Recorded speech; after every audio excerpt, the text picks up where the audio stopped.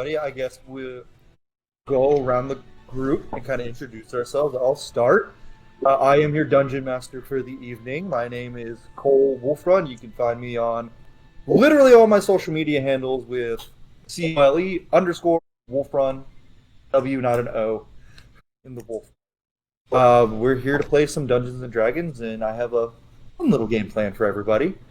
Now, I'll just call on y'all, and y'all say a little bit about yourself. Start with you, Vixen. Hi, I'm Vixen. I am going to be playing a Conjuration Wizard / Hexblade Warlock, and her name is Sandy. I'm very excited to introduce Sandy. What does Sandy look like?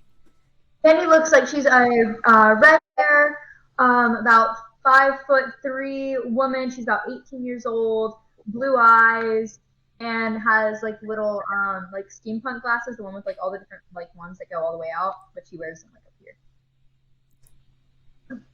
That's her thing. She has a bunch of like a tool belt and everything like that, but seemingly like no weapons on the side. All right, and we'll move on to Jacob. I'm just going to go down the line as I see y'all. I'm Jacob. You can find me on all the social medias, Jacob _ Oland, OLAND. I'm going to be playing Koshank, a Spaxoog sorcerer. Koshank is about 6-ish feet tall.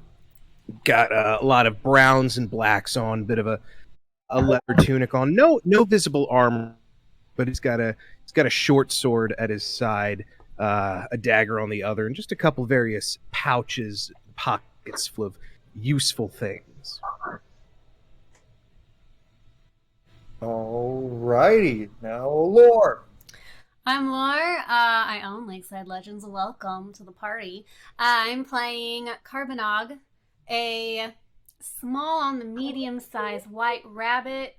Doesn't have much on her. She just kind of carries weapons around. Sometimes doesn't even use those. And she usually has like a spot of blood or something around. Something reddish blood stuff around her mouth. Like all the time. All right, Tarvel. I'm Tarvel, Tarvel the Ringwraith on TikTok and Instagram. I will be playing a half-elf Tempest Cleric known as Soljur Lore. And this lad is 6'1". He's blonde, bluish-green eyes, and is clad in very well-polished scale mail. Okay. Storm. Right, I'm Storm. My handle is Storm Sorceress on TikTok, no underscores or anything. And I will be playing Nyx, who is a changeling druid. They are currently presenting more on the femme side, long purplish hair, kind of ombreing to white, and then clad in multiple types of like leathers, furs, very kind of foresty. They're like average height for humanoids, about 5'7", nothing too crazy, nothing super short, like early 30s-ish, and yeah, that's what I got so far. They've got they have a staff currently that kind of has a brighter blue purple hue to the top with different dots connected to each other with dashes kind of encircling the top of the staff. Okay. And Ruka. Alright, so my name is Ruka. You can find me on all my social medias as Ruka Samuels or Ruka _ Samuels. I'll be playing Noelle, who is a half-elf bard. She's got pale skin, blue eyes, long, dark, black hair, probably to her waist. It's kind of wavy. She's wearing kind of like what you would expect, like a typical barmaid to kind of wear. White chemist, very dark blues. And she's got freckles everywhere. She's got a little pack for all of her little instruments, and I'm excited to play her. Awesome. Well, with that, guys, we are ready to begin our little adventure here. You all have found yourselves, first of all, on the continents of Ravira, there are many different kingdoms and many different countries. Some of these barbaric, some of them quite high and mighty and very well established and civilized. All of them have one thing in common. They don't like each other. And they tend to keep close, with the exception of one territory. The Comoran Empire is well known for its diversity and how it loves other people, it loves tourism, and it loves everything. So much so that they are hosting for another country the festival of one of their gods. You all have come from far wide, for reasons only known to yourselves, the small town of Ravenwood that has been completely bought out by the Comoran Empire for this day of the Festival of Freya. You all scattered around, there are people walking around, there's a huge pit in the center of the town that people are making offerings into. You are seeing everyone just having a good time. There's people drinking. All the bars have moved all their patronage outside to enjoy the festivities. There are many performers, fire dancers, sword swallowers, anything you can think of. Well, maybe not anything, but most things you could think of will be at this festival for this entertainment. You each are kind of just walking around enjoying the show. There's a bar that is brought thing outside. The bar's name is the Silver Wyvern. And you all have found yourselves at different tables from each other, but you're all sitting, enjoying the festivities as people are tossing things into this big pit in the middle of the city square. Now, let's just... Who shall I have do this? Vixen, give me a perception. Alright.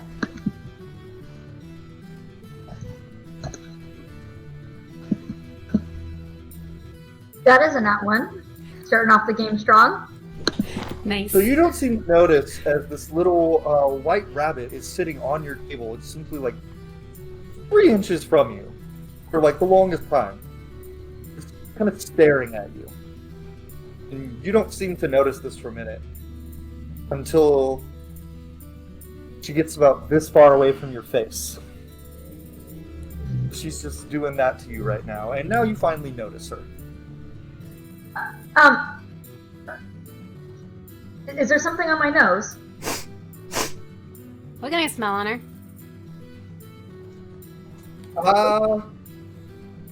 Give me an investigation check. Investigation. Okay, that's gonna be interesting.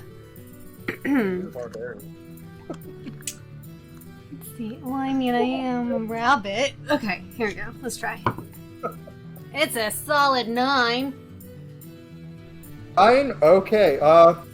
You smell people. She smells like a person. Do I smell blood specifically? You don't smell any traces of external blood. Just sits back. Did I just gonna like furrows her brow and it's just like, is there something wrong? Like, you have a little bit of something here. It looks like. Do I have something?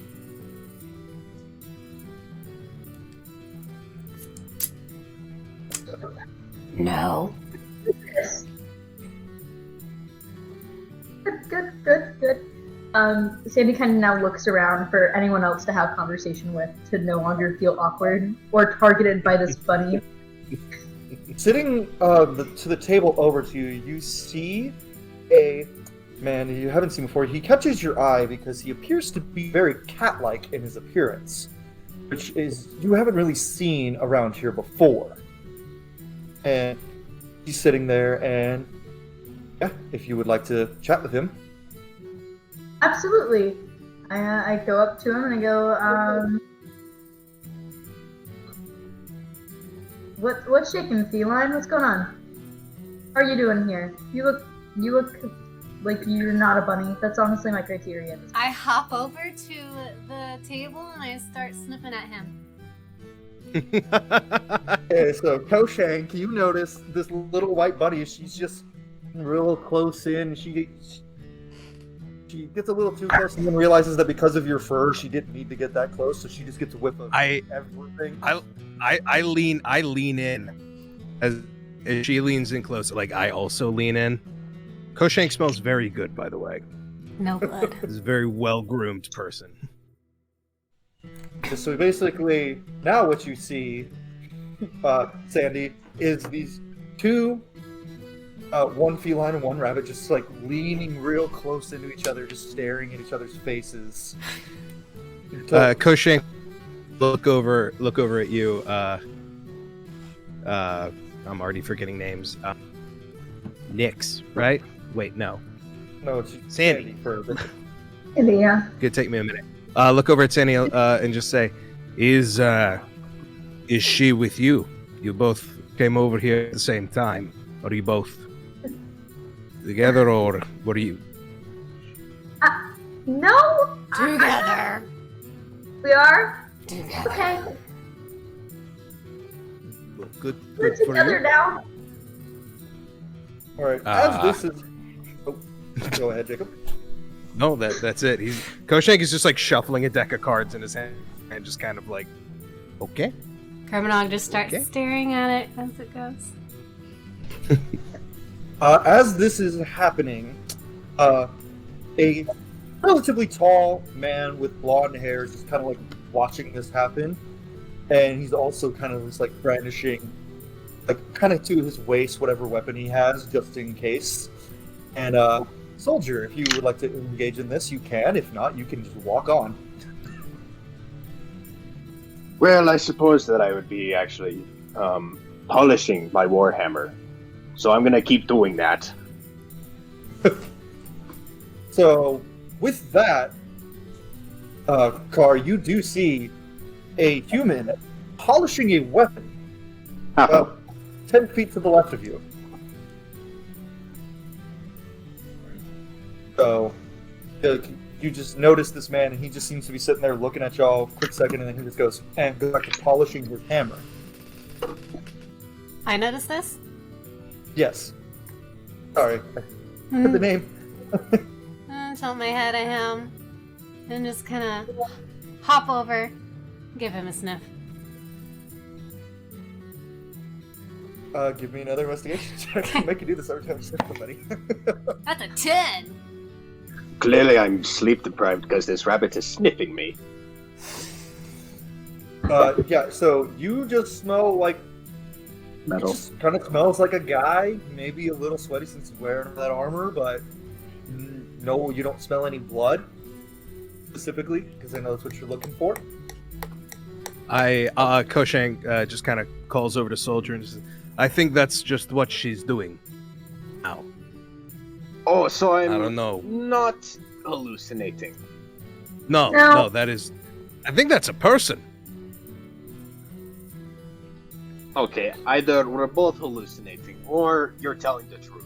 I'm gonna go with option A. Okay. No, I can confirm. It is not a hallucination. Okay, maybe I'm still asleep. I'm gonna kind of shuffle away from him and kind of just start wandering around, sniffing around for stuff. For my Okay, stuff. maybe it is just a rabbit. So as you're wandering around, you kind of look and you see two people. You see a very well-dressed tiefling man with purple horns and blue skin and long silvery white hair. And he seems to be kind of handing a group of guys who kind of like are shifty looking around. You can't see any of their faces. He hands them a coin purse and then just kind of like briskly walks past you. Did I hear the jingle of the coin purse, or did it make a sound? It was a hefty coin purse, so you would have noticed, you would have heard, and with your rabbit ears especially, you would have heard a little. Okay, and I didn't hear any of the conversation between them? You did not. There was no conversation really had. He just kind of went. I'm gonna kind of just sit there and stare at them.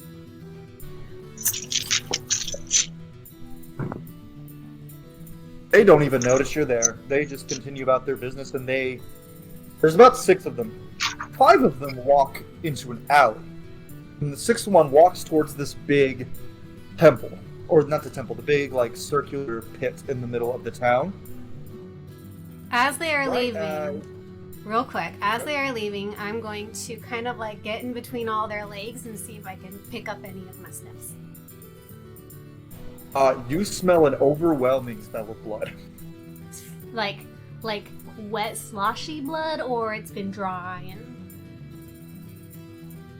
A little mix of both, actually. Okay. Can I pin which one has the most scent of this? Give me an investigation check. 16. Okay, you can tell that the guy walking towards the center of the town is pretty strong scent, but the leader of them, who is walking with the group into the alley, also very strong. Just gonna stand there and look between them and just head whipping both ways. Not sure which one to follow. As you're doing this... Oh, go ahead. I was gonna look over to Sandy, and just say, "Do you know what she's looking for?" Or No, I'm not really sure. She looked at my face like right up here, and I thought she was looking to see if I had something on it, but no, she just seems to be really interested in those. Alright, so we'll just, while we wait for Jake to load up, I will go pan over to, by the pit, there is, we'll say, Nyx. You see standing pretty close to you, but not super close, is a half-elf girl who seems to just kind of be looking around. And this man walks between the two of you and just kind of shoves you both apart real quick as he walks towards the pit. Your manners. The people are a little bit rude here. Then I'm expecting, yes. New here then? Yes, I've never been here. Either. Sometimes I think I shouldn't have left. Does he seem to be walking with, like, a purpose towards this pit? Can I get any read off of him? Yes, he is walking with quite a bit of pep in his step. Someone might teach him a lesson, potentially. And I'll, like, kind of follow with him, where he's going towards the pit. Okay. So, you all also notice this, like, guy just shove these two people to the ground, or, like, apart, and then just keep walking. And as he stands over the pit, you guys have noticed a lot of people wearing medallions with cats on them, because the symbol of Freya is the cat. You see this man pull out a medallion that has the symbol of a raven on it.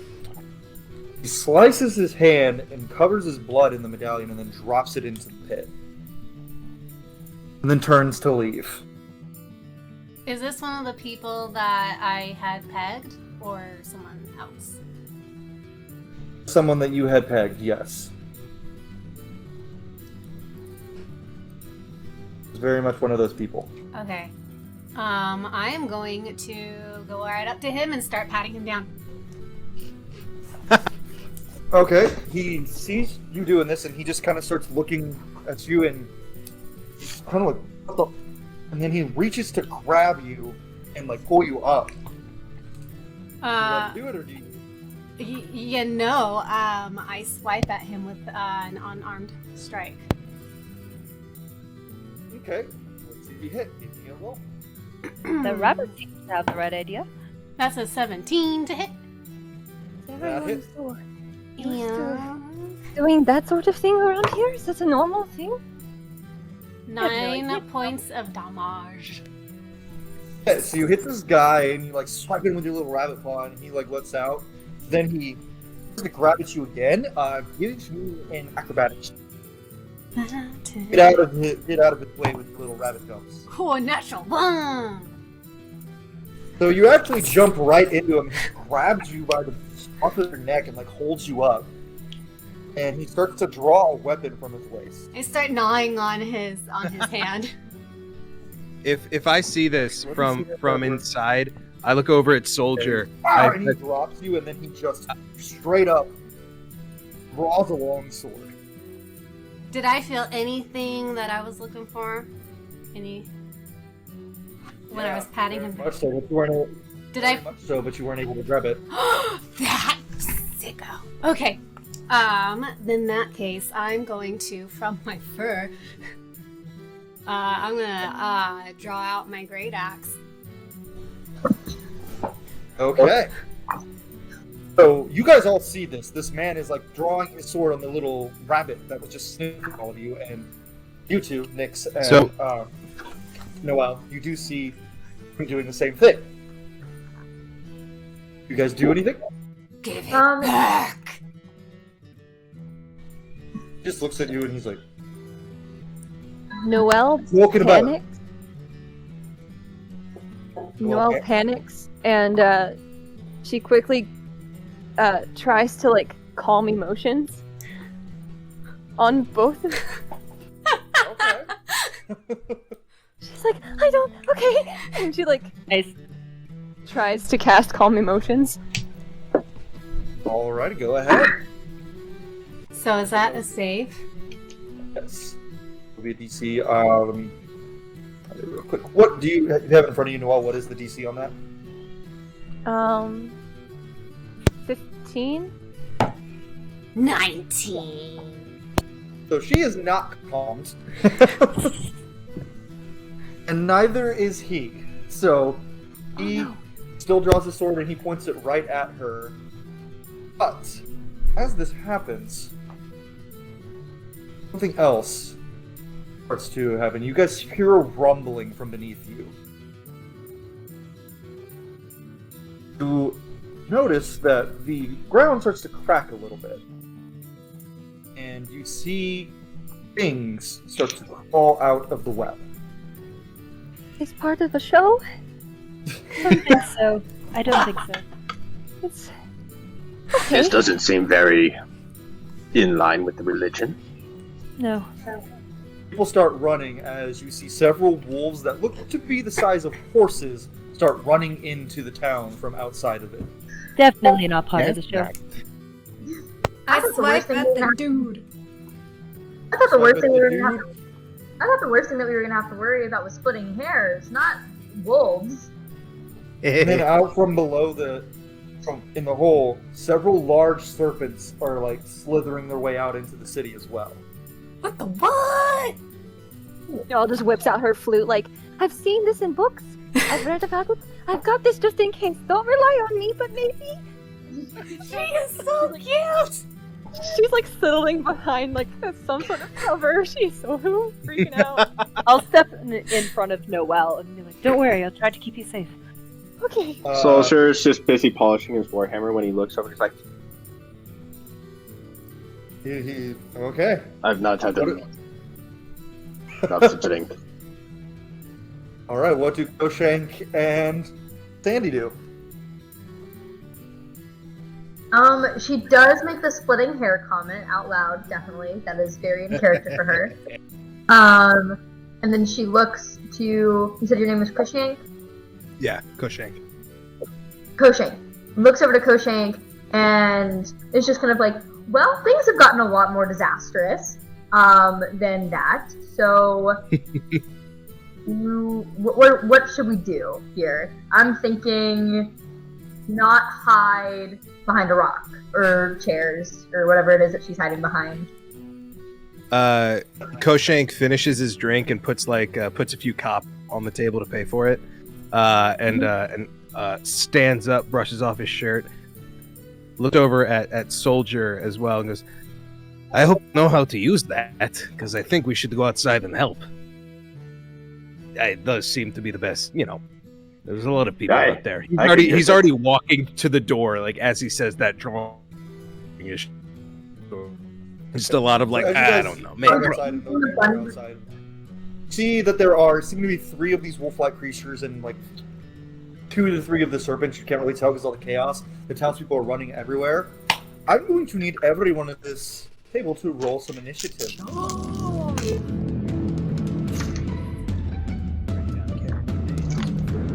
24. Okay, hold on. I will call on you. Okay.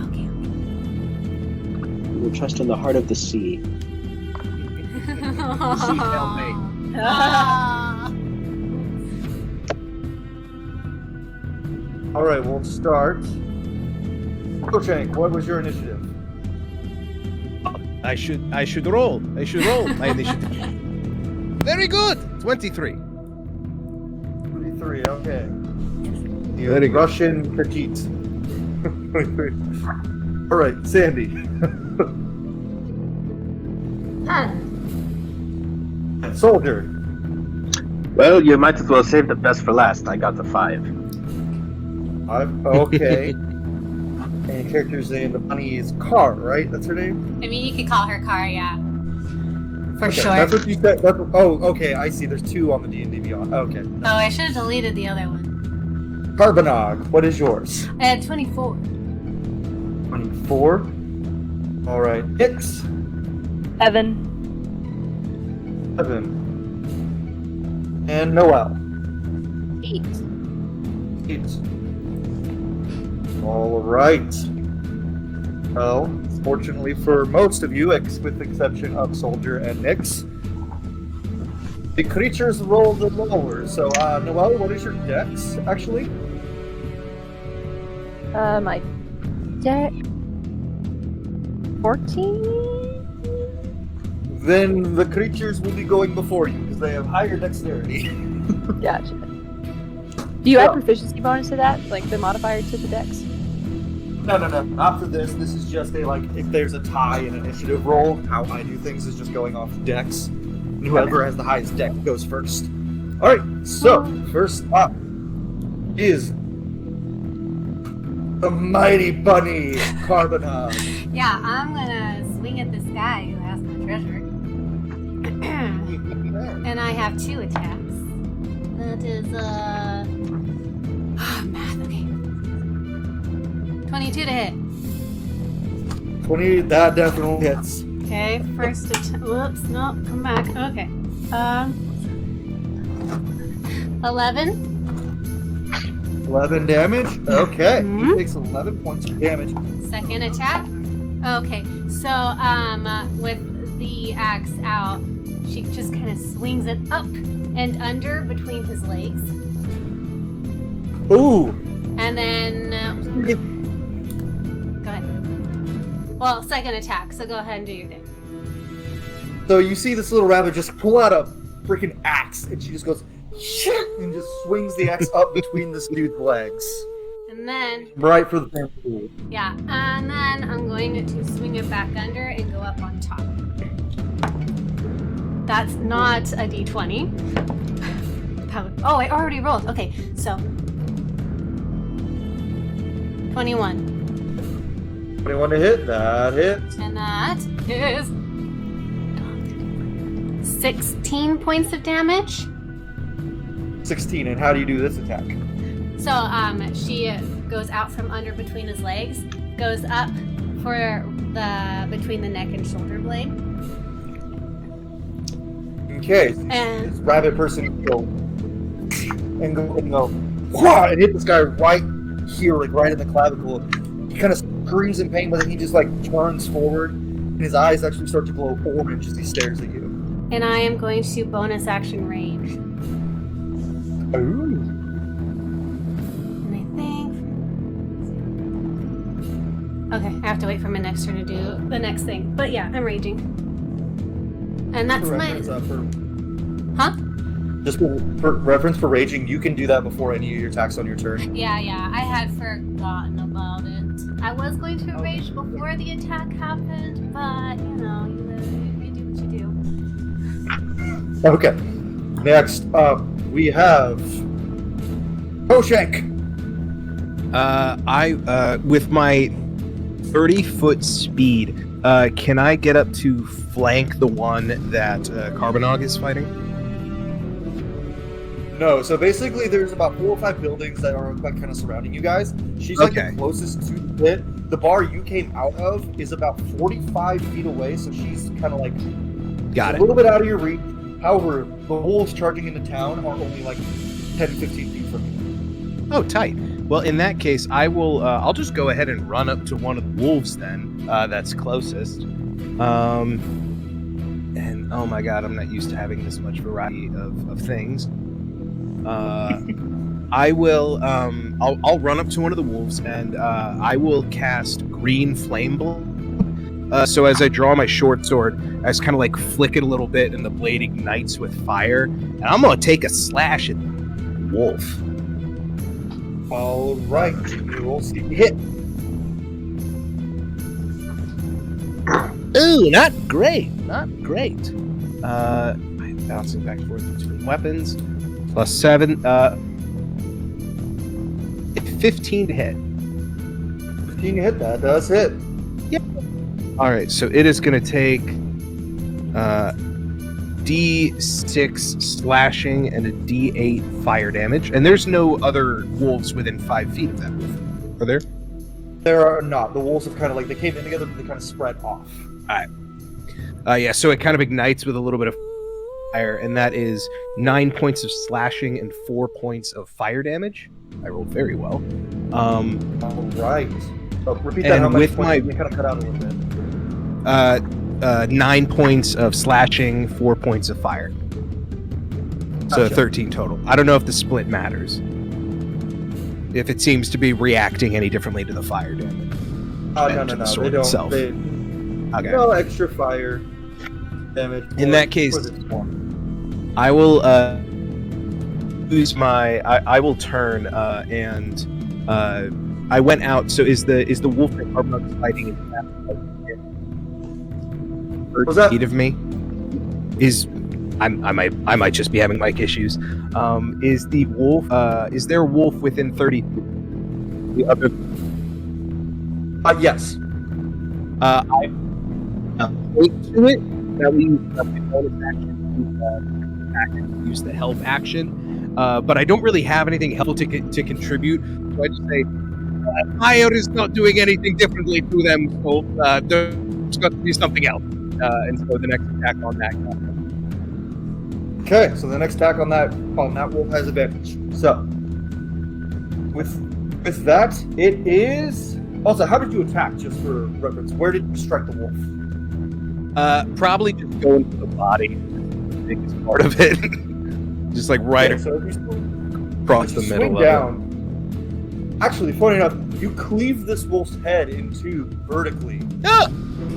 But then the heads grow to that. Oh! They don't react to fire. Oh my god!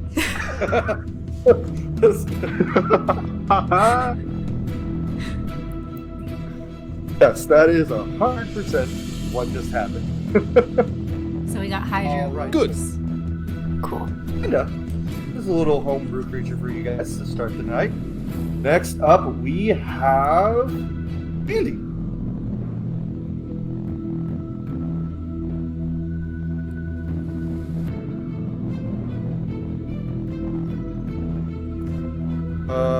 You're muted. Mike. You're muted, Sandy. I thought I was lower on initiative. My bad. You're totally. That was me.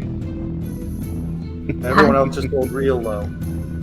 So I'm going to.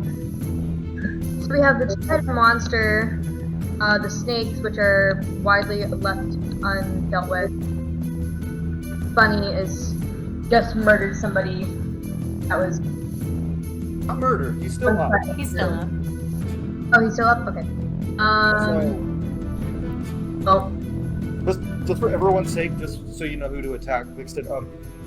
The two serpents are very close to Carbonog, Bunny, and also the dude she's fighting. The wolves are basically about 35 feet away at this point. 30, 35. okay. I'll go and see what's going on with the sneaky pals. So you where you came from in the bar, because you came from the same place as Shank. It's about 45 feet for you to get to the snakes and Carbonog, but it only takes like 15 feet to get to the wolves. I'm sorry, I thought you said it was 35 feet to get to the wolves. No, the wolves are 35 feet from her. Okay. You're about 10 feet away from the wolves, 45 from everything else. Okay, sounds good to me. I'm gonna go ahead and am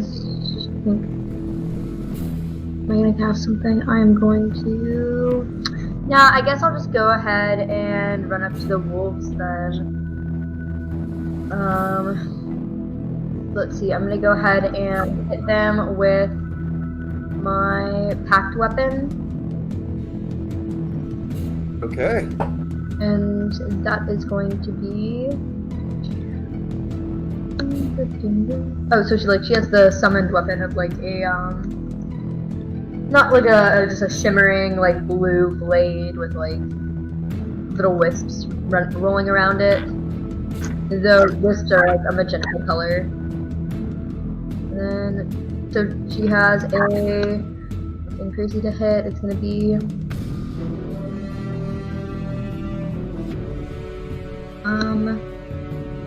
25 to hit. Yup. So she's going to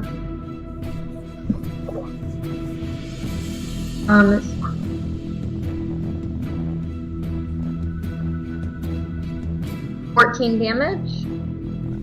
And are you attacking? So there's 3 wolves. Are you attacking the same one Koshank was attacking? Because that one was the one closest to you.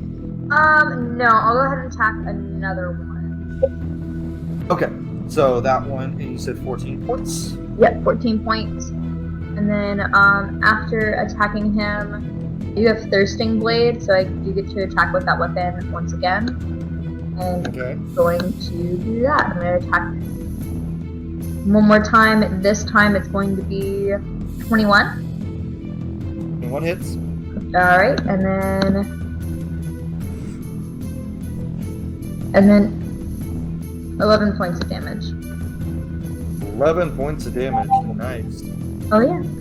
Alright, so as you guys kind of see, she attacks. She sees what happened when Koshank struck the head, so she attacks another part of the body. And this time, instead of a spread head, tentacle bursts out of the spot where she sliced.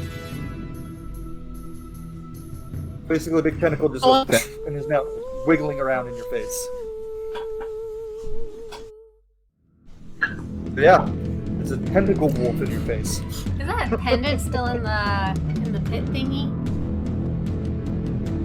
Yeah. Okay. Well, So that might be. Car's not smart enough for that, so. Oh no, she's average. Actually, she's pretty good. But This is she's probably for she's the. Oh wait, mine. I'm smart enough for that. Alright. So with the users on, next it is the being that you were fighting, Gore. His eyes turn completely orange, and he starts to get like black veins coming back from him as you see blood leaking out from where you struck him is now turning blue. Oh! He draws his sword and he places his hand on it and just squeezes it. As blood and coats his sword with blue blood. Her eyes just get really big and giddy, and the smile spreads across her face and kind of splits unnaturally. I like the embracing of the barbarian here. He swings the sword down at you and you to not kill everyone die. That is a 14 to hit. Nope. It does not hit you. Yep, I got your AC right here. That's for his first attack. He does have multi-attack, so he's going to like, and he's going to swing at you again and just swing upward back from where he missed. And that is an 18, and I do meets does succeed. So Yeah, neat beats. does Okay. hit you. Okay. That's 1d6 slashing damage. It's cocked. 4. It's a d8. So you take 6 slashing damage and 9 necrotic damage. Oof. Yeah. I don't like that. Resistance. I don't like that at all. Me neither. One bit. No, that's not great. That's gonna end his turn, and now it is the Hound's turn. She just licks her own blood. Gets it all over her face. You actually do that? She does. It's necrotic, I get it. Huh? Give me a survival check real quick. Survival. Actually, no, Constitution saving throw, actually. Con save 25. Hey, you are not the thing you were gonna be. I'm not gonna say what it was. I'm gonna keep secrets for you. Cool. So the wolf that was not attacked by anyone turns and sees its brothers being attacked, and it opens its mouth, and instead of anything like cuts or anything, a large tentacle just bursts from its mouth, and you kind of see the bits that were like its normal tongue and stuff, kind of like all, and its jaw falls off, and it is going to like survey, and it's going to look, and it's going to see Noelle hiding behind the little while she's hiding behind it. It's just going to snarl, just like, and it's going to just start charging her. But however, Nyx is in the way, so Nyx, it's going to see you as well, and it's going to just like charge at you. It's going to attack you. Okay. Yep, a Bad. 14 hits. Yeah. It's bad. So it is going to just latch on, and it is going to bite, quote unquote. And what the bite is, its top jaw is going to try to. You get wrapped up in the tentacle, basically, and it pulls you in and slams down with its top jaw. Okay. So that is going to be 2d6. Where's my other d6? You rolled real bad. You take a total of 7 piercing damage. And then for its second attack, I need you to give me a con save and throw as well. Is that a con save? Mm-hmm. Okay, I'm not bad at those. That is a 17. Ooh, you also save. Nice. Not by too much. So without the other two wolves that are sitting there, Koshank, you see this wolf that you just... Your sword is still between its two heads. And it just... Good doggy. It shakes free. What was that? I said, good doggy. It just shakes free, and then one head, it's going to try to bite you with both its attacks. So it's going to bite at your foot, and it's going to bite at the hand holding your sword. So we'll do the foot first. Yeah. It definitely does not hit. That's a 2. And for the one that's going to bite your arm, +4. Where are you? Where's Koshank? There's Koshank. That barely hits. That's a 17. Dang it. Now, so you're going to take. You're going to take 7 piercing damage and 1 necrotic. You rolled bad with the second die. And I need you actually to give me an athletics check and a con check. Oh. Okay, a con check or a con save? Con save is attempting to I'm grapple. gonna do the con save, nat 20 for a 20. You are fine. And then athletics, 11. You are grappled. You are. So we basically like that. You basically, so what you see happen is this one head goes down to bite the leg, and Koshank just kind of like moves his leg out of the way. But as he does it, the wolf clamps and bites on his arm, and you're now just kind of like sitting there like this, biting this wolf for your arm. Nice. So with that, it is the final Wolfie who is staring Sandy down now. He's going to charge as well. Pretty close to him. Bite you. He lunges at you and you dodge, and he smacks his head on the ground and takes 6 points of bludgeoning damage. Yeah. Yeah, not one bleeds of damage all the time. Love it. All right. So with that, it is moving on to Noelle and Nyx, and the serpents, and then Soljur. Noelle, you are up. Okay, so Noelle's father is a witch. Would she be able to know what any of these are? You can, if you have detect magic, or you can do an Arcana check. If you have the spell detect magic, you can do that. But if not, you can try to make an Arcana check. And you can. Sorry, I was saying, and did she, just to recap, did she see the guy drop the medallion earlier? Yes, you were like right behind him, so you and Nyx both saw him. Just okay, so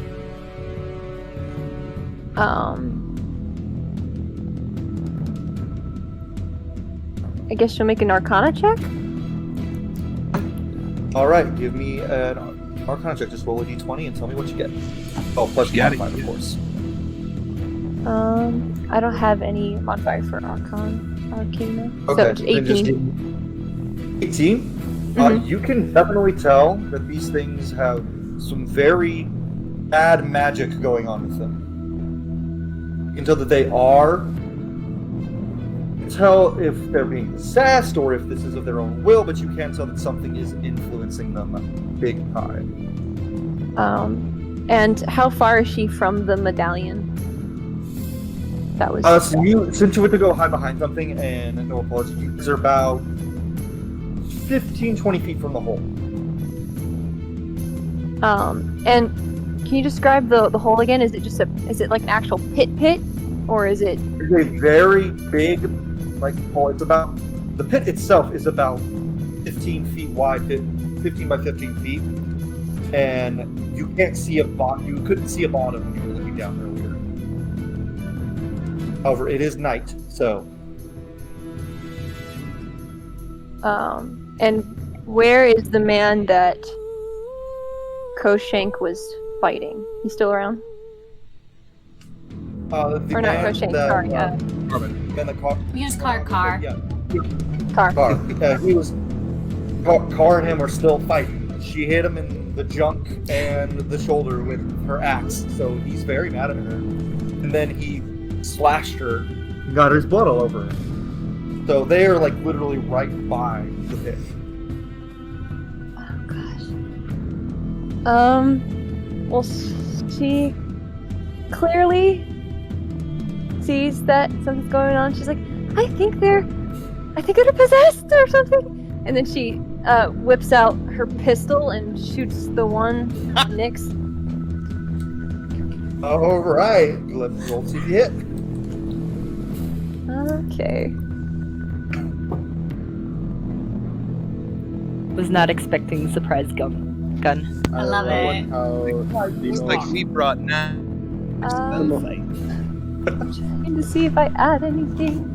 The most peaceful one, of course, has a gun. Of course. My brother's a gunslinger. Bro, you have a dog. So I rolled a 6.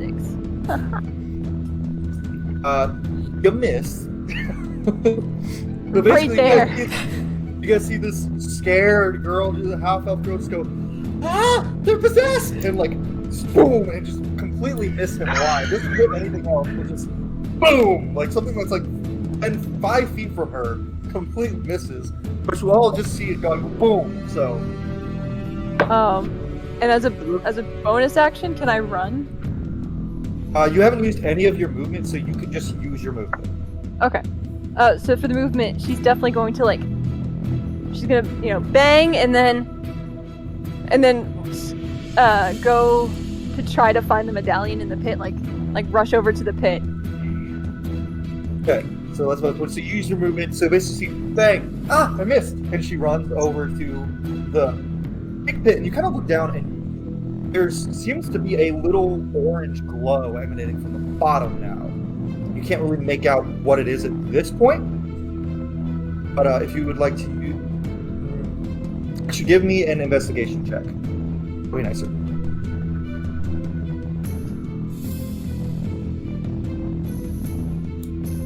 Dirty 20. Dirty 20? Okay, you can see what looks to be the outline of a medallion on it in the bottom. It's very far down, though, from what you can see.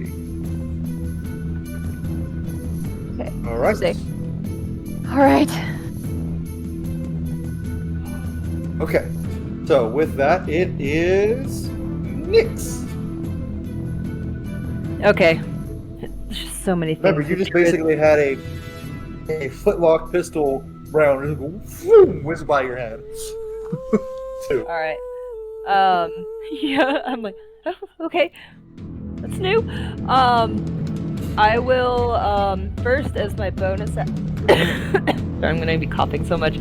As my bonus action, I'm going to activate my starry form. So Nyx's form starts to glow a gentle blue, and you can see different bright starry pinpoints pop up kind of over their body, and it ends up forming a chalice that kind of overflows and the starlight kind of runs down.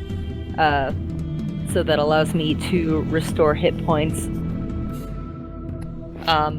additional hit points when I cast a spell.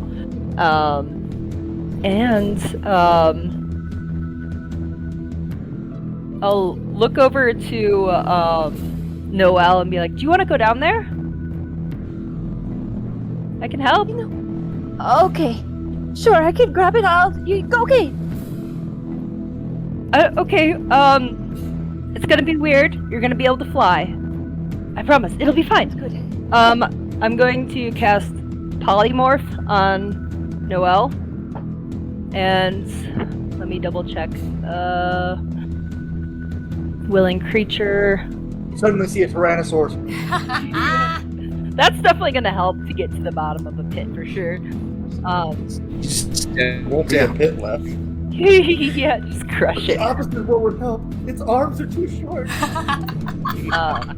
Because I think the challenge rating of the target, so TR8 creature.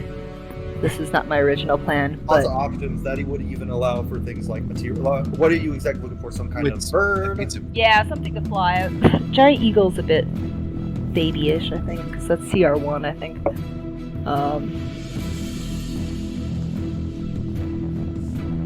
So even if she were like hit, she would not die. She would just revert to her normal form after Right. using her HP as the creature. So I would prefer not to die.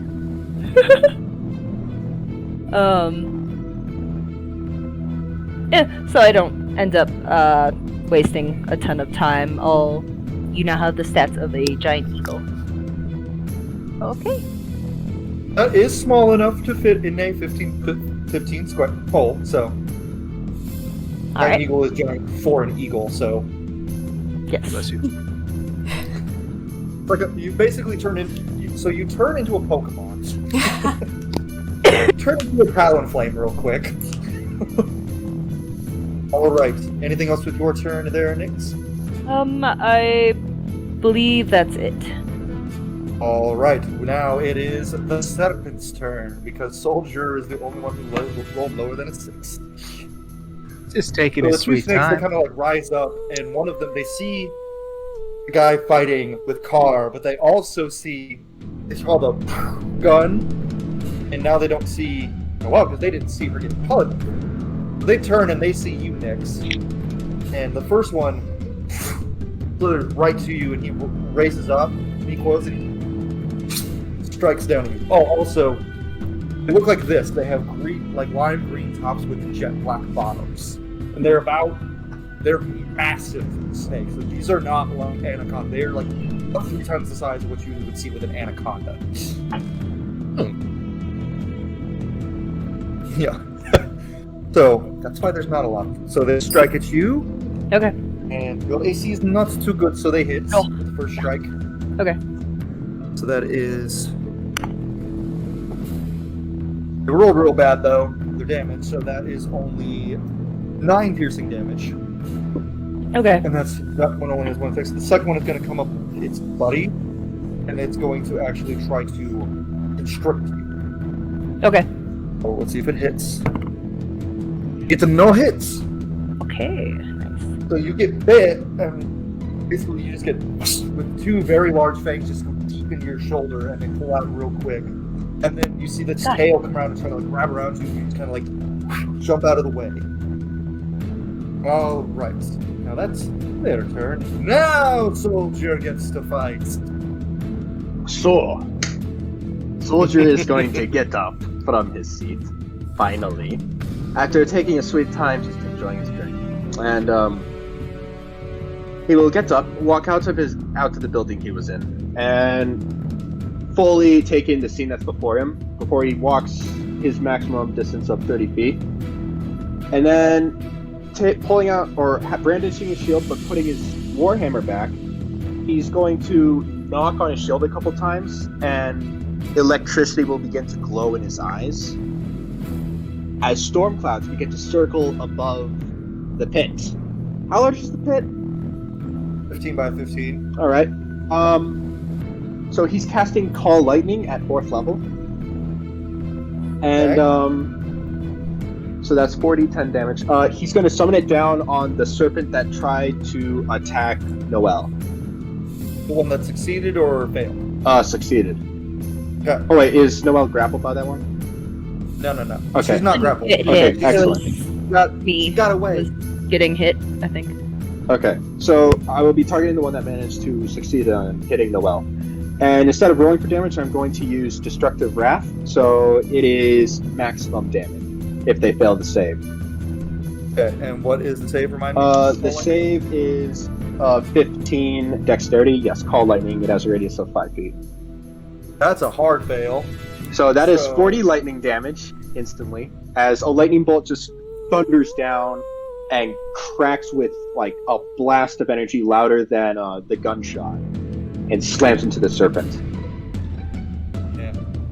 Vixen Lace would be disappointed in me. She's our Tempest Cleric, and I should know what Call Lightning Call Lightning is by now. Well, I mean, the DC changes with the player level, so. Yeah, she's much higher level now, so it's like it's kind of funny because she always forgets she has it. So funny running joke. It's like, you have Call Lightning, right? I love that spell. All right. So, funny enough, serpent, you basically see him strike and pull out, and he rears back for another strike. As a bolt of lightning hits him and just fries his body, and he disintegrates. However, unforeseen, and he falls down. And Nyx, give me an acrobatics check. Oh no. They were probably like in the middle being like, nice, I know that one too, and then, okay, that's not bad. 16. Okay, so you managed to just roll out of the way in the last second. So basically you got hit, had to jump over a tail, and roll away in a span of like 6 seconds. Nice. You did, but you're just like... that serpent's body, as it lands with a thud, but then it doesn't dissolve the lightning. It glows orange, and then its body just dissolves away. And with that, we are back to the top of the order with our fearless bunny, Mar. So, she is going to bonus action frenzy, and she's going to just scream at this guy. Give it back! And make her 2 attacks.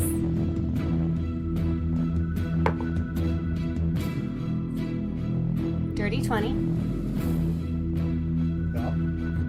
For 6 points of damage. So she yells, and then she swings the axe over her head to get him at the other side of where his ribs are. Okay. Give me your second attack. Second attack I rolled, but it was cocked. Remember, you are raging, so remember that. Oh yeah, so, well, I don't think I get advantage on my attacks, but I do get a +2 to my attacks, so that 6 would have been an 8. Yes. 23 for my second attack. That also hits. 17 points of damage. Ooh, 17. Ooh, how you do this attack? And so this one, she yanks it out of his ribs and then goes over her head down at his chest where he would have been wearing a medallion, except it's gone. But she aims for that spot because she had seen it. Right, so as you do this, swing down and basically, when you hit him in the ribs, he actually buckles over and falls down. She stands, you just see the rabbit person, blood dripping from her face, blood all over and red blood all over. She just slams, and you actually cleave his chest open, and the light leaves his eyes. But you see something briefly interesting inside him, but no time for that now, as the second serpent, who was sewing up a reference, who had its attention on Nyx, instantly whips its head around. At me? So, yes. I just, with all this blood dripping off of me, his blue whatever, I'm gonna just slowly turn my head and big-eyed grin at it. I'm so proud of you. Barbarian. This is a different kind of barbarian I've ever played, but Barbarians are fun, guys. they are. Built my entire TikTok career on barbarians. Alright, so next it is Koshank. Alright. I do not like what is happening. I will, first I'm going to not move, and I'm going to, it's my bonus action to take steady aim. And I'm it's got the arm with the short sword, so I'm gonna let go and do the Far Cry thing where I catch it in the other hand. And I'm gonna cast Green Flame Blade again and just stab down at this thing with advantage because I took aim. For a, oh my gosh, a 5 and a 6. For not good. 13 to hit. Funny enough, you hit. Yeah. And I had advantage, so I technically get sneak attack because it's still a weapon attack. Checked the sage advice. So that is 3, 6, 7, 11. That is 16 points of damage total. Ooh. That's... Alright. You hit this wolf again, like you do your little thing, you do the whole dragon glass, and you slice at him, and you actually end up severing its top part of its jaw completely off of the right head, and it grows back, looking very like a bunch of tendrils grow and reform another jaw. And but you can see the look in its eyes. It looks very not happy and very hurt. Koshank, just still grappled by it, just goes like, and there's more where that came from. But he is very scared. I just realized that the DM just made the dogs target the cat. Yeah. I noticed that in the beginning. I didn't even think about it. Alright, Sandy, you're up. The snakes are targeting the bunny. The snake bunny thing was on purpose. To be fair, Koshank attacked the wolves first. I did. I am a cat. Right, I started it. As they do. That's very true. That's sitting from one of my family members, and their cat just walks up to Cal and just taps him on the nose, but he's too sick from his shots to do anything, so he just kind of goes. Anyway, back on to Sandy. Alright, so the one in front of me shows me its tentacles, and then I show him mine. I cast Hunger of Hadar. Yeah. Very good. And make sure that I do all of this correctly. So, A 20-foot radius of 20-foot radius sphere of blackness and bitter cold appears, centered on a point within range, within 100 feet. I'm gonna center it kind of behind him, so I'm still out of range, and so is my partner here. So I don't end up accidentally yeeting him. And then it lasts with concentration. This void is filled with a cacophony of soft whispers and slipping noises that can be heard up to 30 feet away. No light, magical or otherwise, can illuminate the area, and creatures fully within the area are blinded. I am going to, before casting it, if possible, move away about 5 feet, so that way I'm fully out of its range, and then... You will provoke an attack of opportunity with that, so... There's... Don't Okay, cool. You rolled a natural 2. Alright, set. So... Nice. And then I have them fully immersed with 10 feet of them having to walk in order to hit me. Any creature that ends its turn in the area must succeed on dexterity saving throw or take 2d6 acid damage as milky otherworldly tentacles rub against it. Ew. Yep. Descriptions. So, Phrasing. Phrasing. Sandy's just sitting there, just cast this while saying like, So Sandy casts Hungry Fadar, and like as she can tell, like the tentacles like appear right up in front of them. In my mind, the tentacles appear first, and then it becomes all black darkness. She just says like, since you showed me yours, I'll show you mine.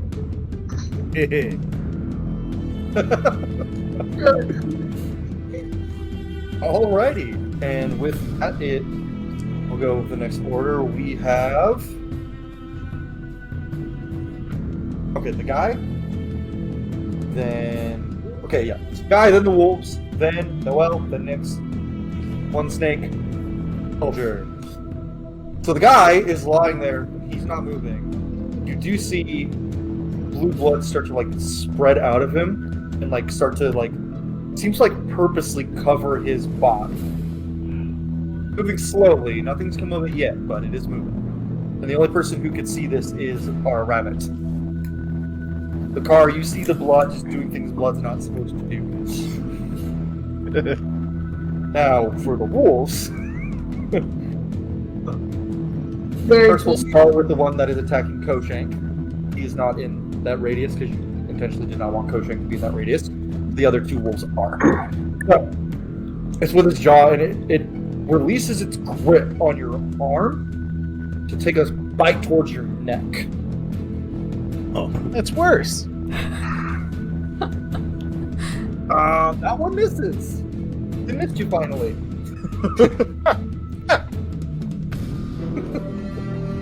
So, it's like, and then the second bite from the leg comes up towards your inner, like, ribcage area, and it tries to just chomp down. And this also, top jaw is the more tentacly one, so... misses again. Too fast. Koshank is he's a nimble cat. So, now, moving on to the two wolves, you said they take what damage again? 2d6 if they do not pass the dexterity saving throw.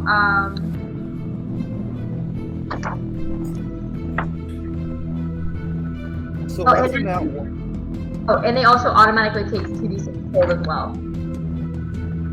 So they both rolled nat ones. So I'm doubling that damage. Great. Do they just find lost in the middle? 6 damage for both of them. Well. Okay. The one wolf you've been fighting just stops moving completely. You can kind of sense it in there. And it's... Ooh, yeah, like, it's dead. Meanwhile, the other wolf is still alive, but you can kind of see and sense that it is hurting pretty bad. Good. Oh. For its turn to try to get out, so it's just gonna run blindly, and it's said it's what's the radius on this again? It is a 20-foot radius sphere, and I'm trying to make sure if it's difficult terrain of any kind, because there's like magical tentacles grabbing at him. I'm trying to look that up. Since he failed the check, I'll go ahead as DM say cannot escape since he failed the check. Yeah, and it is officially the difficult terrain, and he is under the status condition blinded. Gotcha. Okay, so that ends the wolves' turns. There's 2 wolves remaining. It is now it is Noelle's turn. She's a bird.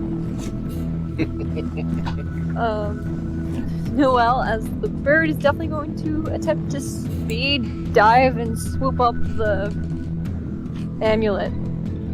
As you get further and further down, you notice that the air feels heavy.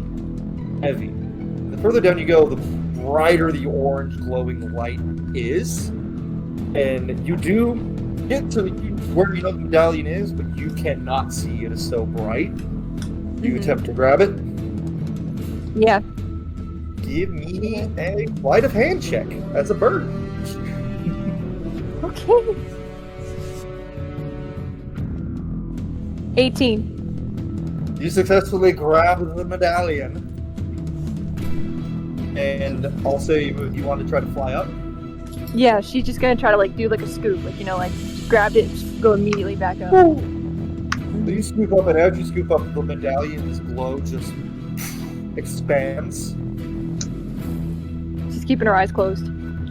And all of you are hit with this flash of light. Orange light. And when you come to, there is nothing around except the body of the man. He's gone? No, the man is the only thing remaining. Everything Oh. else is gone. Okay. Are we still standing where we were, or is it like we woke up from No, it everything was was just just blinding light? Okay. Everything else poofed. But the man is still there, and his blood is still moving across his body. So, that has officially ended. So the initiative's over? Initiative is over. Okay. Everything is done. There is no more fighting yet. So Carbon is going to cut off his limbs. Bam, Hey. bam, bam, bam.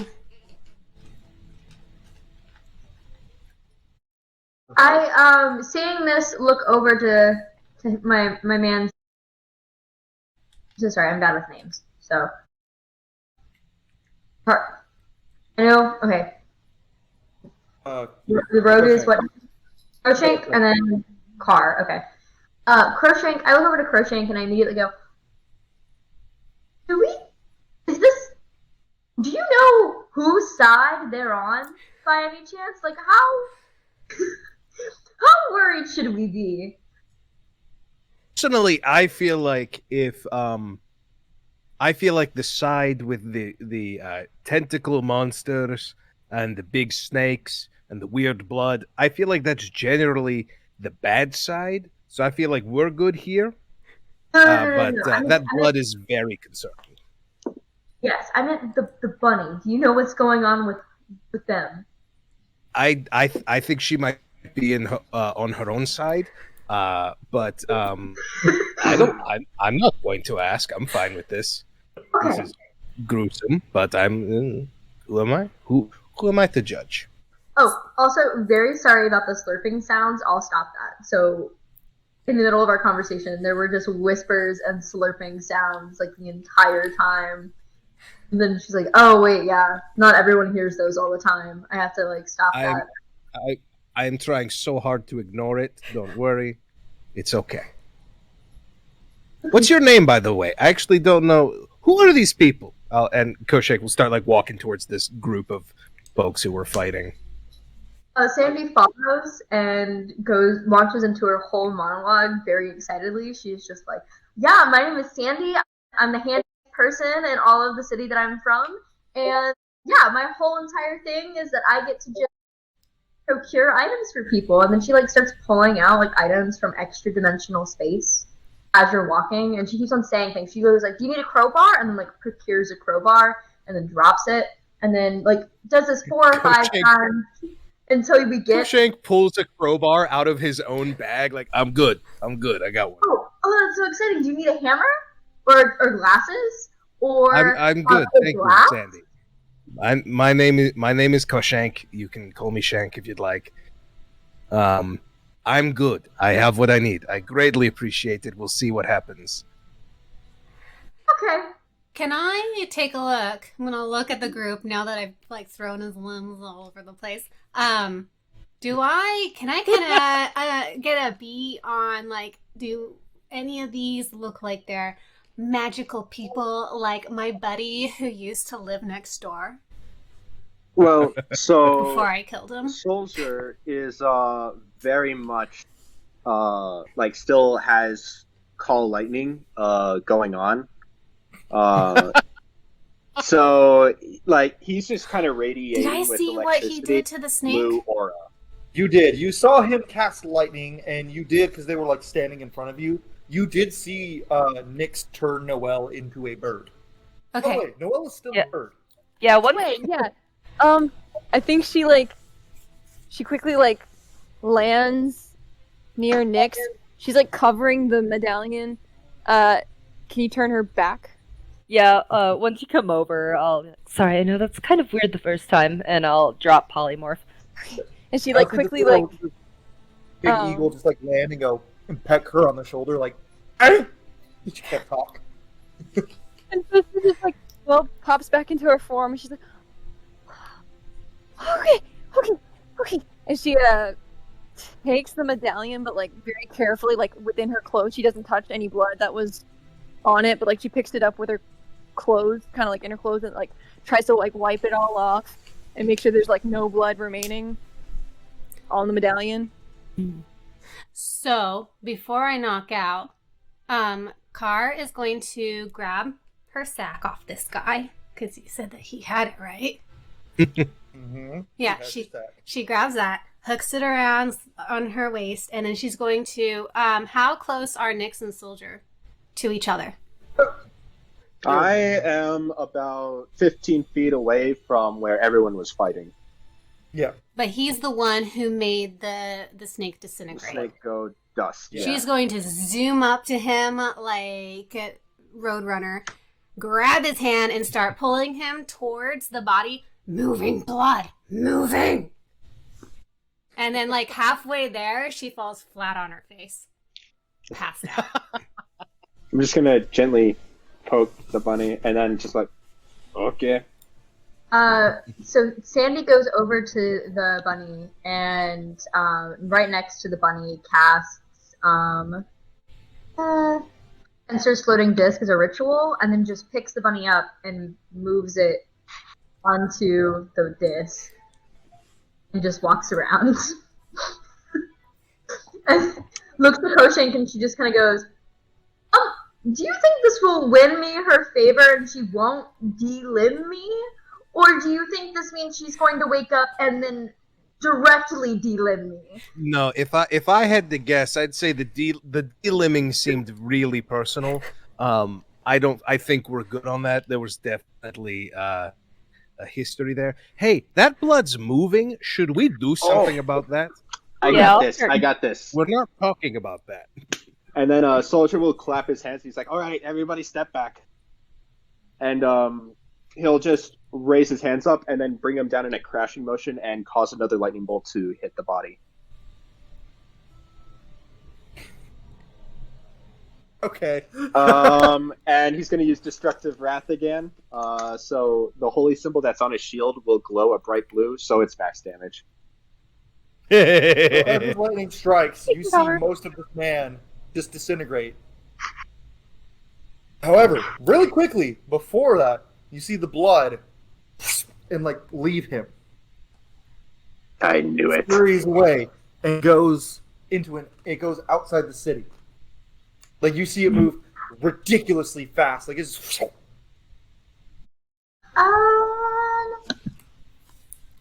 I knew that blood was up to no good. I When they do that. Noel's studying the medallion. okay. So, well, you see that this medallion does have what appears at first glance to be a symbol of a raven on it, and anyone who knows in this world knows that's a symbol for Odin. However, at further glance, after the spell fades, it fades into a symbol of a twin-headed serpent. A symbol you do not recognize. What is that medallion? Oh, and she Noelle just suddenly realizes that she doesn't know these people, and she's like, the stranger danger is going on the back of her head, and so she just all of a sudden is like, oh well, especially because one just attacked, they just attacked each other and stuff, so she just kind of slowly be like, what is your name? Oh, I am terribly sorry. I am Soljur Lore. I am but a humble sailor. Specifically, a sailor dedicated to the god Valkyr. That is all. I am no one dangerous to you. Oh. And as soon as he says, sailor, she immediately goes, oh, okay. Because she comes from a family of pirates. And so, well then, I think this was the medallion that the man was wearing. We saw him cut his hand, and then all of this stuff happened. And it was Odin, and now it's not. And she doesn't give it to him, but shows him the symbol now. Soljur will take a closer look. As a cleric, would he by chance know this symbol or recognize it? You've never seen this symbol before. It is clearly not a symbol infatuated with any of the Norse gods or any of the gods that the Forgotten Realms gods, essentially. So you don't recognize this at all. Be able to cast detect magic on it. See if I do can not get know it. this. I do not know this god, whatever this medallion stands for. Huh. It's certainly not related to any of the gods that I am familiar with. Okay.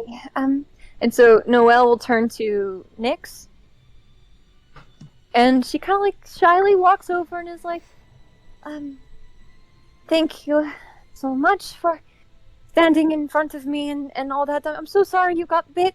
It's nothing. I've had worse. But this is the thing. And she She has two foot-long teeth marks in her shoulder. It's nothing. Soldier's No, just gonna very quietly. Soldier's just gonna quietly cast Healing Word at second level on Nyx. Okay. Just very quietly, just whispering the enchantment. So let's I see. had forgotten.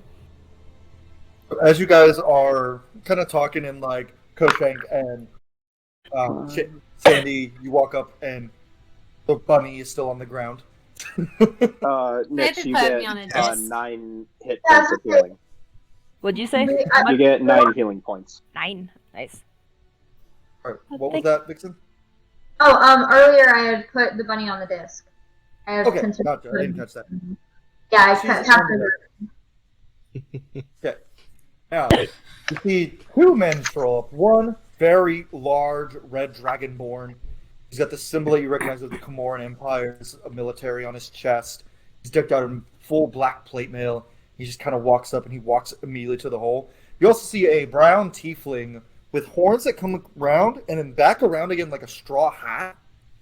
He's wearing very country bumpkin clothes. He's got a piece of straw in his mouth and he's got a little bat hanging off his horns. And he just goes, "Well, seems to me that ruckus was caused in my damn town. Are y'all in my town causing? Well, not y'all causing, but why y'all in my town right now? There's ruckus. What happened? Someone tell me what happened." Soldier just points at the mostly very fried corpse of that one dude that had the blood acting wacky. And he just says, okay, first of all, he started it. Noelle definitely hides the medallion.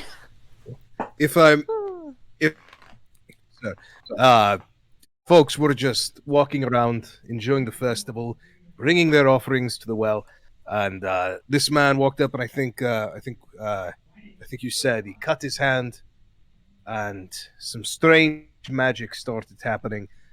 Giant serpents, wolves with tentacles and two heads. Luckily, we were here and were able to ensure that no excessive damage was caused. So, you're welcome. So as you say that, you do see the red dragonborn. He kind of inspects the body and he just kind of starts ruffling around. His coat was very damaged, so there, and he finds nothing. But then the tiefling looks at you and goes, "Oh, first things first, folks. I apologize for the problems in my town. My name is Mayor Goodbush, Rusty Goodbush at that." A pretty tall tiefling too, probably about 6'3", 6'4", and he's just like light brown skin. And he's just like, "Now, I ask, what the hell is that?" And the bodies from that died, the living creatures were gone, but the bodies that died are still there. So the like destroyed snake's body and the one wolf that she killed is still there. And he goes, "That there doggy, he got a tentacle sticking out of him." Now, Yes, That's what dogs and happens. tentacles don't go together. As he's saying, this large dragonborn just like slaps his giant clawed hand. This is a massive dragonborn. He's probably about 6'8", 6'9", and he just pulls him and goes, "Rusty, hold on, Rusty, see to the people." And he just stands there. He goes, "Each of you, names." Soldier Lord. A simple sailor. Sandy? Just Sandy.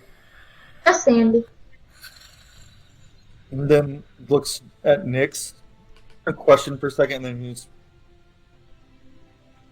Nyx.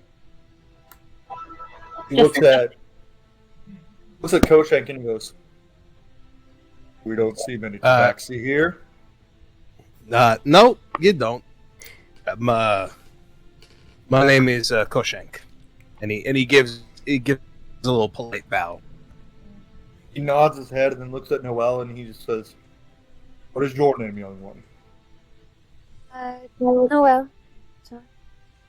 Benny, do you want to do something? Oh no, I wanted to make a joke. If the cat is bowing, is he meowing? You've insulted me and my entire family, and I will remember that. I know tabaxi, that's going in a grudge book. Koshank will remember that. I'm gonna drink out of every Dragonborn, single word he I hears ever pick up for the rest of my life. He just turns his head from Noelle and just looks at Sandy for a minute and just goes, "You're one of those." And he just turns and looks back at Noelle and goes, "Child, are you alright?" Yes, and then she like slowly uncovers the medallion. This was what the man put his blood on and caused all the stuff.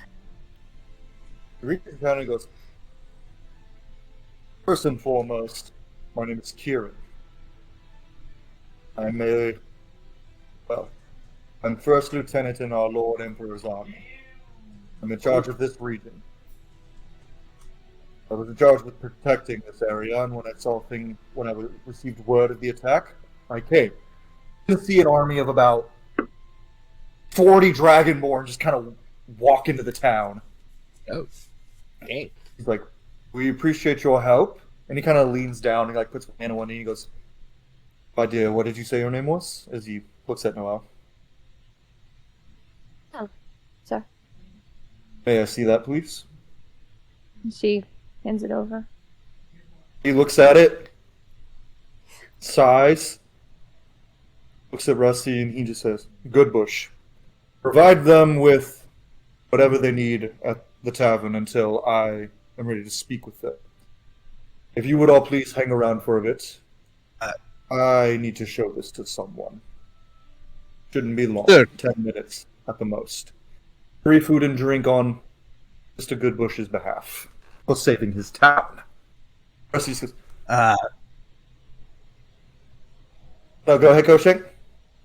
Koshin kind of goes, excuse me, Sir Kieran, is very fortunate that we were here as you all were still on your way. Perhaps on behalf of doing a service for the Lord Emperor, showing ourselves capable, perhaps beyond food and drink as we risked our lives, performing these actions, perhaps some sort of reward might be in order. Fair exchange. Roll me a persuasion check. Yeah. He's been waiting to do that. I have. 18. 18? Looks and he goes, that's what I'm going to discuss. You see with Dragonborn, you see a man ride in on a horse. He's a human man, slicked back black hair. He wears the same sigil that's on Kieran's armor, but in significantly fancier armor. As I am here to speak with my lord, I'll show him this, and I will be back to speak with you. He walks up to the man on the horse, and then Rusty walks up and goes, alright, follow me, and get out of the soldier's ways. Thank y'all for saving my town, and just so y'all know, even if he doesn't compensate you, your pal, Mr. Goodbush, will. Is that Bunny y'all's friend? Because she's unconscious. He's a bunny. Friend is a big word. It's more like ally, possibly, maybe, hopefully ally. He's a bunny, so And I am not an enemy. cat. Yeah. Considering how Okay. well, folks, considering how good she was in that fight, and if I know Kieran, he might be about to be paying y'all some money to go do him a favor. So y'all might need some help. Any of y'all good at carrying things? And Rusty pulls his sleeves up, shows some very spindly arms, and one of his arms is actually appears to be some sort of mechanized arm. And he just goes, I ain't too good at carrying stuff. I'm mostly good at pouring drinks and annoying my wife. And he goes, this little funny joke. He holds up this little vial, and in the vial you see kind of floating around something mystical. He goes, this is my wife's soul. She died, and I keep trying to revive her. Her name's Anna May. So with the Lord's blessing, I have the power of God and Anna May on my side. So he just goes, now, he sees all of your dismayed looks at and he's just like, well, come on back, follow me, y'all. I got some meat for y'all. Someone should really carry her. You with the armor, Soldier, you said your name was, right? Hey. Yes, I can do Carry the that. rabbit. Hey. Yeah. And he'll just gently scoop up the rabbit. The disc. It's on the disc. It's on the disc still. Oh! The rabbit is happily still just sleeping on a disc, undisturbed. Essentially in a magical bed. Wilson was about to scoop up the rabbit, but then leaves it on the disc. Or leaves her on the disc. Oh, You why know- how that thing moved? I don't know much about all this magic nonsense, so you'll follow me. We lead y'all into the tavern, and in the tavern, there's obviously no one here. It's the same tavern y'all were in before. So he leads y'all into the bar, and behind the bar, you see poking his head out. You see a little half elf, kind of shaking, and he's just like, "Is everything good?" And Toasty goes, "Get out from behind the damn bar, you freaking cow!" He's like, and just walks over and starts kicking him in the butt. So this little half elf boy can't be any older than 16, 17. He's just like, "Hi, I'm sorry, I'm really scared." Understandable. There's no problem with that. I remember when I was your age and I had to fight a sea dragon. Buddy, I pour drinks. Hey, you- I also poured drinks on the ship. You did the right thing. You did the right thing. You pour drinks, and then Sandy secures a cup and asks if she'll pour one. Immediately just looks at him, can you pour me some? He goes, sure. And he starts to pour. He pours it full, and he goes, and that's gonna be. And Rusty goes, they ain't paying. From the back room, and he sits y'all down, and he kind of pushes a couple tables together, and just kind of He goes, well, what everyone like, mead, wine, vodka, whiskey. Mead. Mead. Oh, Definitely sorry, I mead. poured it before I asked. What was that, Nyx? Oh, just a standard mead. Dying, that's fine. Mead? Mead would be nice as well. Pours a mead. Who wants mead before I put it away? I'll go with a mead, I suppose. He pours 3 meads and slides it. And then he looks at Koshank. For you, sir? Do you have any wine? I do. Any kind. It doesn't matter. He pulls out a bottle of red wine and just pours it into a wine glass and just...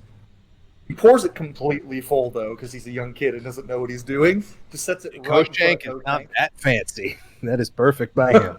Is Then he looks Carmina at, still unconscious? She's starting to like stretch and turn and stir, but I think Every time she stretches and turns, Sandy gets nervous. Soldier Koshank will is just like he's shoot gonna an wait. eye. Koshank is gonna wake her up since Okay. we're getting free drinks. yeah, she just So you pops feel- up. Like, How do you wake her up, though? What do you do? I lean back a bit, but I just give her a gentle nudge, just a gentle, hey, what are getting drinks? We Yeah. lived. she just pops you. up like a person in a coffin sort of thing, just straight up. Hey, you're finally awake. Got trying to cross the border. Just, He looks at Noel and he goes, I'm for you? Actually, I don't. I'll have a little bit of wine, but do you want me to help you? I'm kind of got all this energy, and I run a tavern back home, and I could help you pour drinks or clean the something. You hear from the back, Rosie, you ain't working, you just saved the town. Now sit down and relax. He goes, yeah, Dad. And he pours the drink, and you guys hear him say Dad, and you kind of like look, and you're like, this kid's clearly half elven. And it's like,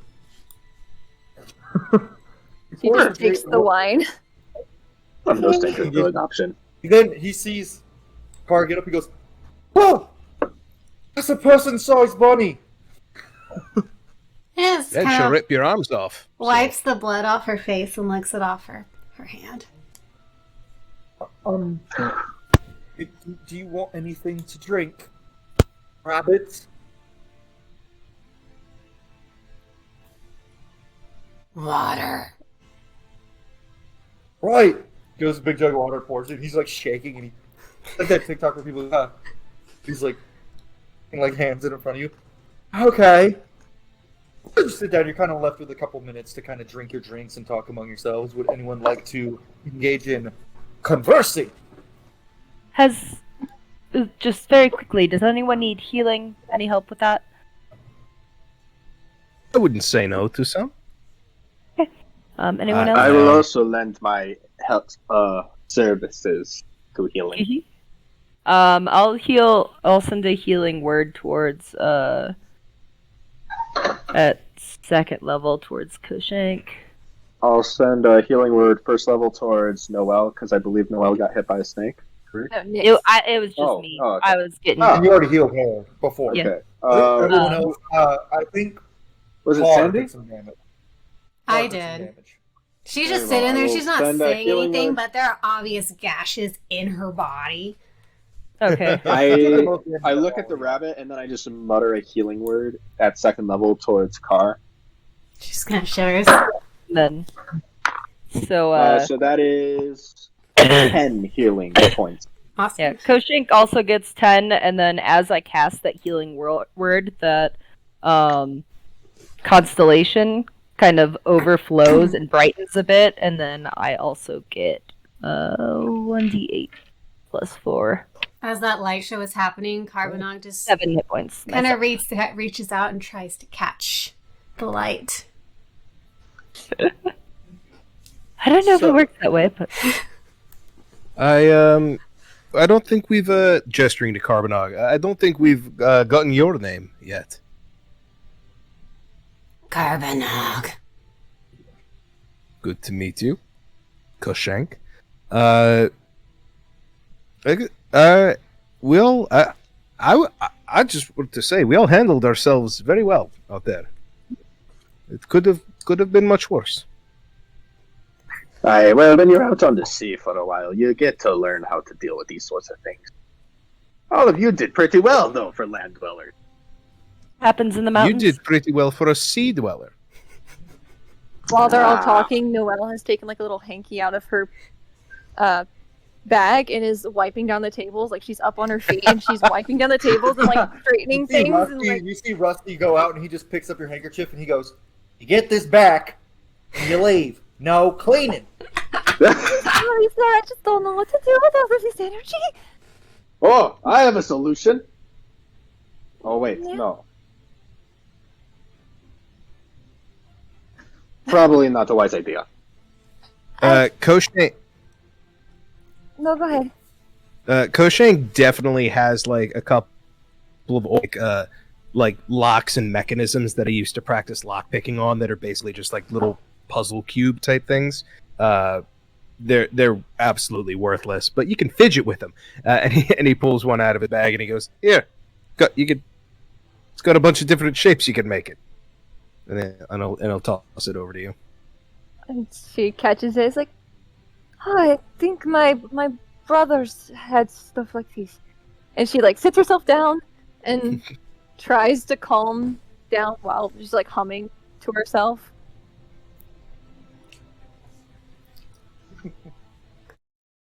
Now that that's taken care of, who's up for a friendly drinking game? Always. What are we drinking? Whatever you want, I guess. What's the point of the game? Whether you win. Winner wins a gold piece, and I just pull out a gold piece and put it on the table. Koshank raises an eyebrow and just says, "How about 4 gold pieces?" and puts 4 gold pieces on the table. I then grin and I'll add another gold piece to the pile. So that way it's 6 total. Rusty slides over and he just literally like slides in. Just, y'all say drinking game? Hey, you want to join in? Aren't you walking Ain't right no one now? getting out drink a country boy. Silly lad. Hey, my friend, I was once captain of my own ship. Thank you very much. Ah, Then I lost this. He I pulls this tip my little- non-existent Oh, hat to I'm you. Alrighty, and now I don't really sail. I tip my non-existent hat to you. But does everyone wish to engage in the drinking game? Carbonog Well- kind of just starts sniffing at all their drinks, like,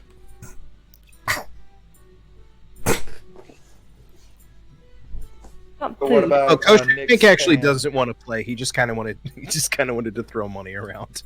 who's the, Well, he's gonna- who's the gonna put his closest money where his mouth is person? now. No, he doesn't. Koshank was right next to you. So she's gonna grab his drink and just stick her tongue in it. Oh, Got a tongue full of red wine. oh, you didn't have to do that. She starts It's a drinking very it. dry vintage. Oh, okay. The rabbit has joined. The young guy just kind of brings over another glass of wine and puts it in front of Koshank. He's like, I kind of saw her sniffing it earlier. Oh, sniffing, I don't mind. The tongue thing. Very well. Thank- On the count of 3, we all down our first drink. 3, 2, 1. And he then just slams. Well, not really slams, but he just starts drinking his cup. Rusty goes, this is literally what you see, Rusty. Yeah. Carbonog doesn't know what's going on, but she is chugging whatever this is. She doesn't know what it is, but she's chugging it. Oh, she's chugging red wine in a full glass like this. Ooh. Bunny, give me a con saving throw, actually. Well, I rolled a 2 plus a 7. You guys now have a very intoxicated bunny barbarian. Oh, the rabbit's out. As you guys are drinking, the door opens, and Kieran walks in, and he's got a little piece of paper in his hand, and he kind of walks over and he goes, "Are you enjoying your drinks?" Hey. Yes. Kind of unfurls it, and he goes, "Well, friends, we thank you for your help here in the town." He pulls out, he starts counting, he goes, and he pulls out 6 bags of gold. Very large bags of gold. He then puts them back in his pack and he goes, "Now, my Lord Aberon, the Duke of this region, he wishes your help. That piece of blood that got away from you that some of the villagers reported seeing, it left a trail. Trail leading to an area where we've had a lot of disappearances." He then tosses the gold onto the table and he says, "That's 400 gold. That is for accepting the job. Finishing the job gets you 400 more. Is that each or for all of us? Each." Oh. You got yourself a deal. Because if you wish not, 50 gold will be yours for your services today. I'm willing to help. Do we have Soldier. Oh wait, sorry. Just a little more context might be useful before hopping into any of this, Sir Kyron. Kind of nods and goes, "Very well. We've had several of our soldiers patrolling a ruined area. We've seen beasts prowling, simple wolves. The most dangerous thing we've seen is a manticore. But our soldiers should be able to handle that. And they've not been returning. Clearly, we need outside help. We have not found any bodies. We wish you to investigate. And if you find what is happening there, what's causing it, kill it. The ruins are in a little, small wooded area near the town, about 5 miles down the road. And that's why we wish it dealt with. If you return, and that's why, points to the gold, we're offering such a large sum. But a group of 6 of you should be able to handle it. What say you?" I accept. Good. Do He you, looks at... Oh, sorry, Koshek, what were we gonna do? Do you have any suspects of the nature of what it might be? Do you think this is some sort of magical thing? Do you suspect just a very, very angry beast? A band of... If it was a beast, we would not find... We would find bodies. We're more thinking it's something of the magical variety. We've not found any clothing, any armor, weapons, nothing. DM, thinking to the cutting of the hand and kind of like the summoning these creatures and disappearances and all that. Have I heard stories of like either magical beings or effects that might call like practices that kind of line up with what we're hearing? You have heard of, like, given your background, I'll say you have heard, like, very distant stories passed down through your family of things like this, of mages being able to create, summon, and control their own monsters. But that's all you know is you thought it was a fairy. You think of it as like a fairy tale your grandmother used to tell you.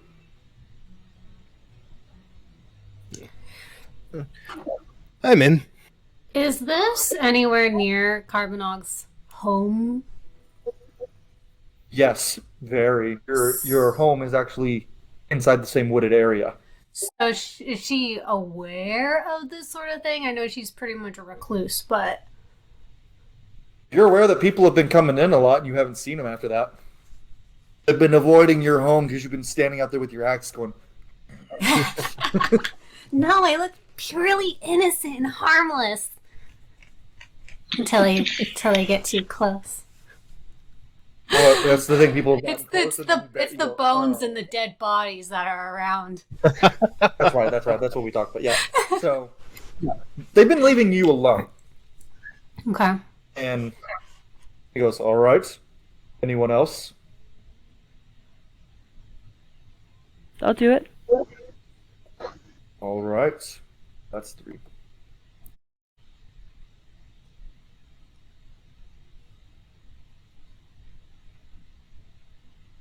All righty. Anyone else? I would feel a lot more confident than this if any of you guys want to join in. Right. I'll join as well. Excellent. And you, young Noel, would you like to? It's not that I don't want to, it's just I'm not great at the killing. Investigating, I could help with that. My father's of the variety. But I guess it is my first time accepting such a big thing. Tell you what, Welcome. as a sailor, I'll do all of the killing if it ever comes to that. You can do all the investigating. Why is killing an exclusively sailor thing? Do you think people don't kill each other on land? There's just blood dripping off Oh, of no, Carbonog still. Oh no, the land dwellers are much worse about killing. You are the odd one out here. You are the only sailor. We're on land. Aye! I've had to give up the sailing life for a short while. Not as much work out there currently. Noelle Yeah. just looks at Sir Kyra and is like, I suppose I accept. He kind of looks at you all as you all agree to say yes, and he just goes, very well. And he looks and goes, that gold is yours. You return with information. Head of the creature, or both, will reward you accordingly. We each have our own bag. Yes. 100. They're paying you a lot because no one's come back. I just stare at him. Ah, we're expendable. Feels To see your game. like old times. So, When he says expendable, no eyes are just like, and then she looks at Sir Kyra and like with like the puppy like, we're expendable. Type Oh of, no, like, not she you, doesn't say just us. anything, but like just like the how could you type of sad Here's kick the- puppy look. he leans down and he goes, now, my dear, I'm sure it'll be fine. And worst case scenario, something happens, I would suggest running. You took the job, it's you a- have this goal. So, just be careful. We don't want any of you to die. You seem very capable. And he looks, and he kind of tilts his head as he looks at Carr and he goes, are you the rabbit that's been standing outside that cave? He just looks at her like bare her. He's just like, all right. And he's like, I now see why people avoid you. Very well. We will give you some rations. We don't know how long you'll be out, but outside of that, you're basically on your own except for the gold. If you need to buy provisions, buy provisions. The store will be reopening in the morning. He looks rusty. Allowed to stay for free. He goes, I take rooms away from my paying customers. Why don't you? All right, he goes, all right, I got 3 rooms. Some of y'all are going to have to either bunk up or sleep on the floor. Your choice. Or just stay up all night drinking. I don't really care. Dibs on one. Here, fella, ain't no one person getting a room. Y'all going to have to, if you don't want anyone sleeping in the same bed as you, they're going to have to sleep on the floor, but... I'll sleep on the floor. Alrighty. Kind of looks and he Is goes, that the sailing thing? Aye. When the ship is very small. he actually just pulls out a little like straw-made bed, and he kind of goes, throw this together for our little rabbit lady over there. He just stares Very at well. it. She's a person. Are you? I can't really tell. She doesn't talk. She just makes noises. She's... Yeah. They talk. Is Sir What's His Butt gone, or is he still hanging out? He's still there. He's just kind of watching, making sure everything gets sorted. She just stares at him like she wants him to leave. He just kind of looks at the rest and goes... He looks at you know and he goes, what do you mean clean? The mayor said I couldn't clean until we left, but since we're staying, I just have to keep busy. Just kind of looks, he goes, Rusty, if she wishes to help out, I just paid her 400 gold, so... He goes, alright, darling, I hope you know how to use a mop. He just brings out a bucket mop and puts it in your hands. And then and as he says that, Kieran kind of walks out the front door. So yes, your dragon nemesis is now gone. So as soon as he leaves, she opens up the bag of gold, and one at a time, she goes to Koshank and puts one in front of him, and then in front of Noel, and then Nyx, and then Soljur, and then Sandy, around and around and around until it's all gone. So 400 divided by 5. Calculator! 80? Do 80. anything? 80. So you each get 80 gold. Quick math. I'm good at I'm good at math when it's in front of my face. When I have to use my brain, which is all of D&D, I'm bad at it. So I'm the DM that's always got a calculator up. Do So- you not do money? Useless. I'm not It's up to complaining. you. Neither am I. Rusty just kind of looks at the group and he's just like, well, alright.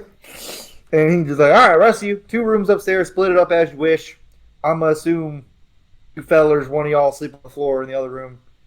Ladies, however y'all want to divvy up the room. Rabbit, made you a bed if you want it. If you don't want it, I didn't realize I was being racist. I apologize. He goes, please do not chop my head off with the axe.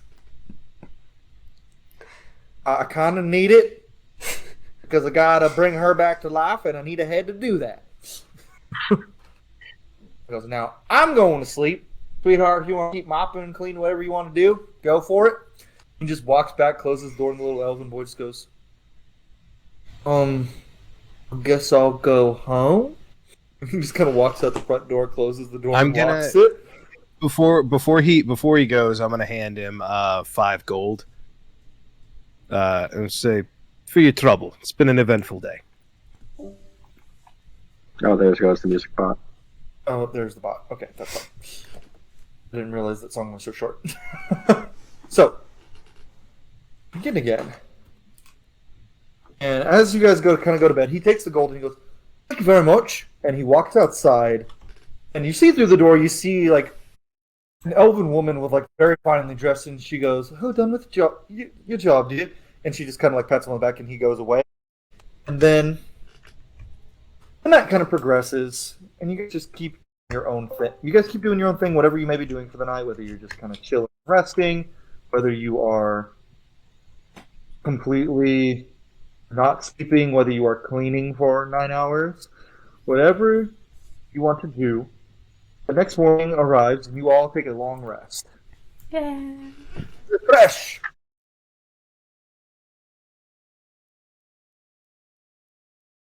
So when everybody glorious. wakes up, they find that things have been pulled out of their space. Food's been gone into. Like, it's a little bit of a hot mess. Rusty's just sitting there like, But the Looks at tavern area is Yeah. spotless, aside from the one area that Noelle has kind of like given to the rabbit. he just kind of looks Gave around up. in the room and goes, whew! Woo! Well, that boy's gonna earn his money today. He's gonna. What's in this? All right, I was told to tell y'all where to go. Follow me. So we'll like walk out the door with him, and he like leads you to the front gate of the room. He like kind of looks around, and he like kind of looks forward, and he goes, "Now, about 3-4 miles down this road, there's a little split. You go right into the wooded area. You don't go left. That leads to the craggy wastes. Now, unless you want to get eaten by a black dragon, you don't go that way. Because there's a black dragon that's made his nest there. It's a bad idea." He goes, "Now, go into the forest. I don't know what's in the forest killing people, if they're even killing people, but there's something in there. So, well, at least you know it ain't a black dragon." He goes, "Now, and he kind of gives you each some rations. He gives you a few days worth of rations. And he kind of looks at you and goes, all right, if any of you need to buy any potions or any weapons or whatnot, y'all look pretty decked out as far as weapons go." Aye, I could use some supplies. Before bed, I would have cast Goodberry, so I'll have a couple of those on hand since it lasts 24 hours. He whistles, and you see a hippogriff-drawn carriage roll up. It's just a carriage with a hippogriff drawing it, and the hippogriff just making noises like that. And bright silver hippogriff with black haunches, horse haunches. And a man pokes his head out, and it just is a elven man, very, very finely dressed in purple silk robes. And he goes, "Hey, you right?" And he goes, "God dang it, Declan. They need some potions." He goes, "Oh, very well. Please step into my shop." And he walks into the really small carriage, and he just pokes his head out. Come in, come in." Very well. You walk into this, what seemed like a very small carriage, and you walk into an extremely large shop. By the gods, what the heck? How about that? It's bigger on the inside. Don't mind that, just some fey magic. He kind of walks behind the counter. He goes, "So, what'll it be today, friends?" Well, I'm glad you asked. And he immediately pulls out a journal that looks actually exactly like this. He flips to the middle, and then he's like, all right, so on my shopping list, I require some alchemist fire if you have it, a grappling hook, some silk rope, some holy water if you by chance have any of that, some oil flasks, maybe a little bit of chain, and, just some iron spikes and pythons. "Darling, do I look like I have holy water?" Yes. He goes, "Well, what I have there is I have a grappling hook, I have some rope, it's not silver, and I also have some health potions if you need them." I could use some health potions just in case. Oh, do you have a healer's kit, actually? Unfortunately, I do not. I'm a bit short supplied right now, as the entire Imperial Army just bought some stuff from me. You can blame Lord Kieran and the Duke for that. I will. Now, he goes, all right, 30 gold. Very well. And I'll just reach into my satchel and pull out 30 gold. Just counting them individually and then just put them all out there. He just kind of waves his finger and he goes, "And what was your name, sir?" And before you can answer, you're rusty. And you're rusty. Before you can answer, I'll say, "Go, don't tell him." He walks in. "Just so y'all know, he's a fae. Don't tell him your name." And he just kind of walks back out. Goes, "Silly Rusty, always ruining my fun time." Oh. As this is all going on, Carbonog's actually been outside this whole time staring up at the hippogriff. Just like having a staring contest with it. She's never seen anything before, so she's just like, Cersei kind of walks up. He goes, "Oh yeah, there's Becky." Just pat. Kind of nudges you, but you are a rabbit, and it does have a eagle's head, so it just kind of opens its mouth slowly. So it's like, put your head in, and it goes, "No, Becky." And he goes, it just looks kind of frustrated. So inside, he goes, All right. Does anyone else like any potions or anything, darlings? How many healing I potions do. did I get? 3. Okay. Potions of moderate healing. How many heals is that? Or sorry, greater healing is like the lowest it would carry for this. So, who was that? Who else needed something? I do. What do you need there, sweetheart? Any health potions if you have any left? I do. And he hands you 3 and he goes, 20 gold, dear. Okay. And she gives them the 20 guild. Okay. He gives you the potions and then he looks at Koshank, who's just kind of been looking around this like place because he's like, it's bigger on the I think his inside. eye is giving him a bit of a side eye right now. Koshing is kind of looking at them like, suspicious, visibly suspicious. I'm also trying to fix my character sheet. Oh, my friend, no need to be suspicious, darling. I'm simply here to peddle goods. What would you like? Good. These your prices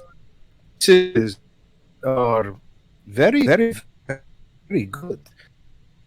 Which I would say on its own is a reason to be suspicious. Am I cutting Well, out? my dear, I'm simply here to help. Cut a little bit, but I got the price.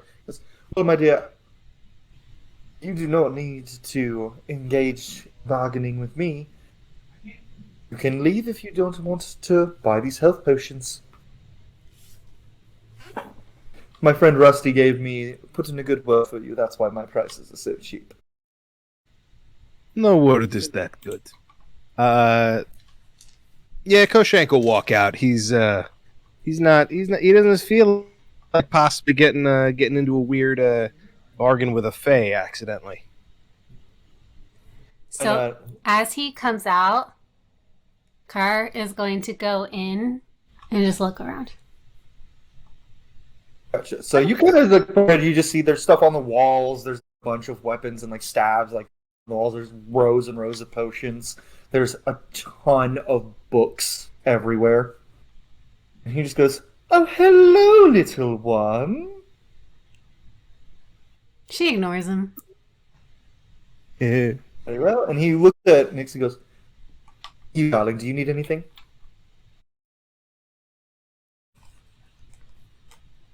I mean, if you have any more healing potions, I wouldn't say no. He grabs 2. He's like, "This is all I have left of this, unless you would like superior, which are those I cannot give the discount for." Okay. 2 is fine. So he gives you the 2 potions, and he's like, 20 gold again. Of course. Takes the gold and goes, "All right, friends, now bargainage is ended. Please." And he like stands at the door and like leaves it open.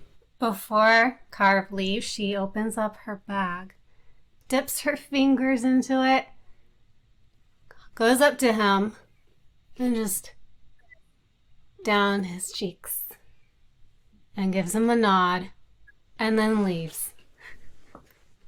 He just kind of goes, "Well," magics his face, and they just go away. He goes, "Well then, my darlings, y'all have a pleasant adventure." And then he closes the door, and the hippogriff literally, a portal opens in front of the hippogriff, and the hippogriff just walks through it. Everyone who engaged in patronage with him, you feel very, very happy and aloof, and just like, I can do no wrong. But Koshank, you don't. It's still just Not kind of the as. funny I do not trust that person at all. They're like that. Rusty just goes, "Well, now the Fae, they got a bit of a reputation for, stealing people's firstborns and whatnot, but I just gave him a good word. He's a good buddy of mine. He's kind of dating my sister, so, I gotta kind of, send him customers whenever I can. Yeah, that started as a bargain, too, and now they got 4 kids." He seems very eccentric. Oh, yeah, he quite the boy. He's a good buddy. But anyway, that'll be all. I must advise y'all get going, because the soldiers are about to come and basically ransack every house to see if anyone had anything to do with last night. So, I'd advise some hurrying. Horribly aggressive. That is very aggressive. That shall we into the woods? Let's go. So, like you said, it's a few miles down the road, so you guys kind of like go down, and you don't really notice anything along the road. You do see what he was talking about in the distance, like whenever you do see in the craggy waste, you do see the body of a large black dragon sleeping very, very far away, but that's how you can tell it is a very big dragon. So, you see that, and obviously Rusty did not accompany you. He's kind of just went back to his bar. It's just a lot of you. You guys do notice that while you seem to be in the Fey carriage, Andy's gone missing. She's just not present. Wasn't she here with us? Can I look around for where she was standing to see like if her tracks are still there or any sign that maybe she just walked off, something came up and she left? You do notice that there appears to be a set of footprints leading off. I'll say this with your passive perception. I just looked, and the footprints end abruptly, and it seems like footprints just stop. So, Yeah, that's bad. What do you mean? Well, looks like she was walking this way, and I am slipping into Scottish. Looks like she was walking this way, and then she vanished. Which, based on the stories that we were told about what's been going on, does not bode well. That just means we need to find the thing and deal with that, and then maybe she'll come back. Maybe. Yeah. All right. So- well, into the woods to find the thing. as you guys continue to journey, you do see the branch you talked that leads straight into forest. Do you guys want to investigate or anything before you actually walk in, or? I mean, Carbonog just kind of walks in. She's like, I live here. Yeah, pretty much. I can't hear you, Tarble. You're muted. I am but a sailor. I wouldn't know what to look for. Just like how I wouldn't know how to look for whether or not I'm muted. Once Car realizes nobody's following her, she kind of stops and like, Oh no, I'm following. okay. Just give me a second, buddy. No, I was definitely gonna check it out. Give me an investigation check, Noelle, and anyone else who would like to investigate. I'd like to cast Detect Magic. So, with your detect magic, you do find that there is just a constant presence of magic in this forest. Constant. Really gotta work it. Any So you don't specific- really see anything out of the ordinary, but you feel this constant presence of overwhelming magic in the forest. Is Okay. it any... I got a 22. So, you, as far as like footprints, you notice kind of the same thing you saw with Sandy. Footprints going into the forest and stopping. Is it a specific school of magic? Make you roll. Give me a roll to see if you can tell that. Detect Magic automatically gives you the School of Magic. Okay, of yeah, Aura. that's right. I always forget detect magic because it's like detect magic and then there's other types as well. Okay. Yeah. You can tell it is a school of illusion. Illusion. Okay. So the bunny but Koshrink, you do notice that you can still see Car and Soljur after they've walked in. They didn't vanish. Okay, well that's good. I will. Koshank is going to move. Move quietly. He does not want to disturb anything that might be in the woods. So he is going to drop low, lower the center of gravity, bend the knees, and maybe stay, maybe just like 10 feet off to the side of everybody. Not so far as concerning, but just like keeping a bit of a separation. Okay. Also, real quick, I just gotta say, Tarvel, your dog is adorable. She's a precious baby who needs attention every so often.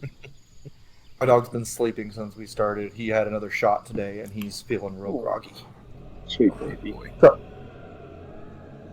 as you guys into the forest, you suddenly, like, as you go further and further in, you feel an overwhelming kind of pressure around you. Like, it is a little nuts. You can literally feel like a constant presence, like at all times, like surrounding you. You can't shake the feeling that there's something nearby. Don't like that. Can I also feel this? Everybody. I also don't like that. Except for Car, she doesn't seem to notice it because she's so used to it. Since y'all are following Car, she leads y'all back to her cave, and there's just piles of bones and bodies and decapitated heads on spikes out in front of it. Koshank draws his sword and goes, "Well, whatever it is that lives here, truly a threat to be reckoned with. We should be on Truly a highest fellow alert." beast. Car just stretches and goes inside.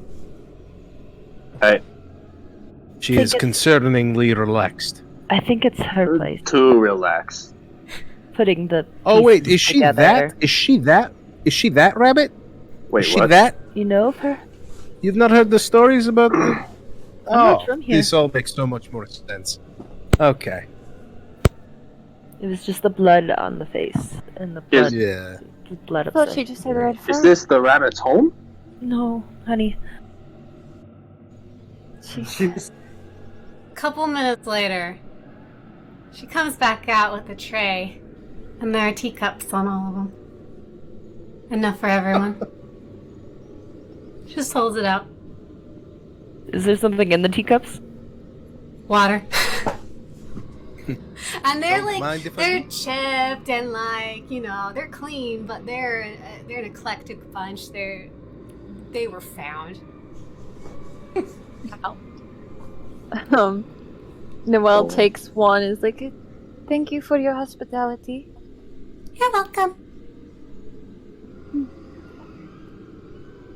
Alright, so as you are sitting there drinking your tea, you all suddenly hear a very high-pitched, loud deep within the forest. Is that Okay, the dragon? Do I know what that is? That is a thing to be reckoned. You heard it every day. Or you Like hear it every clockwork? single day. Like it's always the same time, or it's just random? It's random throughout the day. It's like you just hear it sometimes. Monster. So she's just sitting there. Just a monster. You know what that is? Do I know? You don't know what it is, but you've just been hearing it. I'll go take a look. I can be very unseen if I want. I'll go take a look and Oh, see I can if help it's with that. anything. But before we do, I just thought that I would maybe give a little bit of inspiration. It's a lot of stress, and Noelle takes out like a little pocket lyre, and it's just like just real quick, and starts playing it, and it's like a very soothing, very quiet because of the screams and stuff, but like a very soothing little melody, and cast bardic inspiration on the group before you go out, You're all inspired. just in case we don't know what this is. Is that a I D6? greatly appreciate that. Mm-hmm. So no, it's actually a 1d8. Okay. D8 inspiration at this level, yeah. Koshank will I will cast visibility on myself, and and I'm gonna sneak away and try and see what. Okay. You cut out a little bit, but I got the gist that you're gonna get some visibility and sneak away. Yeah. Okay. So as you move away from the party, Yeah. Obviously they can't see you. You kind of move about. You go for what seems like longer than you should be going, and you find a clearing that seems to be where you heard a cry come from. In this area, you see what you think made the cry. You see a full-grown adult wyvern lying on the ground dead, with several holes in its torso.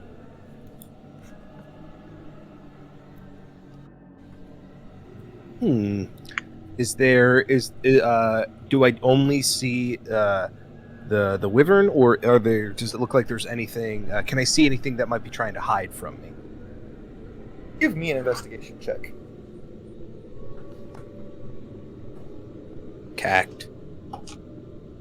Say 16 plus investigation 21. Okay, so as you're kind of looking around, you do see that the bite marks look. There's two different looks like the bite marks. One looks to be very like torn, as if something with large fangs.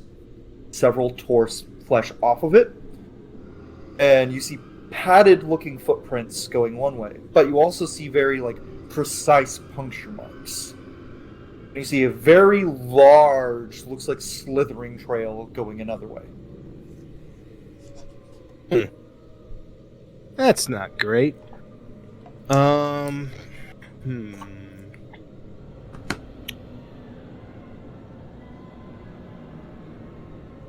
This is just a clearing, right? There's not like a cave on any side. It's just an open area in the forest where this thing has chosen to die, or not chosen. Yes. Okay. Big open area. You can see like there's some decayed, but there are some bones on the ground that look to all be very similar size. Some smaller, some bigger. Wyvern bones. I like that. And since you're old enough, I'll go back. Since you're old enough, I'll just tell. It seems you can, from what you can count as far as skulls, seems to be about 11 or 12 wyverns have been killed here. Some of the skulls, some of the bodies seem to be older than others. And you said there's large, animal. There's the slither trail, but then you said there's large.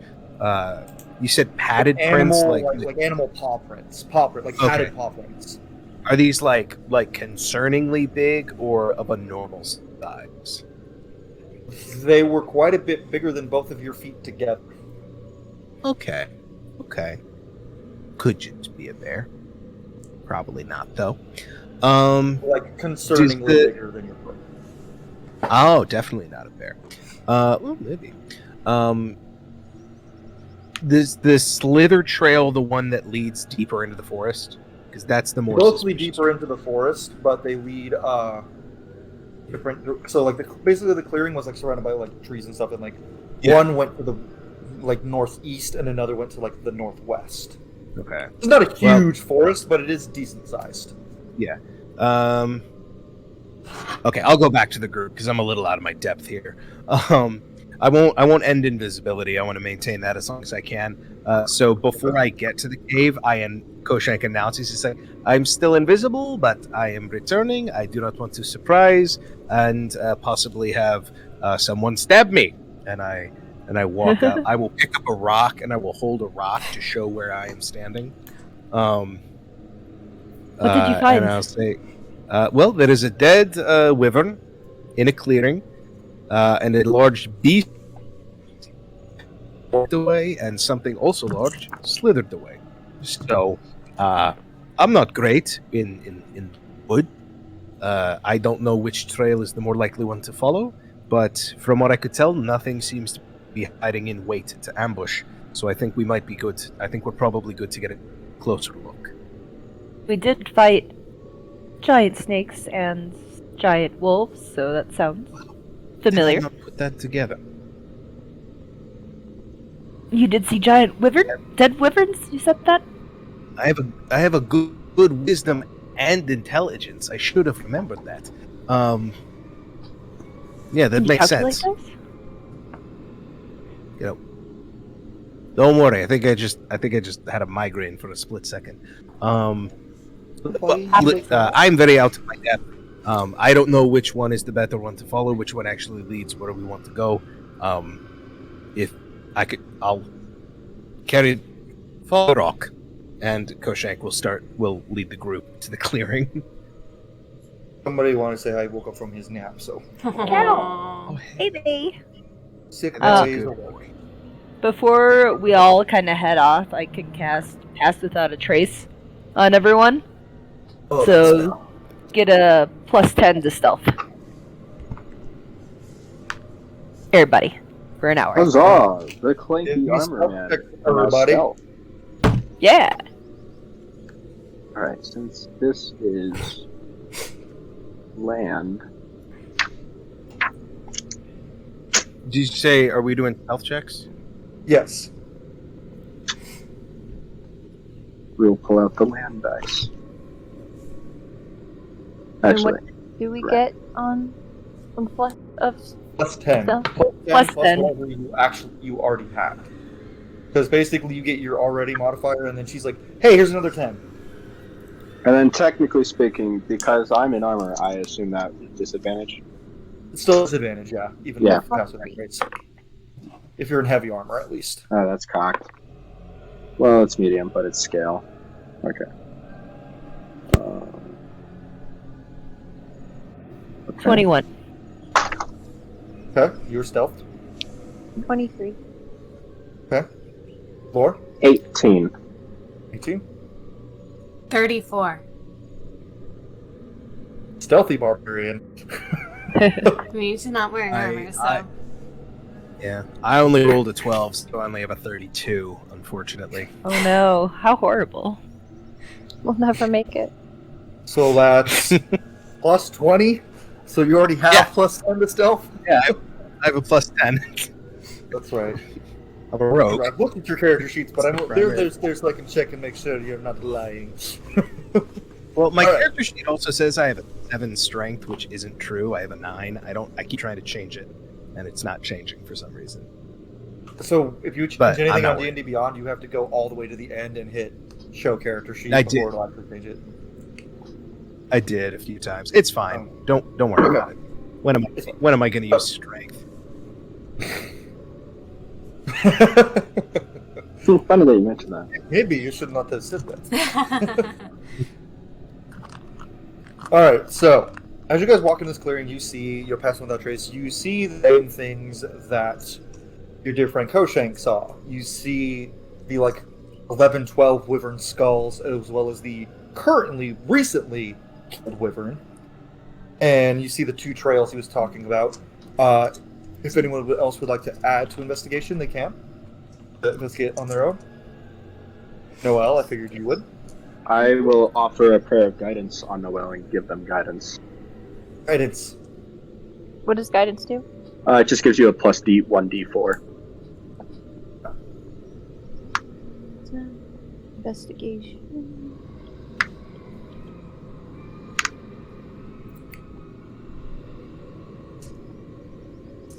Dang it.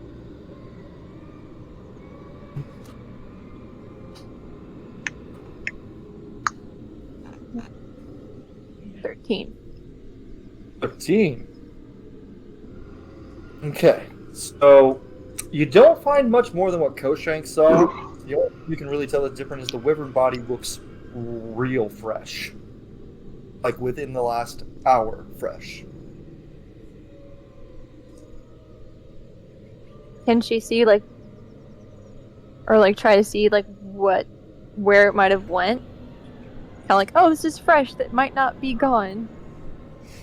It's the from what you can tell, it's one of the 2 trails that he saw. Like there's the 2 trails. There's one that looks like animal trail, and one that looks like something snake-like. And they're 2 different paths. Yes. I mean, The medallion had snakes on it, right? Yes. Yeah, was it a two-headed snake? I think. Yes. And they did say a manticore was around these areas. So follow the snaky path. 50-50 shot. And they seem to be more. They were closer to the man that we saw. The wolves They were seemed more like snakes. protectors.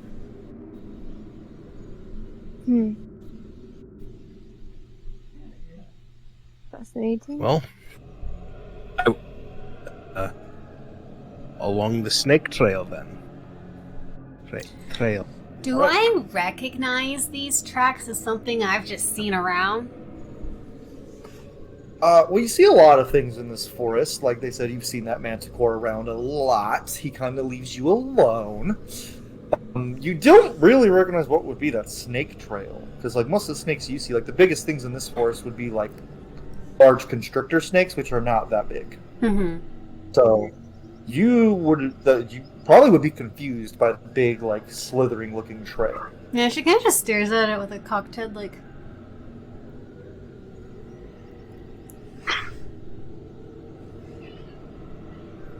making really confused faces at it. Have you not seen these here before? No. Oh.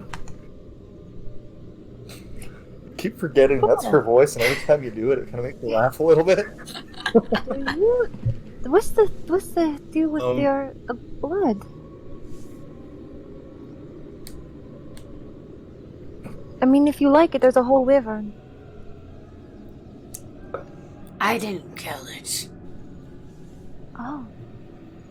I hold up my sack, Oh. and I kind of swish.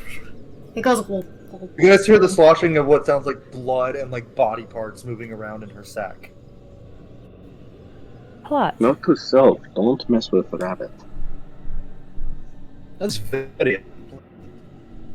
Oh, that's very nice. That you harvest your own blood. That is impressive. Nice. Oh, Rude. this is fair. Since I'm still invisible, I'm gonna go ahead of the group, maybe like 30 feet, and just be. I'm gonna check for traps because I'm a rogue, and that's what rogues do. I'll make sure whatever creature is ahead of us isn't digging holes with stakes in them, putting tripwires across the road.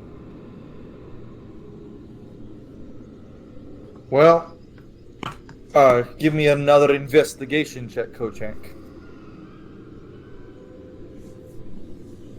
I'll do investigation. 5. I'm gonna spend that inspiration. Well, it's kind of funny because we're thinking of investigation, just a little side thing as DM. Nick made a video about what's the difference between investigation and perception. I don't know. Roll either one of them. And I only do investigation when it's like I'm looking for a thing. Investigate it. It's incredibly situational. It is. I got a 16. 16. So you don't see any like traps or anything, but you do see that the slithery trail seems like it went off course, deeper into the like very wooded parts of the forest off the trail. All right. I'll call back like a stage whisper. Be like, yeah, we're going off the trail, so eyes open, I guess. We'll go Okay, after you the guys all sound follow? of his voice. Let's go. As you progress deeper in the forest, you see what's everyone? I'm gonna look at everyone's passive perception real quick. Not Technically 17. 20. Not great, pretty good, really good. One person has one. That is next. 20 passive perception. I see all. How dare you? I have 17, if I recall. Yeah, I did. 17. I think I did skill 20 expert. passive perception at 8th level. Jeez. Yeah, I did skill expert, so I got 2 proficiencies and then expertise in 1. nice. Yeah. As you guys are kind of exploring, you see, of course, Nyx, you notice that there are are way less animals than you would expect. Like in any you see, kind of have this look of terror on their faces. Like from what you can tell from animals, like they just like are skittering about. Like you see a couple wolves and they are just like eating, and like you see a constrictor snake in the tree that is completely coiled and pulled back. And as you walk, everyone needs to give me a wisdom saving throw. Oh dear. Not We're gonna rely on the gods. Heaven. Natural 20. Yeah, 20s aren't auto successes. Okay, in that case, it is 27. Okay. That's not a success. Ah. Okay, so around the table real quick, because everyone kind of talked about Koshank. Modified 20. Okay. Lore. Or Yeah, Bar. 14. And I know yours. Nyx. 22. Noel. 7. Oh. All of you kind of faintly feel like you hear something in the back of your head, but like nothing really happens of it. Noel, on the other hand, you hear a voice that just kind of says, "Yes, come deeper. Bring me some more snacks. Bring me something to dine on." And you feel compelled to continue moving forward. Do No we- one else hears them. do You kind we- of felt. You all felt like a faint whisper, but you couldn't tell what it was saying. You know, just like what? Like it basically. What was that? Did anyone else hear that? I thought I heard something. Like a whisper, an unintelligible whisper. Think Yeah, could- someone's hungry and needs help. I We should continue forward. Do we notice anything different with her? Yeah. Insight check. Wisdom want to. chaos? 6. Bad. Wait. 9.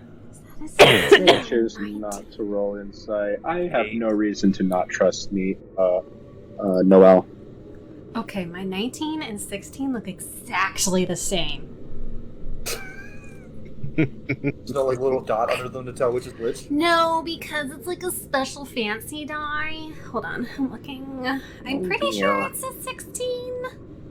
Where's that? And Did you roll Koshank, or did you like? Oh, I got an 8. So Eight? Koshank has known this child for less than 24 hours. 16. He Yeah. knows. It was a 16. You can tell Car that she's kind of seems like very concerned now, like about whoever she's referring to. But that's what you can tell, that she seems very eager to keep moving.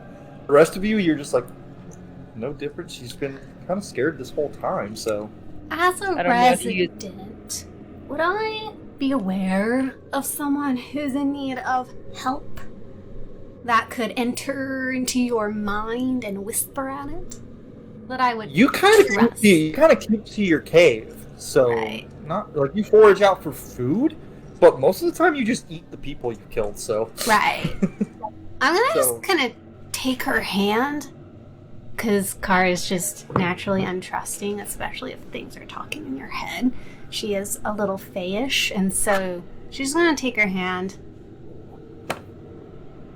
not say anything, but kind of just ground her so she doesn't just go off. But they need snacks. I'm sure they're starving. Well, can you tell where they are? Are they telling you where to go? Since you could just- understand the whispers? They just said, come deeper, bring snacks, and they sound very hungry. We should help them. Well, we do have rations.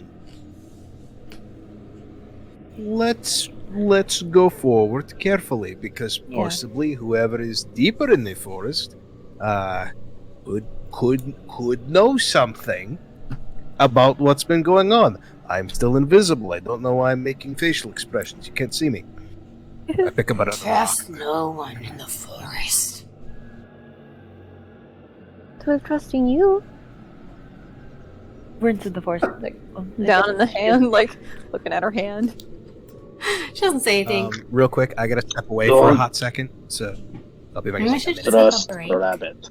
I mean, we're at 3 hours. Should we just take a break? Yeah, if anyone needs to go, we'll take a quick break. If anyone needs to use the restroom, grab some more drink, grab a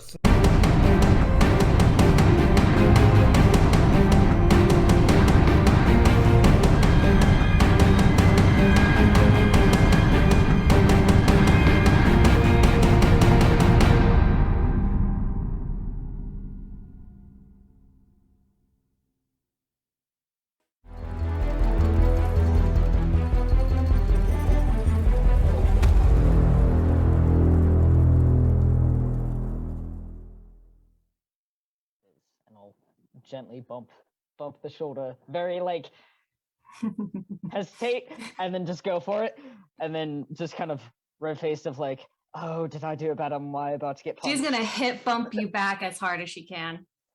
Oh! No, it's heavier than he expects. And he'll try to, I mean, he's going to try to mimic the motions, but he's clumsy. If you separate your feet a bit more. Right, but then you got to twist the blade around to come around the other side, but then the grip, the pommels get... We did blow up by Lorna. You still have more words. You have 6 more words. I did more. Hurry up! Look at the woodwork. You got 4 more words. I want to grab her hand. I helped. Gonna walk out into the streets, like in plain view of the guards. Stand in front of them. Hello, I am a crazy man. I steal for a living. So oh, look, I am stealing. One of the daggers goes flying into his hand. I've stolen from you. I'm going to steal again. Watching this, like, your other... You! What? They move away from the gate. Look, Bam, bam. now I am going to murder because that's what I like to do. And he's going... He's lost his Run bloody away. marbles. she was in disguise, though. Okay, yeah. Okay. I drop wormhole, and then I kind of just shove people in. We're going.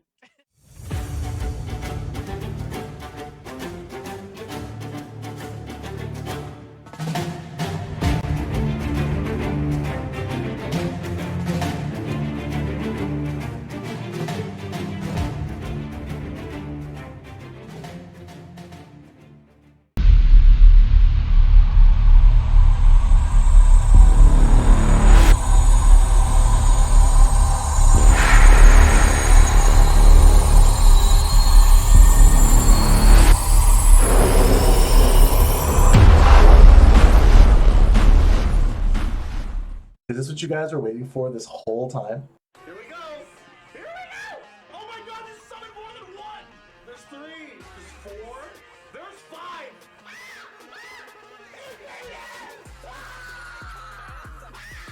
Let's go! Axes are sharp. That's a new t-shirt. What the... What? Is this thing a Gumby? Stretch Armstrong over here? What's that? What this like a dolphin?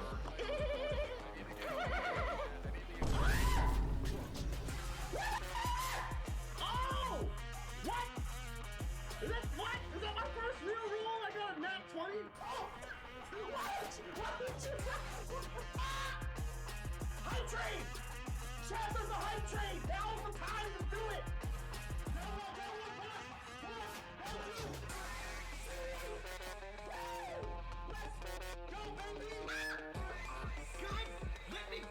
I'm on fire! I'm on fire! I'm on fire! God, mother! I don't even know what to tell y'all. That was crazy.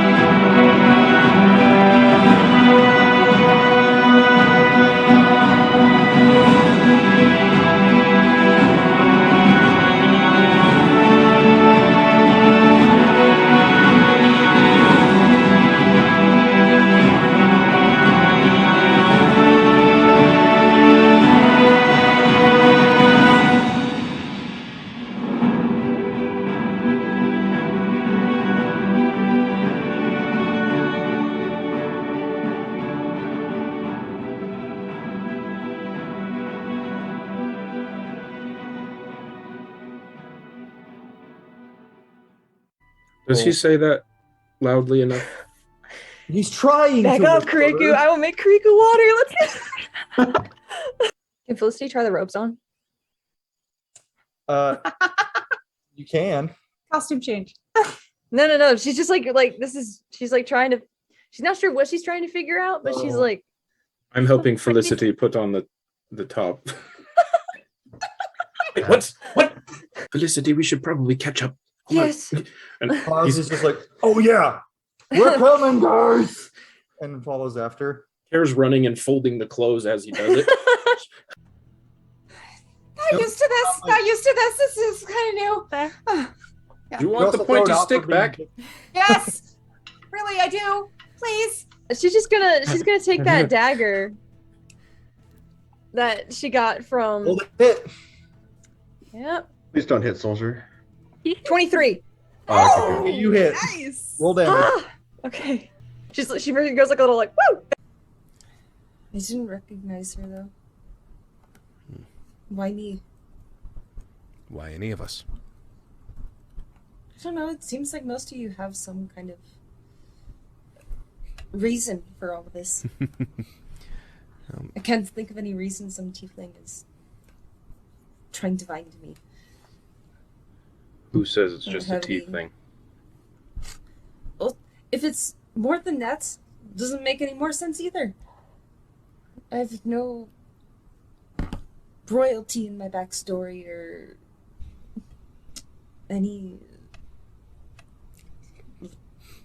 wild legends or anything like that. Nyx, that we know There's of. no reason for her to find me. In truth, there's no reason to find me. I'm a spare. Okay.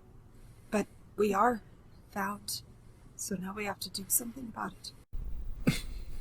Kariku, do me a favor. Don't leave me. Not that kind of freedom.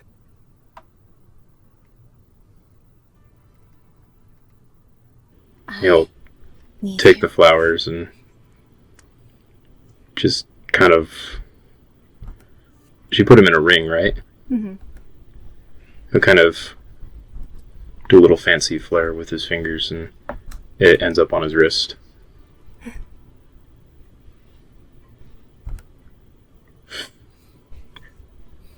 If it's in my power, I'll try not to. And I will try to keep you alive. You've got your work cut out for you there.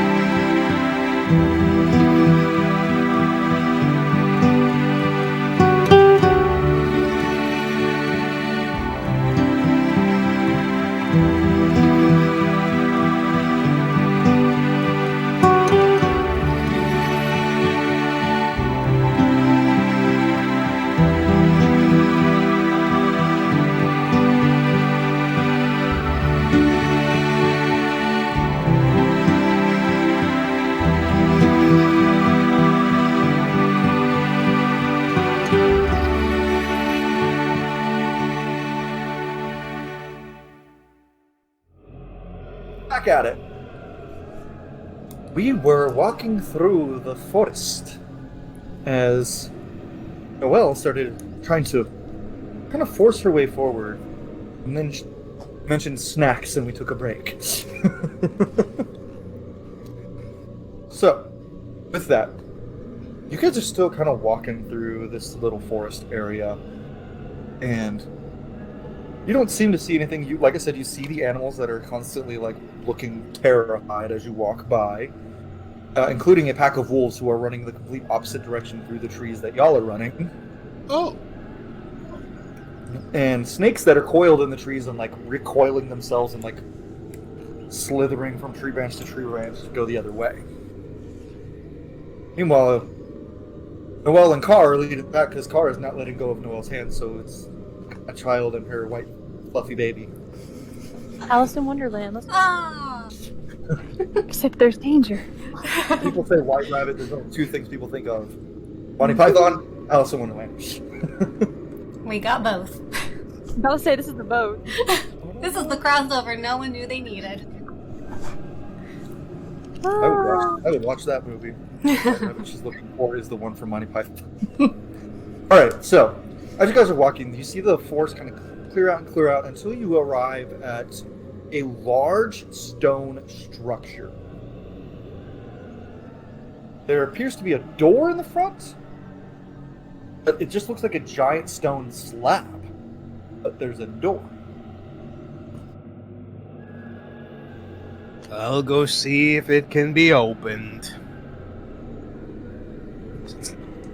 Apparently, whatever's doing this is probably in there. Just be careful. I mean, I was just gonna knock. Contain a little bit of the element of surprise. I'll go up to the door and I'll see if I can find a mechanism or a handle or a lock or anything. You don't see a lock, but you do see like a clear outline of a door, and you can actually kind of look in the crack. And instead of seeing the other side of like the big stone slab, like the doors beyond, you do see a room. And instead of a handle, you kind of like brushing through. You're like, okay, give me a spot for a hand placement. Okay. I don't trust that. Did I pick Mage Hand? Feel like I might have. Get back to my character. You always pick Mage. I mean, yeah.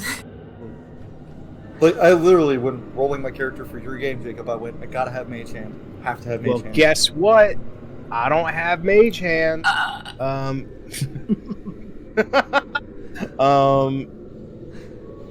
Give me a moment to look at my inventory because I'm a rogue and I have a bunch of weird things. The jack of all trades. So I could always brute force my way in. Well, so you say there's like a handhole on our side of the door? Yes. Okay. I'm gonna take my crowbar. I'm gonna put the crowbar in it, and I'm gonna feel around if there's like a mechanism to pull, or in case this is gonna trigger like a spike.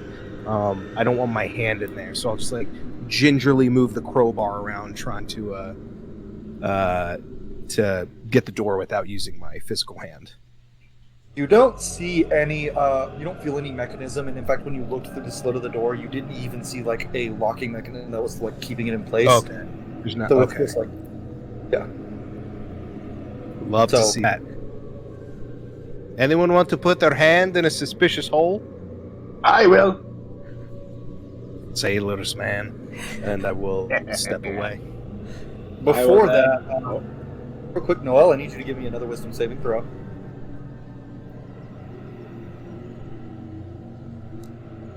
$15. Okay, this time you only hear the whispers, but you are still compelled to move forward. No, you got me doing that accent, compelled. Accent bleed, man. They're hungry. Accent bleed, man. Right? Happens all the time. We really should go in. I'm feeling quite compelled to help them. And you could tell she's very tired and very just like wanting to help. She just wants to help. We'll get there. Just we need to be careful. Cole, how long has it been since I cast invisibility? Has it been an hour? Not quite. It's getting around to that point. Like I said, this is not a huge forest. It's pretty condensed. Yeah, okay, cool. You could probably barely call it a forest. You could basically just call it the woods. Nice. Against the woods. I will. I'll tap the crowbar, which is just a floating crowbar, until I put it back in my bag. I just like tap the door and go, the door is yours, soldier. Very well. I go to insert my hand in the handhold, but right before I do that, and then like, oh, wait, I almost forgot. And then I will cast Aid at 4th level on, I believe it's only 3 people, correct? Mm-hmm. Okay, so I will cast it on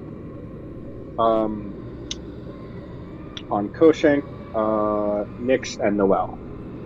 So the rabbit still terrifies me, and I think the rabbit has this all under control. So you 3 get 15 It is hit like points. a slight hole, but it is this shape, so you have to put your hand in like this. Keep it that way the whole way through. Okay. So that's gonna be a sleight of you hand 3 check. get 15 additional hit points, and your maximum is also raised by 15 points. Oh. It's not just temporary. It is like your actual health is raised by 15. Oh. It's a really good one. And doesn't it like last 24 hours or something? It Or lasts 8 hours. 8 hours. Yeah. And it does not require concentration, so it's basically there for those 8 hours. Gotcha. So, Soldier, I need you to give me a sleight of hand check. Very well. We will go with the gods on this one. The gods don't like me. That's a nat 1. So plus sleight of hand, that's a 3. How mean do I want to be? The gods decided that I would fail this. I will also let the dice decide. So you pull your hand back as you feel a sharp stabbing as you take 2 points of piercing damage as you got pierced through by something. Because you touched the edge of the... Your hand has to go perfectly inside. Without touching any of the sides. Yeah, and his hand was too large. That's I can try. They're Okay. really hungry. Hey, Noel, give me a sleight of hand check. Can I assist? As I'm proficient in sleight of hand. 18, If I can- 19, 20, 21. Oh, You well, could have, never mind. Jacob, but you don't need to. You put your hand through, and you feel a little swirl of liquid surrounds your hand as the door. You guys hear, and the door slides open, and you pull your hand out, Noel, and there's nothing on your hand. It doesn't even look like anything touched it at all. The door slides open, and you have now entered. You see a large, well-lit, stone-walled room you're going to walk into. Very large. The ceiling's like 30 feet high. The walls are made of sturdy rock, and none of you have walked in yet. And remember, like I said, this was just a stone slab with nothing behind it. So this is a room that, for all intents and purposes, should not be there? Yes. It is like the carriage.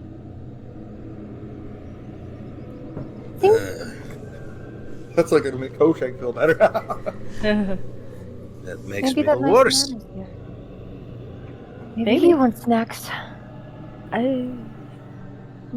Interesting sort of. If Noel goes in, Koshank will go in as well, but try to stick to the wall and remain unnoticed.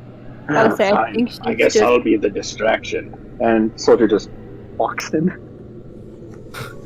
Koshank against the wall just goes. Can't see. How hard are you walking? Can't see the rogue if the rogue ain't the main focus. Yeah, but she's still holding Noel's hand, but she's kind of looking around like, I'm with fools. I know I'm not the smartest one, but I'm with So she didn't do the Close. She really actually Alright, just maybe- wants to kill something and get its blood. So, she wants to go. But she just thinks that everybody's...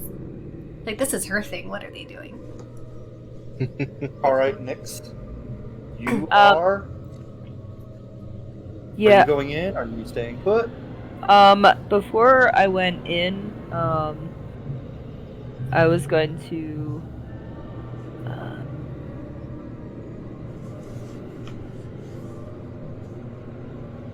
Sure. I'll activate my starry form, the archer, instead. So I'll start kind of glowing once more, and you see like a brilliant like archer, kind of activate in like a constellation across their form. And okay, let's do this. Okay. So as you guys walk inside, and you kind of keep this, I'm assuming, Koshank, are you still like clinging to the wall? Yeah, I am stealth. I rolled a stealth check. Forgive me, DM, for not requesting. So I will re-roll if you'd like. I'll go ahead. I rolled a nat 20. Music bot. Oh, I got it. And I rolled a 19. So only a 29. Only a 29. My No, eyes it's are still kind of scanning for like any trap sorts of stuff. Oh, we still have Without a Trace? Unless an Without hour Trace is still ongoing. So Without Trace is still going. You are no longer invisible, though, Koshank. I'm not? It's been an hour. You cast that like That's the stealth check. 15 minutes or so before. Okay. So y'all stealth check. You'll still be in passive Without Trace for about another 15 minutes of game time. Okay. So I rolled 2 dice because I would have had advantage on that stealth check. Do you want me to roll again? Or I'll take the lower number. No. It's fine. Okay. I'm not too worried about it. So, with passive Without a Trace, I just want this to be known. It is a 39. He's just like, I need y'all to know. I need you to know how hidden I am. Do not need that invisibility. If only you've been able to keep that net 20. And remind me, what color is Koshank's fur? It's like it's just sort of like a golden brown, kind of like a more like. He honestly looks more like a lion than a cat. Like he's got a much rounder, kind of larger face, but it's like a. I don't know colors. I was just saying it'd be funny if he was like a white cat. It was like so good at stealth, even though he would like shine.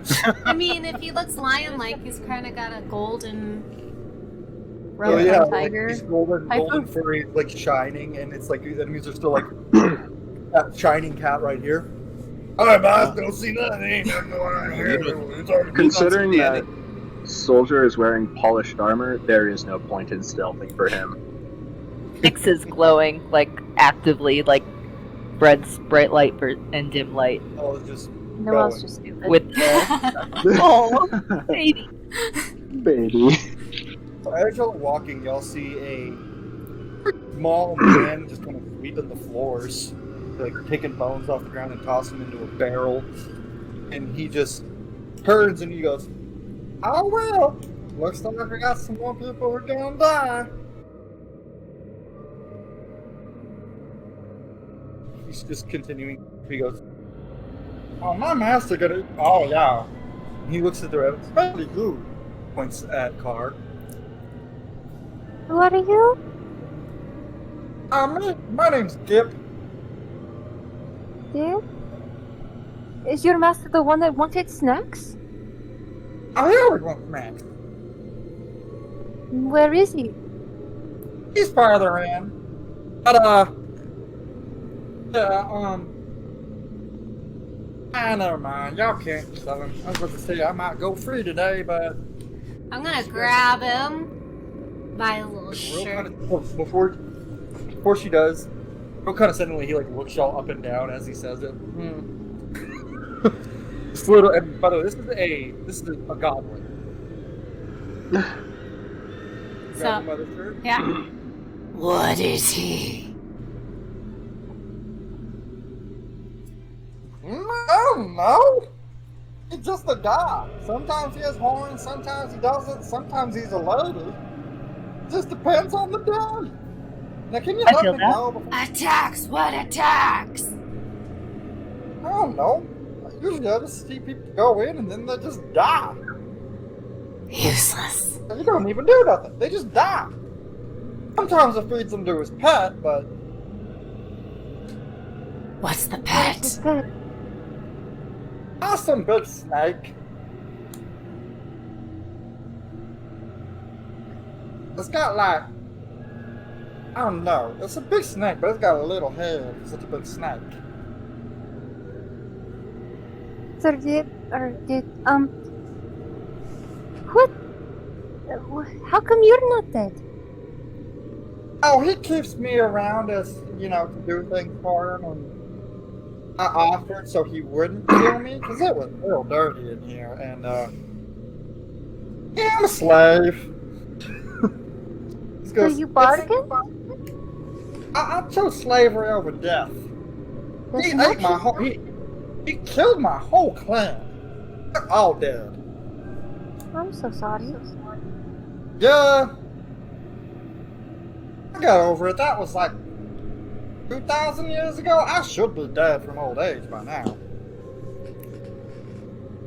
Thinks for a second, he goes, wait.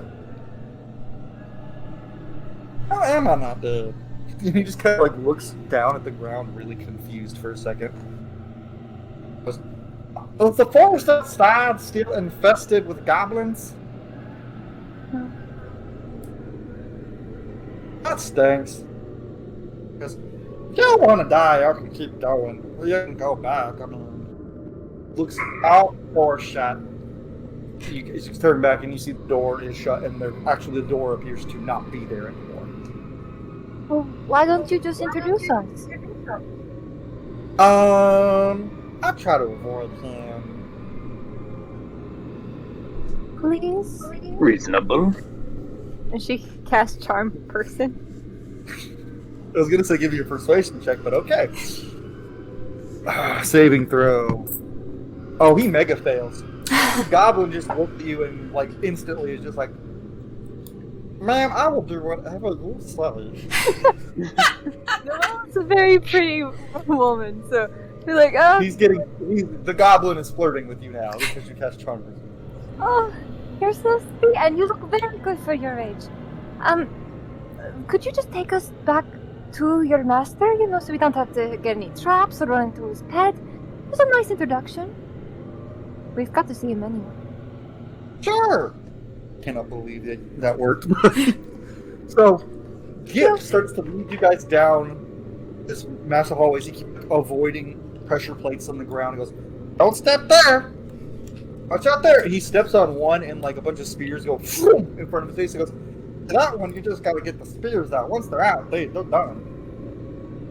And he like unscrews the spears from the walls and just keeps walking. She's complimenting him the entire time. You're so sweet. DM talk, I'm a little salty that happened. Beautiful. Love it. I had a different plan for Gip, but that's not happening now. That's how D&D works. So, he leads you to this giant double doors. These doors are about 20 feet tall. They have the symbol of the twin-headed snake on one end, and the symbol of a dragon on the other. The paint is real faded. The top, there appears to be a wolf's head symbol that splits the door. The door splits the wolf head down the middle. A medallion.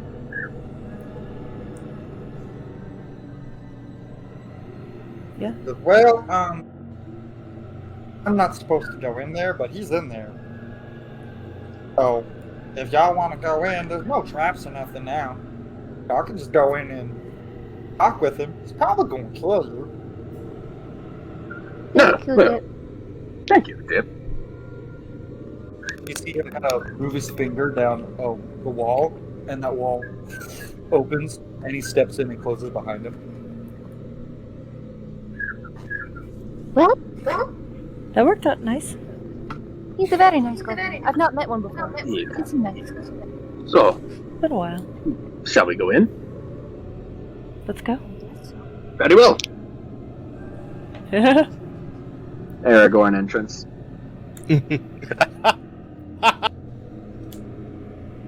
So as you I'm gonna enter, cast Paul's ability on myself again.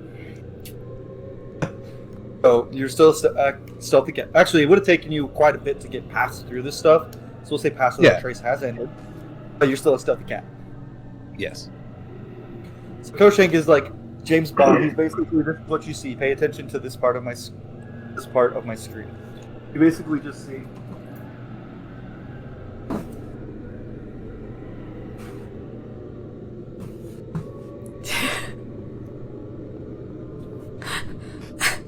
He's like trying to find ways to stick to walls as y'all are walking. To be fair, it's working. It is working.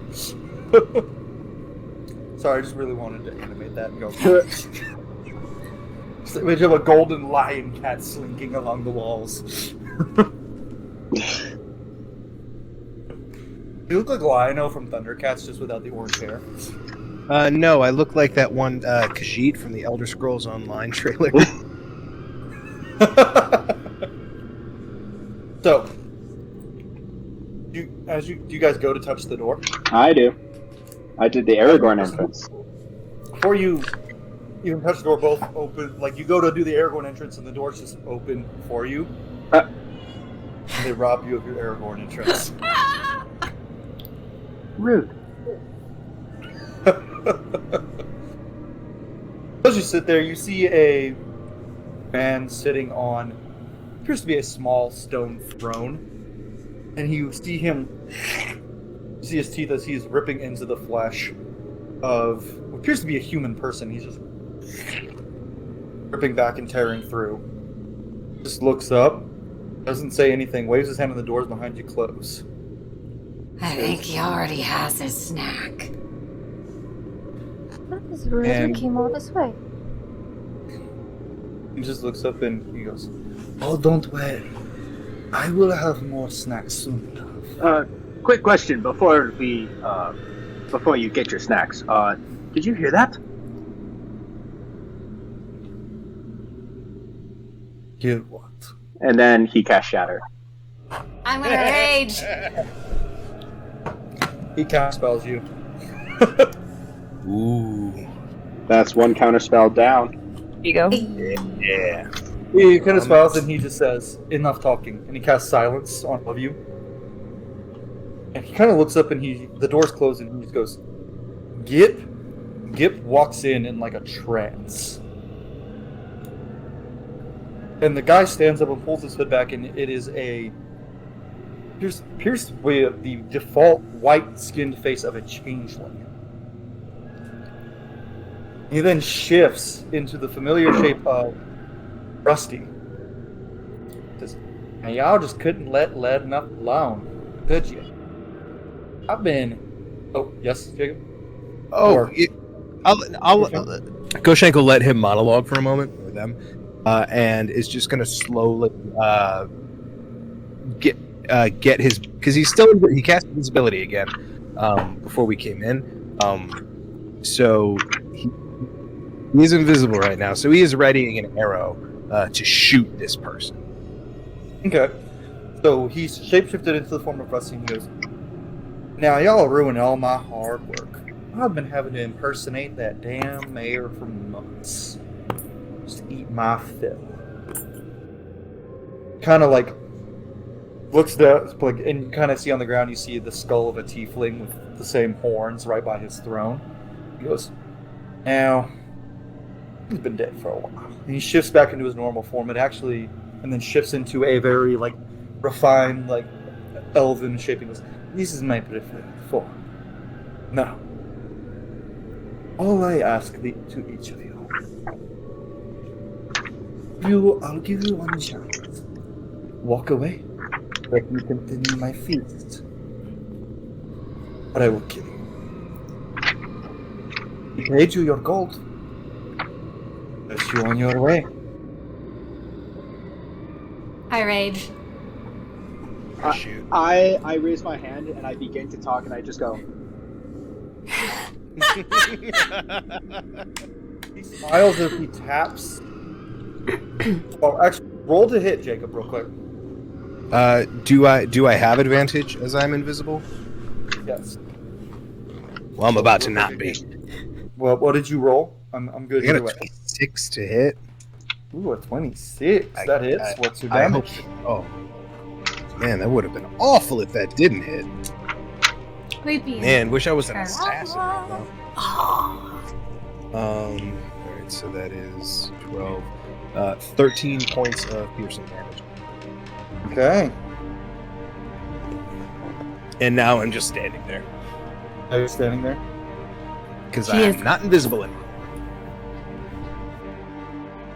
Well, yep, you are not.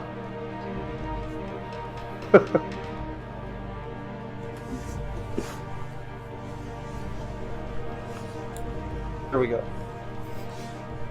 Did I get my rage off? You did. You raged. And now, but before everyone rolls for initiative, I'm going to need.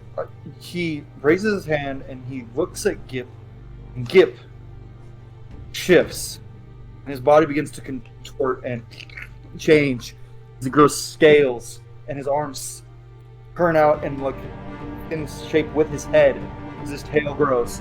And Gip's an unregistered animagus. He was such a nice goblin. Why did you have to do that to his face? five-headed Hydra sprouts from where he was once standing. Oh, Is he the pet? it No, he's doesn't. not the pet. He is the Might be. So the five-headed Hydra sprouts. All of its heads just down at you. And then the guy himself, he goes, "Not." And he holds an order and he casts on himself. Well, not really cast. And his body turns. His skin turns blue and black, and fur begins to out of him. And he grows to bigger than the Hydra. And he looks like this. But a big wolf. That makes sense. Size and scale wise. That tracks. So he shifts and he can still talk to you in your mind. He goes, "You," and he then looks to where Koshank is and he goes, You will be first." Hey. And now everybody roll for initiative.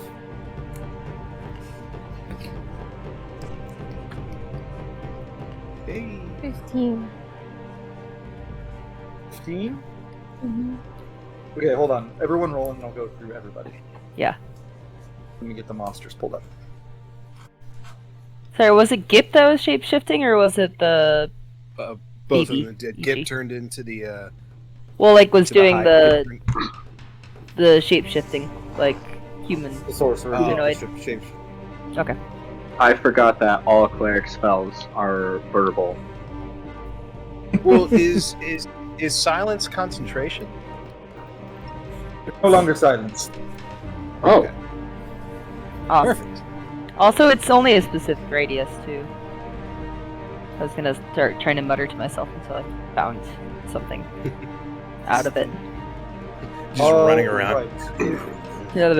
I can hear it. Cool. So we'll go across the board. Car, what's your initiative? 23. Ooh, only one lower this time. Right, Koshank. Once again, right behind with a 22. This is destiny. We are the apex. Soldier. A rat and a cat. This time with a 15. Hey, you decided to bend your old one. Thank God, because I don't have call lightning. All right, Nyx. 6. Ooh. I'm used to when I have 0 initiative to have advantage to it, and I don't have that anymore. Did you get a 15. Okay, let me look and see whose dex is higher.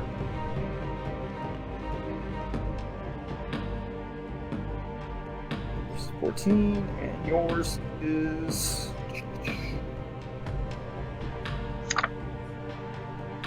Won't load now.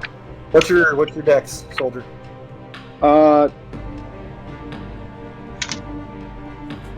14.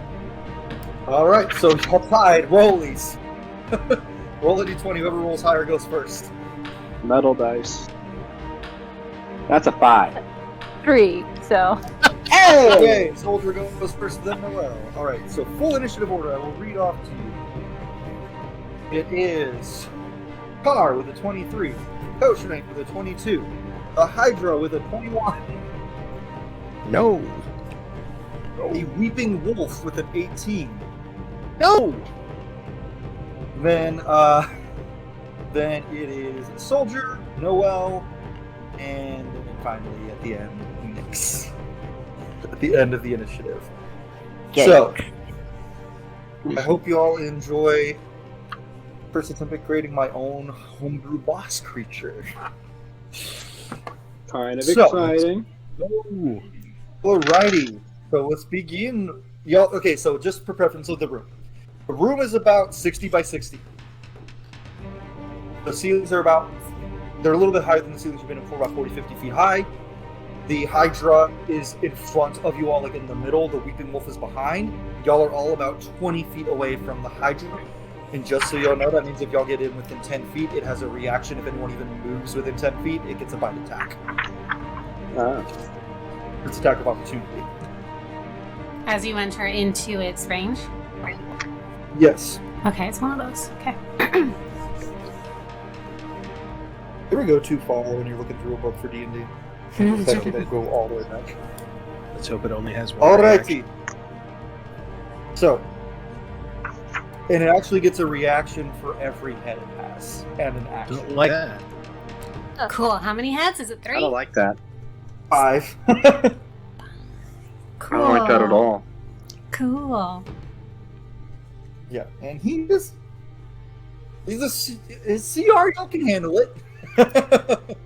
Alright, so first we have Khan. You are standing in the front with Noel, so only about 15 feet from the Hydra and about 35 feet from the Weeping Wolf.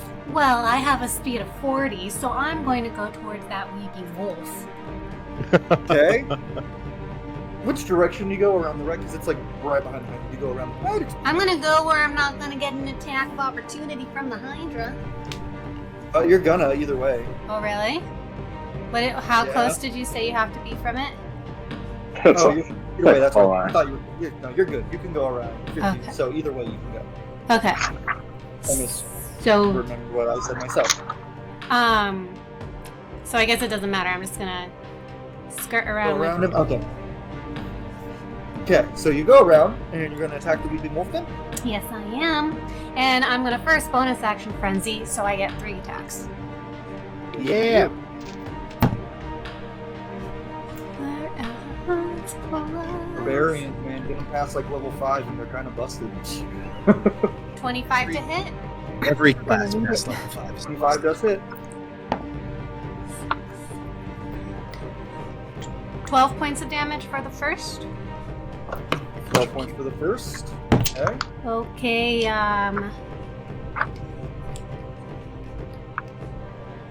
22 to hit. That hits. 13 points of damage. Okay, so that's a total of 24 so far. And one more. 17. Does not hit. Yeah, I didn't think so. Alright. That's my turn. Alright. So you guys watch as you see Car run up with her act and she just runs past the Hydra and she just and hits this wolf in the leg and then hits it again, and then with the third one he finally just goes with his paw like moves it out of the way of the little rabbit attacking him. I don't want the rabbit attacks a wolf. They had it coming. They had it coming right, all go up. Shank. I'm going to use 2 sorcery points, because I have those, to cast Mirror Image as a bonus action. So I am out of second level spell Okay. slot, halfway out of my sorcery. My sorcery points. Alright, I'll mark this stuff down. Mirror image. Creatures. 2 sorcery points. There we go. Yes, mirror image is a bonus action, and I'll look to the rest of the group, and I'm gonna say, I'm going to wait until it's distracted. If one of you will get close enough to engage it as well, this could be a very dumb thing. I draw my short sword and I sprint up to it, and I'll kind of like try and slide around to get a little bit behind it. Just to open up a spot for flanking with a teammate, if anyone feels so inclined. I hope to God. And I will probably provoke an opportunity attack, but I will hold my action to cast green flame. Green. That's a new one. Green blade. When I have another ally within 5 feet. Okay, so mirror image Thick Long causes 3 mirrors of you, Yes. correct? Yeah, I have it up. If And basically if, rolling a disadvantage to hit, right? And no, that so there's 3 of me, and every time something rolls to hit me, I roll a d20. And as each one gets hit, it basically I just have to roll higher and higher on the d20 for it to hit one of my mirror images instead of me. So it still might hit me. Okay. You ran up, did you run straight up at it to the middle, or did you run to one of the sides? I banked around. We'll say to the right side. Okay. So try that and get is a little 3. behind. So that is the side that has 3 heads. Let's go for it. 3 opportunity attacks. Use those reactions. Okay, so I'm. Hang on. So first attack hits a duplicate. Okay. So that duplicate's gone. Second actually, attack. no. Yeah, you still have to roll a hit. It hit. That was a crit. So. Oh. Glad it wasn't me then. Second one, second duplicate as well. So has to AC of 14. Misses. Okay, so I still have my second duplicate. So third attack hits me. Third attack hits you. Or is directed towards me. Still has to roll. That does hit. That is an 8 out of a nat 18. And oh man! It only has one attack thing. Okay, Hydra. It would have been a 26 to hit total. So that is 1d10. Okay, so that is 13 points of piercing damage from the one hit you actually took. Take it. Alright. Nice. Is that going to be your turn? That is my turn. As I'm like ducking and weaving through the heads. One of gets me, but I'm now standing at the ready, like moving the sword to get the flames going around it, waiting for someone to get close. Gotcha. I noticed real quick more that Vixen's camera dropped out. Are you fixing that? Mm-hmm. I am. Or she said she didn't mean to do it. She just texted me. She's like, I didn't mean to do that. I left it on so that y'all could. It's okay. It's fixed. Okay. All right. So now it is. It's Le Hydra's turn, and it's going to use its 5 actions. Whoa. So I like that. I like that. First, it's going to use its movement actually to move closer to the group. It's going to move to the 3 of you, Noel, Nyx, and. I would like to clarify. I am standing in front with my shield. Okay. Now. Gotcha.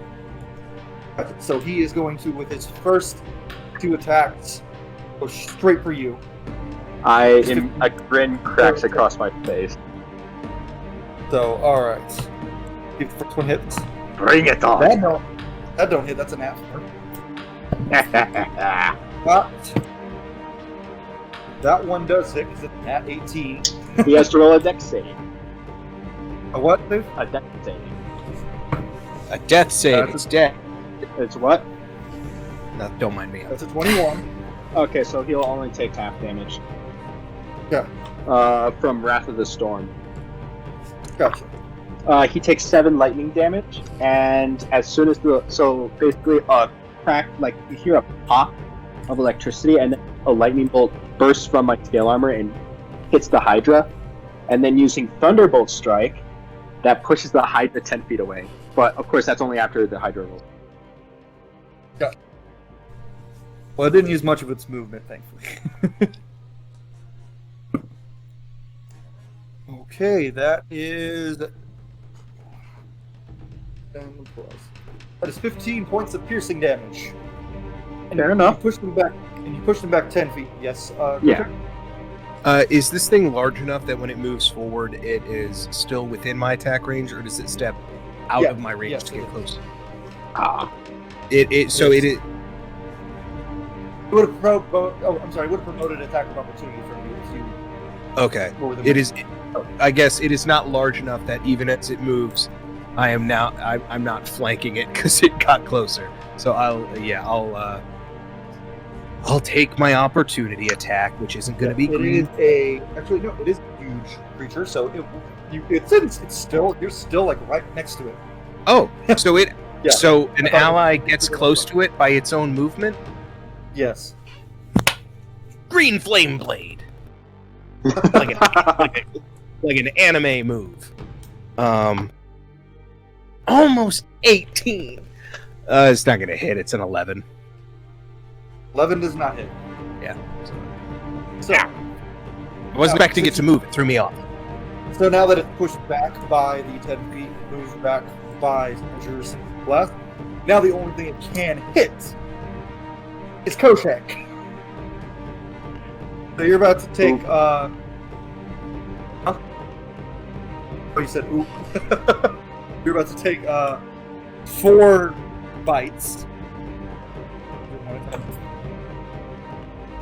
Okay, 8. That's a 23. Hits one of my doubles, so I only have one left now. Okay, so 23 was the first one to miss. The second one was a 11, so did not hit. And that would have hit me, so thank God. Okay, so the third one is a dirty 20. Hits my duplicate, and my last duplicate is gone. And last attack, that is a natural 20. God, so close. Almost had it. Almost. Just for reference, this is the first crit of the session. I think I may have mentioned this before. The way I do crits is I just roll double the die. Which is like doubling damage or some other shenanigan. So it's 2d10. That would have been. You take 20 points of piercing damage from that crit. Not a bad crit. I don't like that one bit. I don't like that. That's a lot of damage. So next is the Weeping Wolf. Go away, Wolf. All right. Yeah. So I made this boy up on my own, so but I still gotta check him sometimes because I'm. Ooh, that's scary. Forgot I did that. So he is going to turn and look at the little rabbit that is slashing at his front paw, and in his mind, because he's so he goes, "Oh look, I have a little snack." Wait, what was it? Oh look, I have a little snack. And he is going to first claw at you with his first claw. That is a 19, which thankfully does not crit with this attack. So that is a total of a 26 to hit. And that is 2. Man, I'm glad I figured out how to loop for the music, because this is making it way more engaging. Looking at the book like the book has it. That is going to be... So that is 13 points of slashing damage with the first attack. And then the second attack... Get this right. It's going to turn its gaze to the group standing back, since y'all are within 30 feet. And you each need to give me a wisdom saving throw. As he does that, that's Nyx, Noel, and Soljur. As he does that, my eyes are gonna kind of shine with stars, and I'm going to use my Cosmic Omen Wheel feature on Noel, so you get to add a 1d6 to your saving throw. I got a 22. And what kind of throw was it? Wisdom. Awesome. 17 with that plus from. Okay. Just out of curiosity, what was it about it? I got a 5 on the d6. It was 12 originally. Oh, that actually 14. saved you. Yeah. I got 14. 14. Nyx, you are now paralyzed with fear for 1 minute. Okay. And at the end of your turn, which basically means at the end of your turn, you can roll. You can try to roll again to break free. So is it paralyzed or frightened? Paralyzed with fear. That So like, basically paralyzed. mechanically. Basically paralyzed. Mechanically, you're Okay. paralyzed. Okay. Not I frightened. wanted to make sure because those are different things. Okay. Yeah.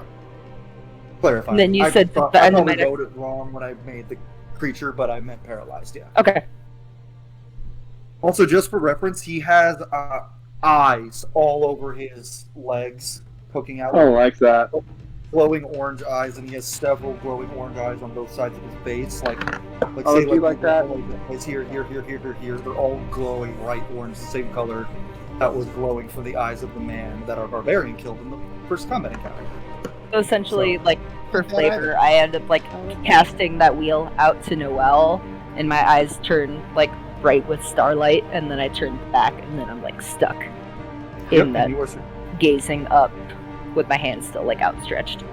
Okay, and those of you who are now immune to this ability for the next 24 hours. Woo! Oh, so that is his turn, and now we are back to the party with Soljur. Okay, so first things first, we're gonna slap a healing word on Koshtang. Thank you. Yeah, we're gonna quickly just slap a little level 3 healing word on him, real nice and quick. So that'll be 3d4.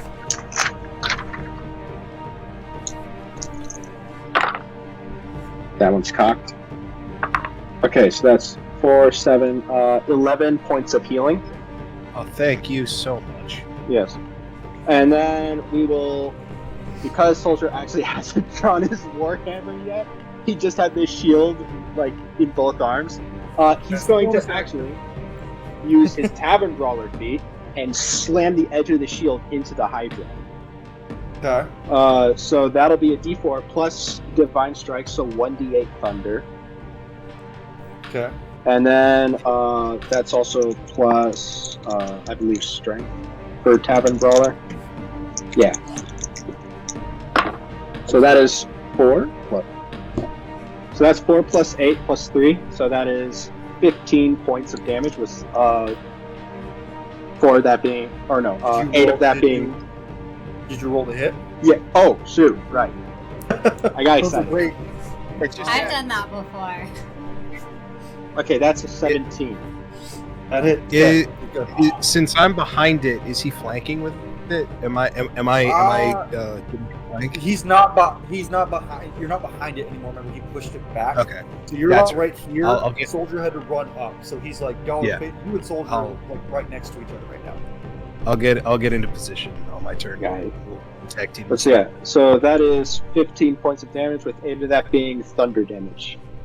Noise. Yeah. Okay. Cool. All Yeah. right. So with that, we are on to. I'm going to say who's on deck for now. Noelle, you are up with Nyx on deck. Who's the closest one to me? Hydra. Hydra. Okay. She's going to Full reference on the battlefield, like if they're like here, the Hydra's like here, and the wolf is like here behind it. Okay.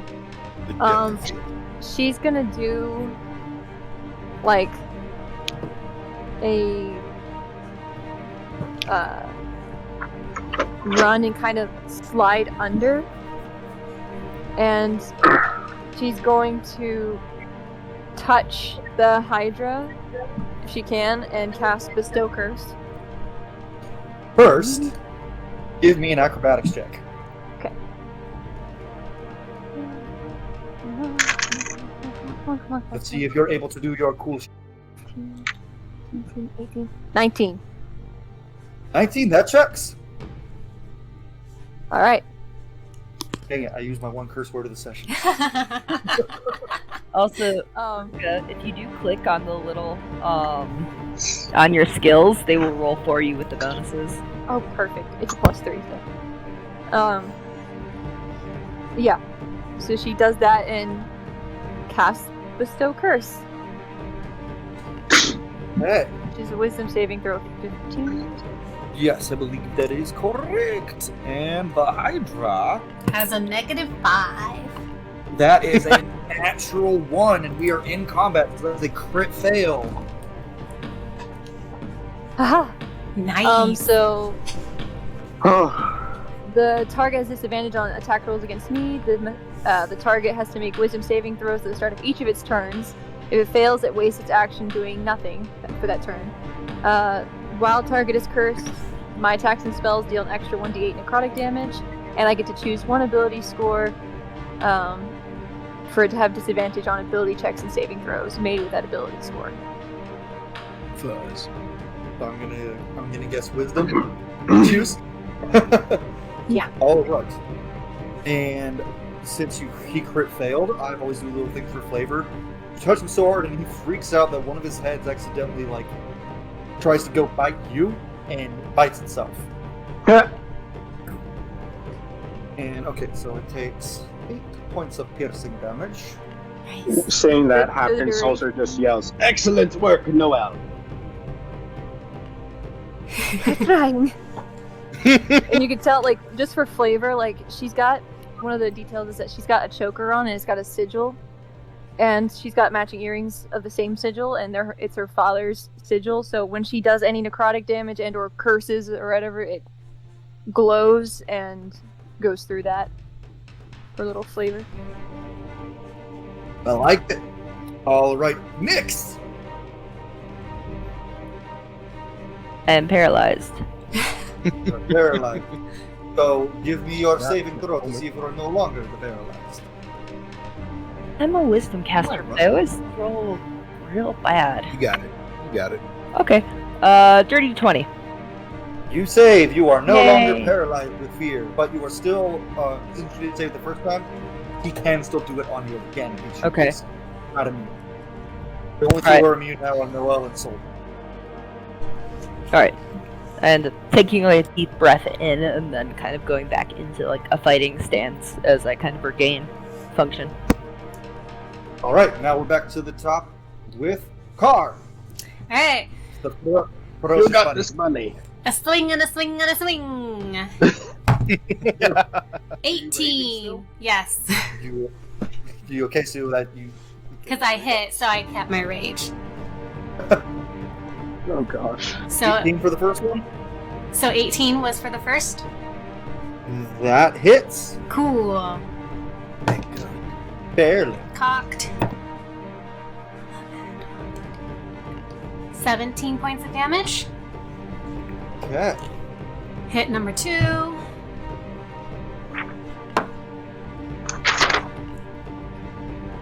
$21 to hit. That hits. 9 points of damage. Okay. And one more. 17. 17 does not hit. Yeah, that happened the last time too. Maybe I should switch my dice. People wonder why I like barbarians. Yeah. I also like sorcerers now, though. I've made 4 sorcerers in the past week. Nice. Like magic. Good class. And then playing a new campaign where I'm doing a barbarian blood hunter. Because I like it. So, now it is. It's Coach Hank's turn. All right, so I will move around it to get. What's this thing is huge? You said not large. A huge creature, yeah, huge monstrosity, yeah. What size is the weeping wolf? Is that also huge? Yes. Yeah. Dang it. All right. Well, I will. I'll use my bonus action to do as I'm circling around it to do a fainting attack. So I go to stab one of the heads, and when it moves and when it like ducks out of the way, I like go and stab at one of the other heads.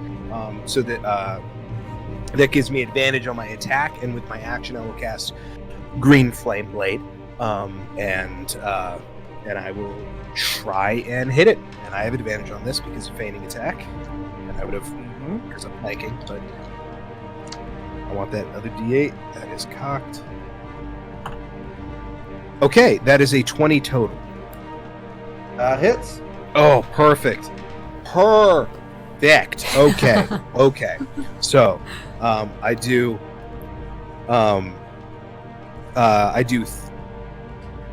3d6 because of the weapon and sneak attack, and then I do a d8 fire damage, and then I do another d8 from fainting attack. This is my big move. Oh, that's great. Do you need the fire damage separately? No. All right, so that is, oh my gosh, math. 8, 9, 13, 20, 27 points of damage. As you swing and you do all your damage, you actually sever the head you're attacking as well. That head just flies and lands on the ground. And 7 of that is fire damage. So I'd like to hope that that sears the neck. Jake knows what hydras do. I don't know if Koshank knows, but 7 points fire damage. Yeah, is that not enough? Ow. I don't know if that's enough. That's okay. Koshank doesn't know. Koshank doesn't know. He's just happy to contribute. Excellent work, Koshank. I got it. You got the hand. I'm gonna say that that's not enough to sear the head. Yeah, if it had been that's over fine. 10, I would have probably allowed it. Oh, that was a D8, so that would have been impossible. The wolf Actually, doesn't. If you're only rolling a d8, the head is seared. It now only has 4 heads. The weeping wolf doesn't happen to be within 5 feet of this thing, right? It's pretty far About back. 10, 15 feet back, yeah. Ah, so close. Never mind then. That's my turn. Alright, and speaking of the Hydra, it's reeling after having its head decapitated. The neck is like whirling all over the place, slamming all over the place. But that head falls and dies, and funny enough, that head actually dissolves away with magic after that head is killed. Hey. So now, it's a 4-headed Hydra. This I like Hydra, the 4 heads are going to turn to the 2 of you, and the first 2 strikes are going to go at Koshank. Let's go. That is a. That first one was a 16 to hit Koshank. That is a miss. Woohoo! Second bite. That is a 26 to hit. Yup. Nah. You rolled so high. That is Luke 11 Baldwin. points of piercing damage. Oh, I don't like that. Now the next 2 heads are going to turn back to you, soldier. Bring it on! Okay, maybe don't bring it on. Double nat 20. I don't like that. I have 1 destructive wrath ready to go. That better make a dex save. You're like, please? 19 on the save. Okay, well, I'm just going to use destructive wrath to make it max damage, so he automatically gets 8 points of lightning damage and is slammed back 10 feet.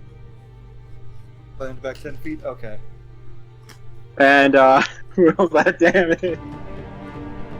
Oh boy. That is 8. 10. Or no, 4, I'm sorry.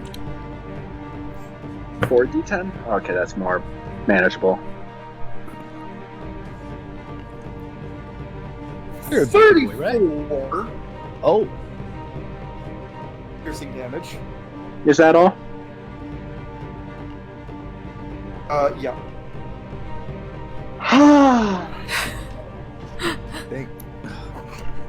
I fall to my knee and I go, ah!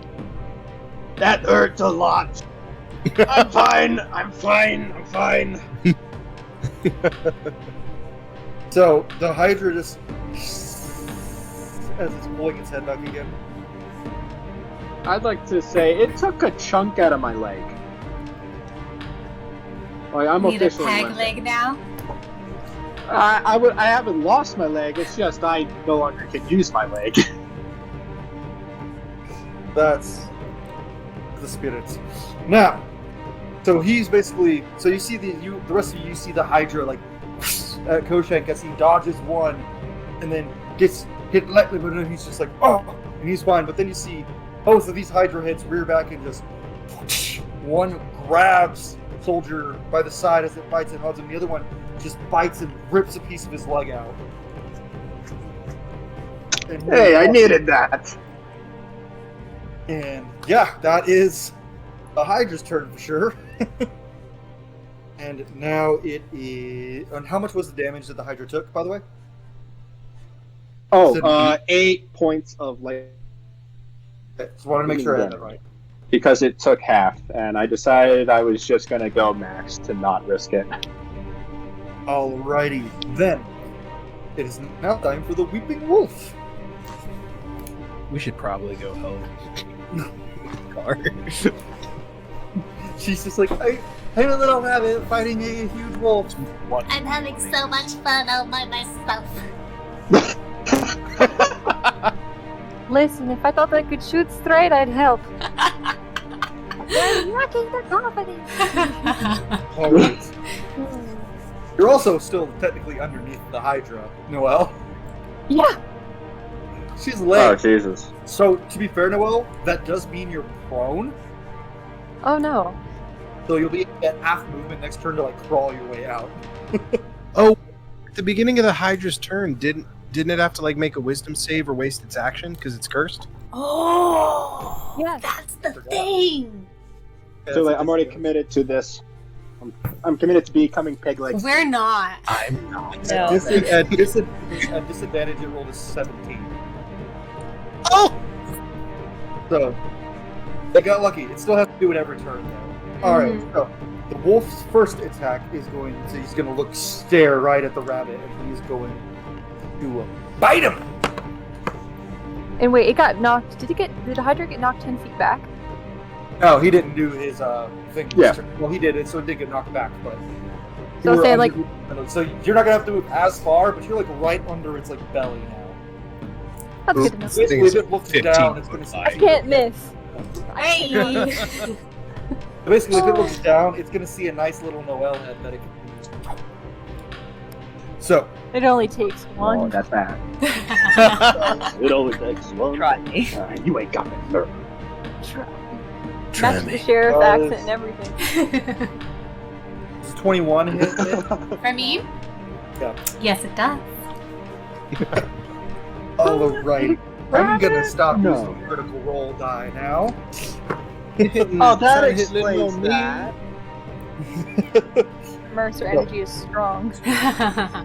One of my At least players it's not the Sam Regal so energy. If any of y'all saw that little one thing from the other night. Yeah.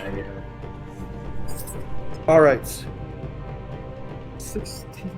Or, I'm sorry, 14 plus 4. So 18 piercing damage plus 5 aquatic damage. Cool. That's its first attack. The second attack, it's going to stare right at Koshank after seeing what it did to the Hydra. And within 30 feet of Koshank, any creature also has to make the same saving throw, except for... So, Noelle, you don't, and you don't, Soldier. Fortunately, Nyx, you are within that 30 feet. Soldier in front of me? Huh? With the shield? Isn't Soldier in front of me with the shield? Oh no, this is the frightful wolf. Yeah. Oh, I see. I I'm missed doing it. it to Koshank and anything within 30 feet of him, which includes you and only you. I gotcha. So give me a wisdom saving throw, both of you. Let's see if a druid can make a wisdom save for once. I probably can. Okay. 21. 20. 21. You are both safe. You are now immune to the frightful. You are now immune to living nightmare. Hell yeah. So you think I'm gonna let a dog Bug scare me. He snarls at you as blood drips from his mouth. The blue blood drips from his mouth, and his eyes go very orange, and the slits get super narrow, and he stares right at Koshank. And in his mind, he hisses, "Oh, don't worry. I haven't forgotten. You'll be my first that I devour. You wounded me with an arrow." Yeah, actually, he started at lower than max HP because Koshank shot him, so he started at lower than max HP, so that's why he's mad. So, with that, it is no longer the wolf's turn, it is now a soldier, and then Noelle is on deck, followed by Nyx. So, getting up with extreme difficulty, Soldier's gonna throw his shield down and just grab his warhammer with both hands, and then, well, first, he then raises his hand up, causing divine light and lightning to crackle within his hand, and he summons a Guardian of Faith in the image of Valkyr, hovering right above Koshank. And then he will proceed to take his warhammer and just lunge with his one working leg at the Hydra and bring it slamming down on the body. Okay. Give me let's your... see. Oh boy. We'd love to see it. Okay, that is a 17. 17 to hit. Yeah. That on the Hydra. That hits. Yep. Yes. Okay, and so then because he's used both hands, it's going to be a D10 plus a D8 of thunder plus 3 strength. So D10 first. That is 5. That is 8. So 13 plus 3, 16. With 16. That's a lot of damage. Yeah. I like the picture, by the way, Ruka. In the chat. Yes. They know we're live, so they sent it for good luck. Aww. She's under a Hydra right now. We can't talk. And the music's gonna get more intense because of it. We need to save this sweet baby. Alright, now with Sweet a summer child. 6 worth of damage on to the Hydra. So, you can tell, Soldier, with that damage, it kind of wobbles a little and goes, and it looks a little hurt. And then, just like glaring at it, I just like a little bit of blood like kind of pools out of my mouth, and I just like mutter, "Is that the best you got? I thought mud crabs more fearsome than you." So for reference though, Soldier, because you were the one who said he takes a chunk out of my leg, your movement's at half now. Oh yeah, no, I accept that. Yeah, good. Just making sure. I was like, you did that to yourself. I'm basically permanently forced to like just like if I ever want to try to move, I have to like lunge with my one working leg. Otherwise, I'm forced to kind of kneel on my not working leg. Alrighty. So with that, it is Noelle and then Nyx. And then we'll be back at the top with Car.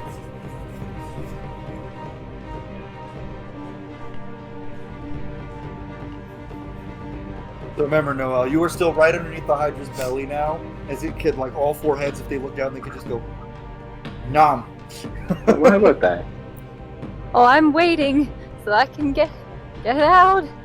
It's your turn. Oh, okay. So, I was like, so she's going to,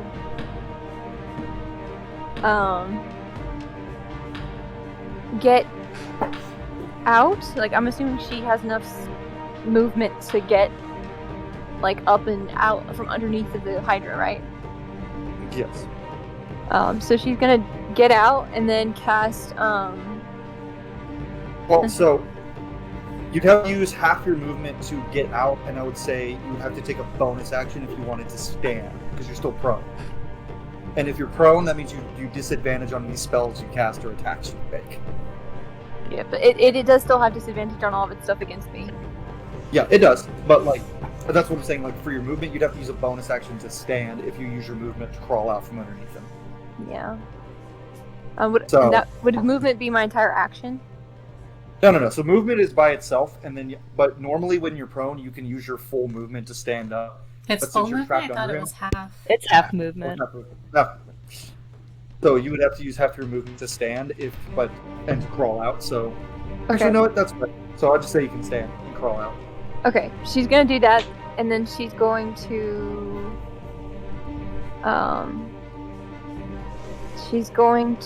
cast Enemies Abound on it. Okay. What's this? I always want to search for super. It's an intelligence save, 15. Well, that's not a good save. That is a natural 2. The Hydra does not save. And that means it can't distinguish friend or foe.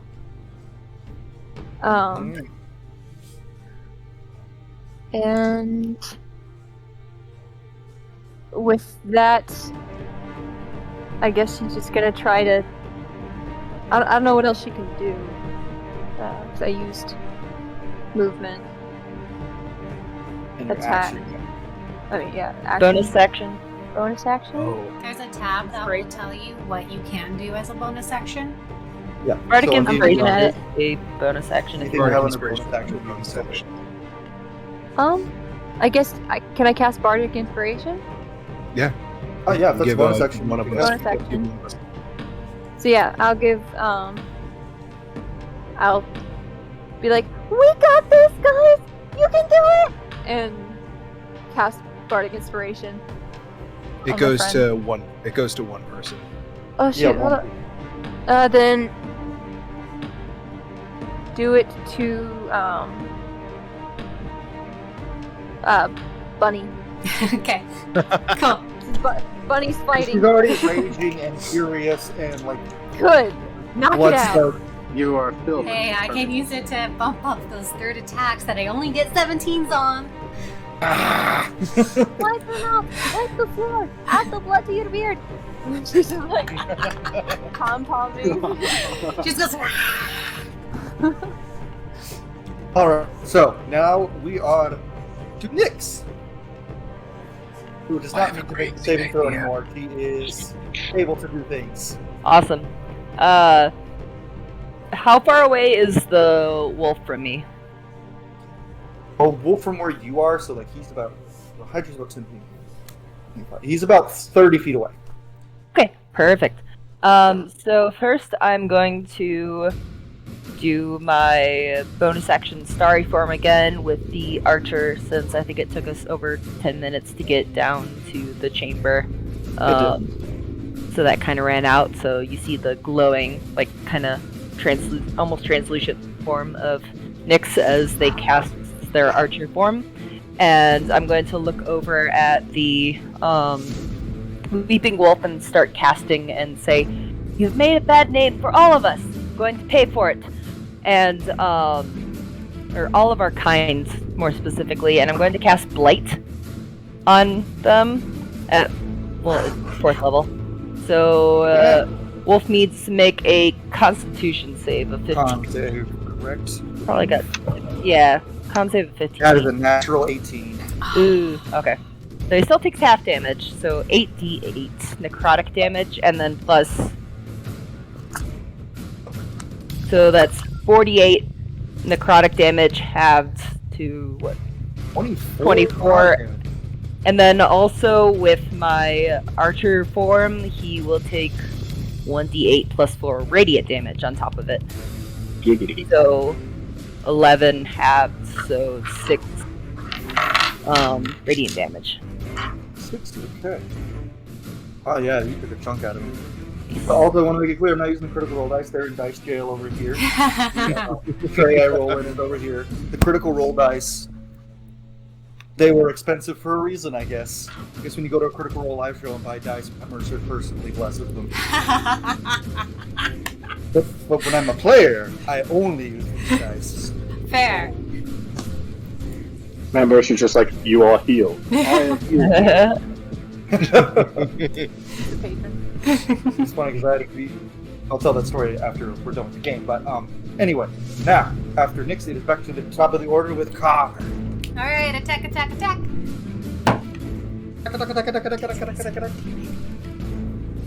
23 to hit. Don't kill him. Yup. You know what its AC is now. I do. Okay, that's 10 points of damage. 10? Okay, and how are you swinging? So she's by his leg, right? Yes. And you said there were a bunch of eyes on it? There's a bunch of eyes on like the upper part, and there's like one on the forearm part. Okay. The foreleg. Can she reach? Are they like too high up, or? You hit the one on the foreleg. So she's gonna just hack a tree at that one.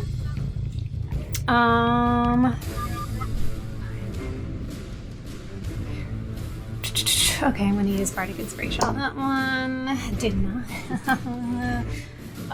Yeah, that one misses. Right? What? Hold on, it was 13, so yeah, that misses. And the last one, natural 20! Roll me that crit damage. So you do 2 of the, or you double how many? 2 of the damage dice. So if your damage die, let's say you're using a great axe, then you roll a d12. You roll 2 d12s. Got it. Okay. Do you get a bonus crit die from barbarian stuff? Bonus crit die?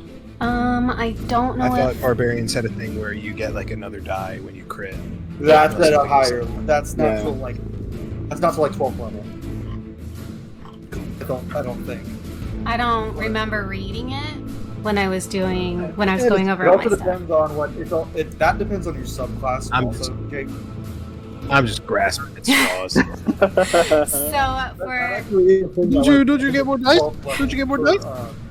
For wolf totem barbarians, I believe. Oh, okay. So for this one, she's going to take her rabbit hop and jump up 15 feet. And then kind of just swing herself and then straight down into the spine. One of these will do that, but okay. 17 points of damage. So you guys all just look as you see this little rabbit. She hits it once in like the foot, and it looks like it does damage. And then the second attack, she swings and it baps her away.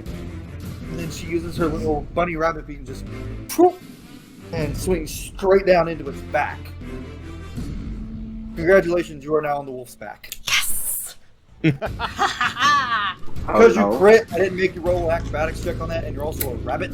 So this is cool. It's cool as heck. So this rabbit folk race is kind of interesting. It's a fun one. That's my turn. All right. I hit 3 times, That's so your we're turn. good. All right, go Shank. Alright, I have an absolutely insane idea. So Koshank's gotten hit a bunch of times. So like his shirt is like torn, like his sleeves are torn to shreds, and like some of his, because he doesn't wear armor. But you can see he's got these brass scales on his like arms and on his chest, because I'm a draconic ancestor sorcerer. And I look up at the Hydra because I see that it's a little confused from the spell. And in draconic, I call to it, and I say, you think we're the biggest threat? Clearly, that beast back there is going to kill you. It is your greatest threat right now, and I want to try and convince it that the weeping wolf is actually a bigger threat than us. To hopefully, maybe get it to attack it. And since Noelle cast her thing, it doesn't know friend from foe. Yeah. So, fun fact: Hydras aren't draconic. Koshank, no, that is. It was worth a shot. It's like a dragon. I don't care. Okay, I'll still try. I will give you a shot. Roll me a persuasion. Charismatic as heck. Roll me a persuasion. Alright, and it's not technically a dragon type. No. It's a monstrosity, I think. So roll me a Oh well. persuasion check. Doesn't matter, because I still have expertise. Alright. Give me that persuasion. So close to a 19. But that is a 20 total. You hear a whisper, and you just like, and you hear a voice in your head. Oh my, oh no, this. And it then turns one of its heads to face the wolf, and the rest maintain playing on the rest of you. Okay, I'll take that. So basically, like you see, like the Cool, head and then I'll goes use through, my and one of bonus them goes- action. This one goes, "What?" And like, since the snake and it can just do that. I will then. I'll use my bonus action to help Car and give you advantage on your next attack. Hey. That's kind of. I just kind of call out, "Go for the neck!" In the neck. Her just pops up, her eyes are wide, and they just zone in right there between the shoulder blades. Oh my god. What's your party's battle plan? Everyone buff the barbarian. Fair. I mean, it works. That's my turn. Keep the rogue alive. It's like whenever you're fighting a beholder and everyone's like, we can't do anything. The barbarian just goes, yes. Yes. My turn. So now we are to the Hydra. So it's not going to attack Koshak now, but it is going to bring 2 attacks down at Sir Soljur. Armor, protect me! I dropped my shield! Oh, that's a miss. And that is a crit. Well, I mean, hey, I rolled a 1 on my crit, so. First things first. Man has to roll 2 dex saves. First for for Guardian of Faith, and then also because it hit Wrath of the Storm. And disadvantage. Oh, that's not a wisdom Disadvantage. saving though. It's only disadvantage on wisdom saving throws. Sad days. Because you specified wisdom saving throws. So no, it's cocked. That is a 16 and a 14 for the first save and a 16 for the second. First save fails. 16 passes. So the Guardian of Faith will raise its sword and just slam it down into the Hydra, dealing 20 radiant damage. And then the Wrath of the Storm, because it gets half, I'm just gonna have Destructive Wrath deal max, so it takes another 8 lightning damage and then gets bashed back 10 feet. And now damage can be rolled. Sorry, I meant you're still taking the wisdom saving throw at the start of each turn. Yeah, he passed this time. He rolled a 19. Is enemies bound concentration? Is enemies about concentration? Yes. It is. So's I think Bestow Curse is too. Is it? Yeah, Bestow Curse. Concentration up to 1. Further away, he doesn't have to make the saving throws anymore, so since you cast enemies abound, his enemy is abound on him not. So that is, hey, he rolled low on one of his dice. So that is a total of 17 piercing damage. Only had 2 HP. Oh no! It's down. So yeah, That's I not just good. get slammed into the ground. The ground just cracks beneath me, and I am out for the count. So now it is. It's going to attack the wolf, and it actually does hit. And Yay. the fourth head. Oh, and also the fourth head was cut off by the strikes. You did over 25 damage, so the fourth head got cut off by your guardian. But it only gets 3 attacks, and one of them is going to use the wolf. That's something. We love that Guardian. A good 8 That's a points lot of damage. Now it's the Weeping Wolf's turn. So, Soldier. He's dead. He's already Not dead. attacking you. So I gave it this thing. That's a thing that exists on other creatures. Each creature has 0 hit points and is still alive within 15 feet of the Weeping Wolf will succeed on a DC 15 Wisdom saving throw or die. Give me a Wisdom saving throw. Are we? Well, No, we are. Too far. You're fine. You're fine. Too far. Yeah. Oh, You're just out of range. You're like 20 feet from him. I was about to put it up in the hands of the gods. You're good for right now. For now.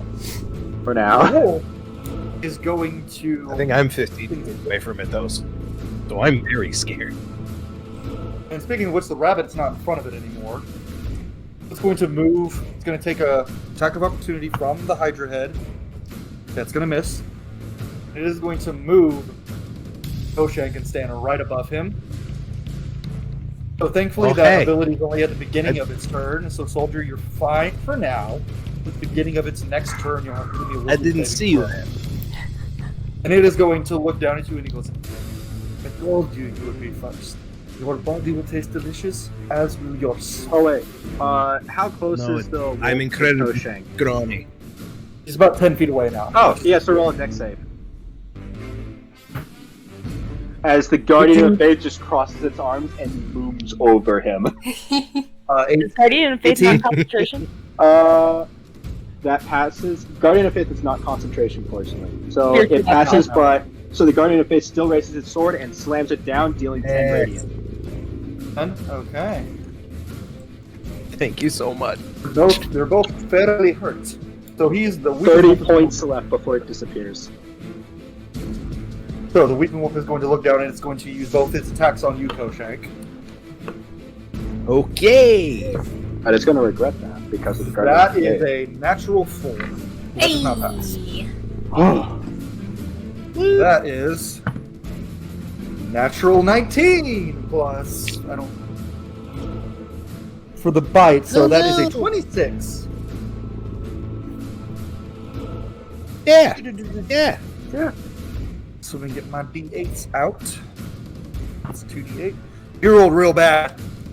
So that is 6d8 piercing damage, and then for the necrotic damage, 3. Wait, no. I'm sorry. 10d8 piercing damage. 10d8 piercing damage and 3 necrotic. I forgot to factor the plus 4. So 13 total damage. Oh. I thought you said like 10 D8, and I was like, no! Yes, sir. I was so scared.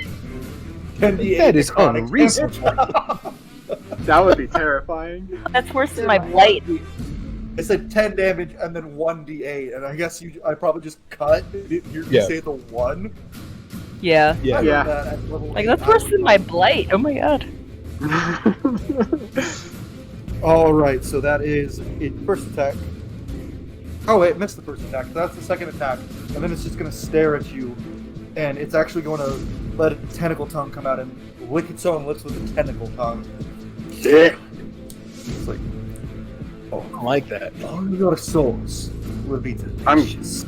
I'm glad I'm unconscious for this. So now mine is that it. Soldier, give me a death saving throw. Woo! We're gonna go with the soul dice. 18. That's your first save. Yep. I do the on a death saving throw if you roll a nat 20, that is that you are stabilized. I don't do the if you roll a nat 1 you're insta dead, because I played with the DMs who did that before and I was like, what?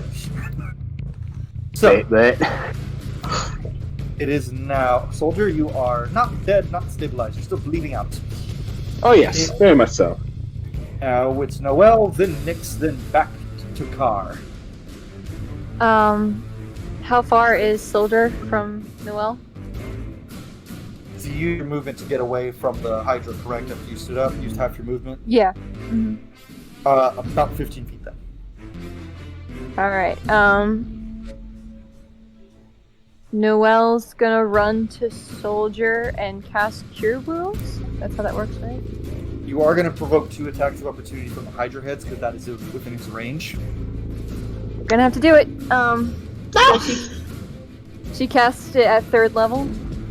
Okay, so you hit. You're saying? Let me see. That would be 3d8 plus. I have it automatically on my spell thing. Okay. So do a 17 and a 16 to hit. That they get an attack first before I cast it? Yeah. So you're running past. You're running through his range. Okay, they both hit. Okay. So that is 2d8s. Don't you have to Hydras run are out of range to get opportunity attacks? Not with the Hydra. They have reactive heads. Yeah. It has reactive heads.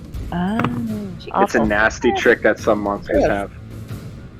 So that is only a total Kinda like the of spear 6, 8. That's Polar 14 piercing damage. Rolled real bad. Okay, now you cast your spell. Yeah.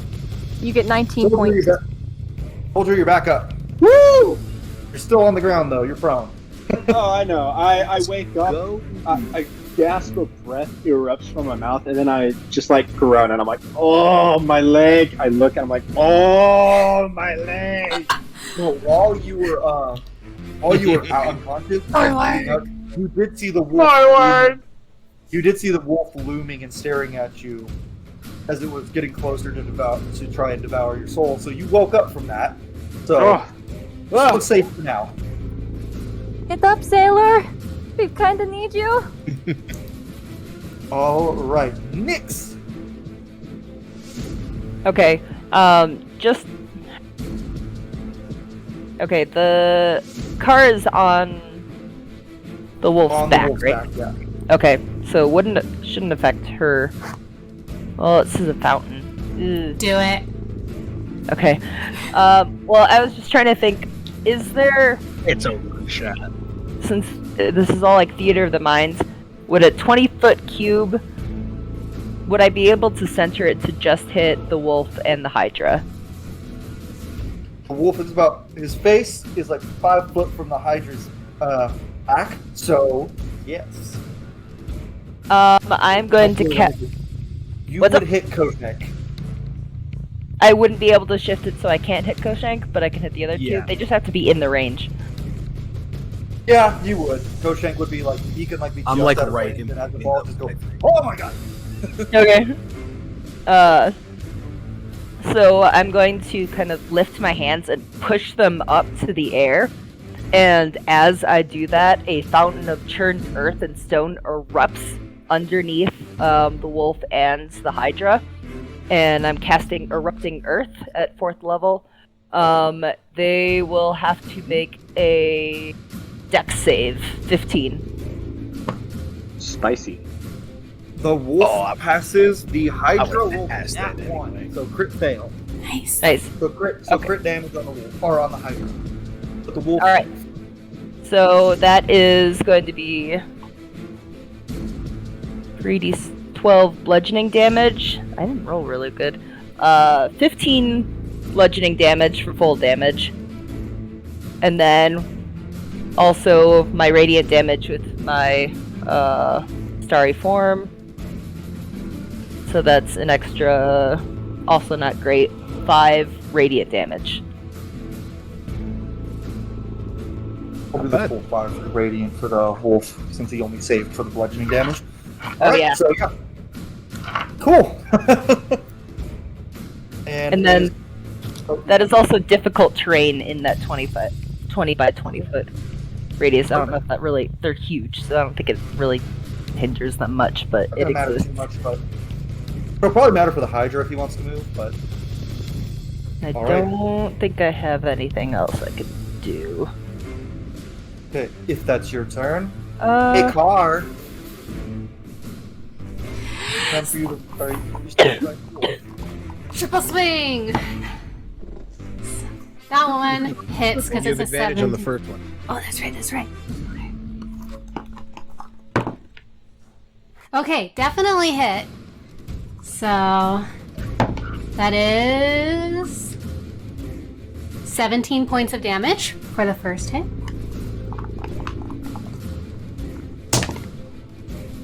That one hits also for... Ooh, not so great. 10 points of damage. And that one misses. It's like a trend. You always miss the last hit. I know. So basically, you see this little rabbit just whacking into the wolf's back. Right between the shoulder blades at the neck. And he's like, so that is the end of your turn. Koshenk.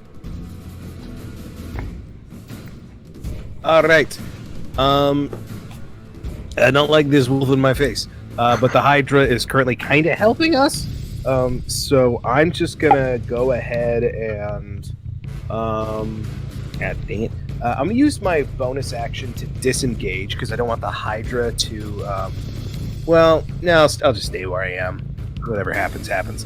I will use my bonus action to take steady aim at the wolf. So I won't move this turn, but I will have advantage on this attack with Green Flame Blade. Oh, it's gone. Okay, so that's either an 18 or a 17. So a 25 to hit, not a crit. All right, so I get sneak attack on that. So this is, very good, very good. So to the wolf, that is 11, 13, 20, 24 points of damage, 7 of which is fire. Okay. And I'm not moving because I took that moment to. So that's my turn. That's your turn. Okie dokie. And I say to the wolf, I'd like, you would not enjoy eating me. I am scrawny and gamey. There is not much good meat on my bones. So he just looks and goes, I'm more interested in how your soul tastes. Oh, that's not great either. So, the Hydra, who is very pissed off at both the wolf and a couple of the others of you who've been attacking it, it can't reach Nyx. And it has to make a dex save. It has to make a dex save? Guardian of Fate. Yeah. Yeah, cleric.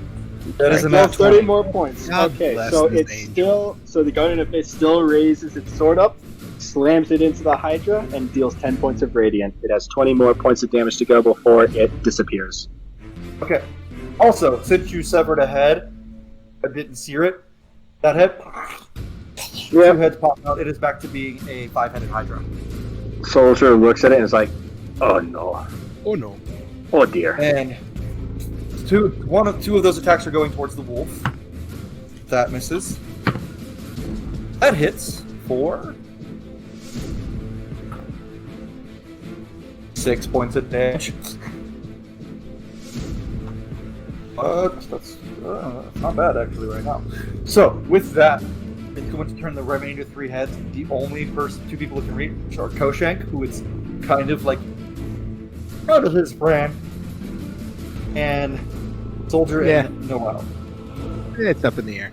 2 of the heads are going to see Soldier as the weak one is going to strike at Noel.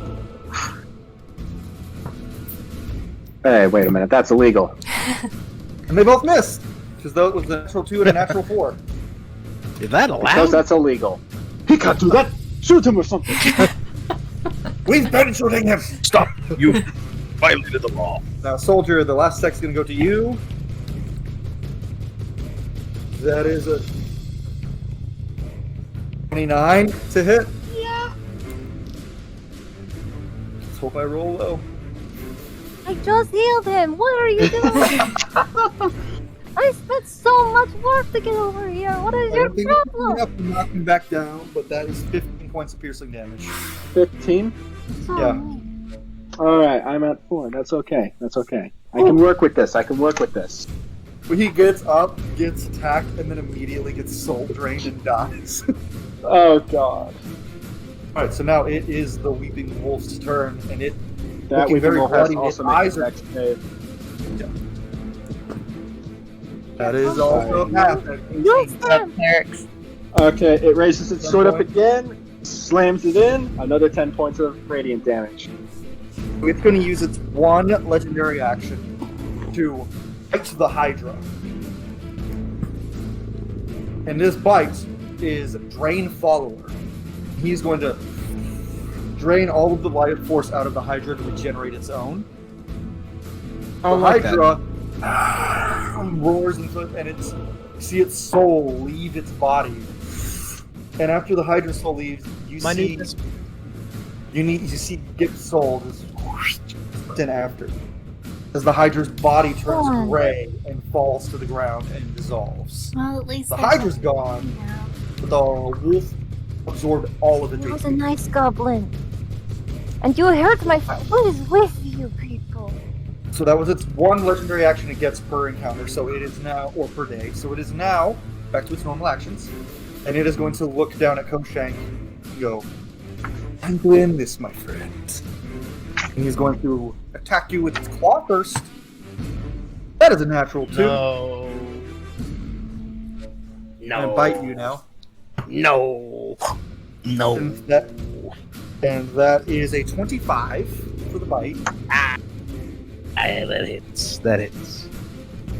Alright, so the bite. Too quick for those paws. But not that mouth. I'm hanging in there. Not that mouth. 11. So that is 15 piercing damage, and for the necrotic damage, that is 8 necrotic damage. Okay, I'm less okay. Oh, you're not down yet, so. I'm still up. Oh, am I frozen? Yep. Yeah. I'm at 13. Alrighty, so with that, Hydra's body starts to drift away and dissolve away. While the wolf, with this last thing, it snarls at you and it goes, "None of," and in your mind, Julia, "None of you are leaving here alive. I will devour each of your bodies and each of your souls. Then I shall return to that little town as dear Rusty and continue to kill them all." And it's now Soldier's turn. So Soljur is going to actually toss Koshank a healing potion of greater healing. And then he's going to slam his You fist. don't have to toss it. He's literally standing right there. Oh, okay. I hand it to him. Very politely. I'm just like, hey. You go to toss it, and I just turn around. I'm right. You're like, Oh, sorry. I can't see through all this blood in my eye. But it's like, I would have made you roll both athletics and slide check each of you, so it would have been like that scene in Dragon Ball Z where Gohan misses the guitar. Like, wait, what? Oh. Oops. So. Okay, so yeah, I hand it to him, and then I, just because I'm so exhausted, like, I have a chunk of my leg missing, I'm drenched in blood, I'm just gonna, like, weakly, like, hit my fist into the ground and activate, and suddenly, like, a blast of light just barrels down on me along with the lightning bolt, and I cast Beacon of Hope. Okay. So, all of you, not the wolf, now have advantage on Wisdom saving throws and Death saving throws, and you regain the maximum number of hit points possible from any sort of healing. Yes, you do. Cool. Let's get her done. Get her done. I like how Jake got frozen. Somebody got frozen like this. It's like, oh. All right, so it is now with that after Soldier's turn. It is Noelle, then Nyx, then back to Car. She's gonna like, shouldn't you heal yourself? Don't you have potions? Shouldn't you drink them? To Soldier. And she's like, well, okay then. And then she's gonna. The crew comes first. That is so stupid. Drink your potion. She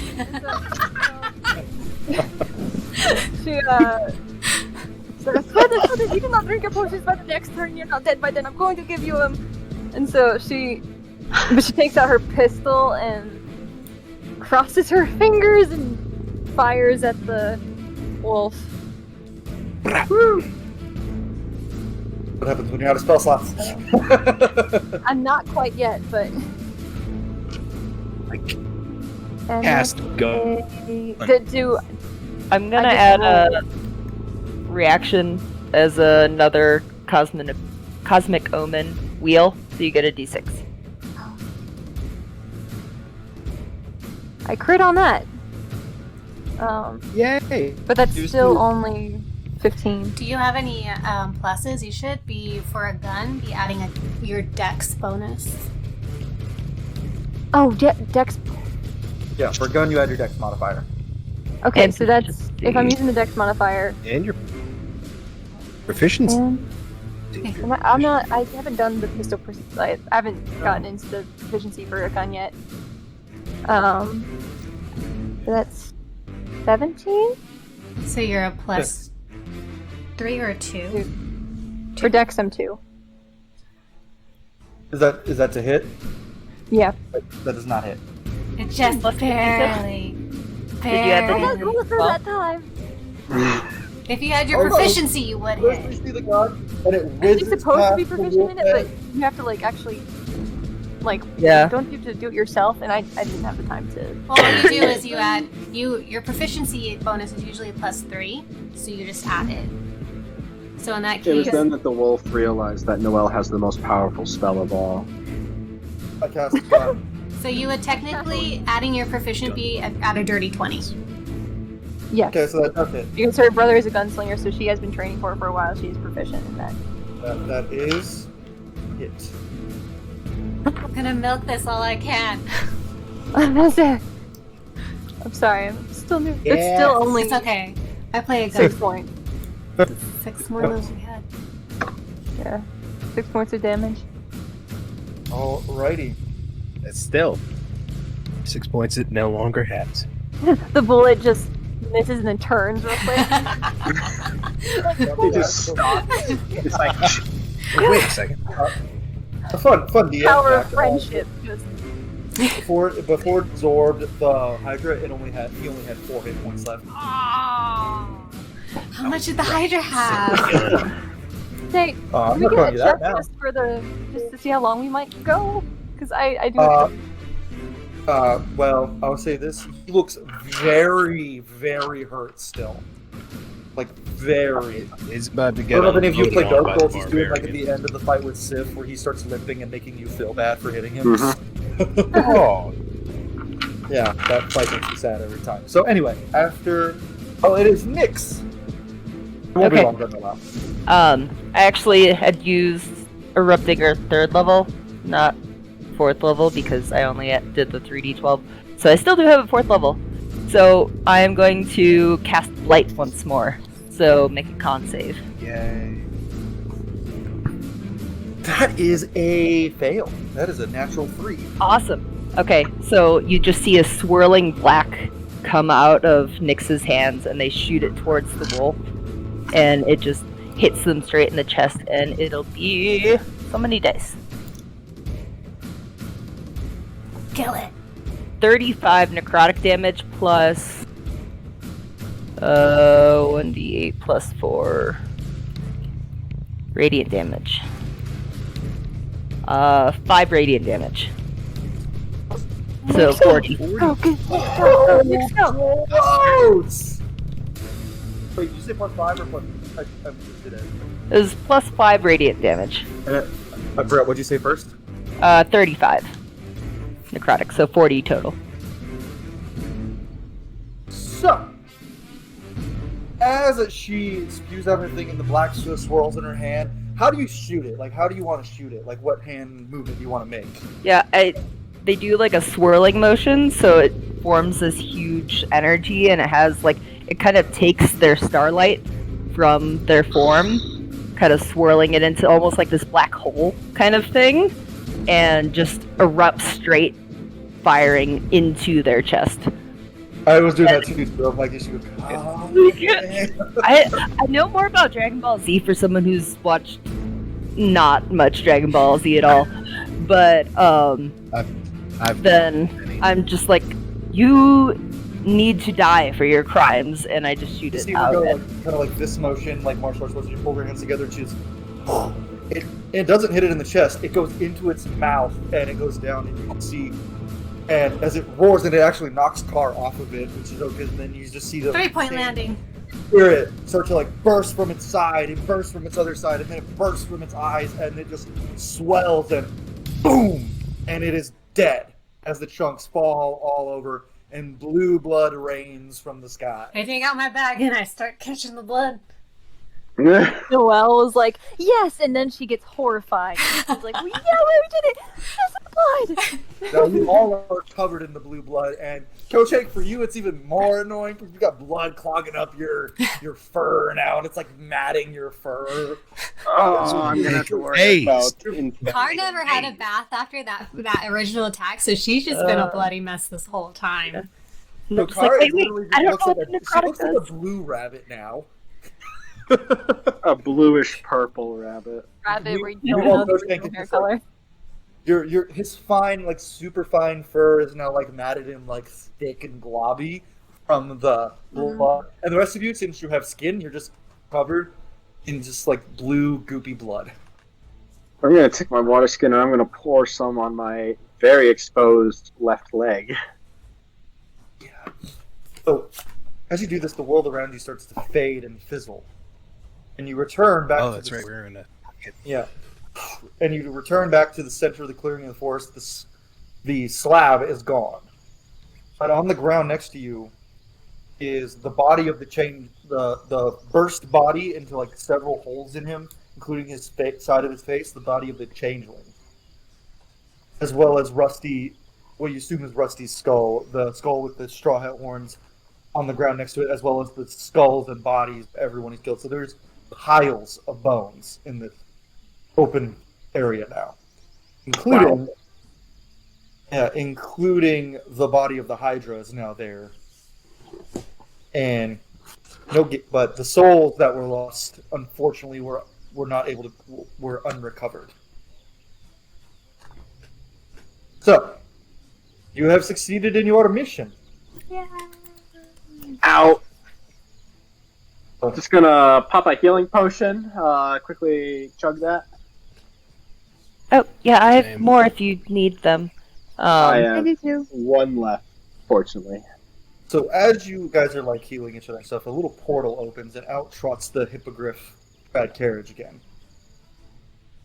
And the man kind of opens it and he just goes, "Have fun, darlings," and smiles at all of you. He goes, "I must thank you. It was quite a bad name for my people." And he touches the changeling, and the changeling's body morphs into a fawn's. He goes, "He simply underwent the guise. I've been trying to get him killed for quite a while. Thank you, my dears." No problem. He goes, "Ooh, that leg looks very bad.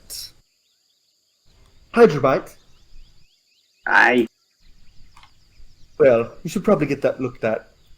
He opens his hands and he puts his hands like this and opens it, and the trees uproot themselves and walk and move to form a pathway back out of the forest. He goes, "I won't be helping you anymore, but just know," and he like smiles, "Soljur, Nyx, Noelle, I'll be seeing you all very soon." As he writes your names down into a little notebook, he goes, "Thank you so much for bartering with me." And then he climbs back into his carriage, and the hippogriff actually takes flight.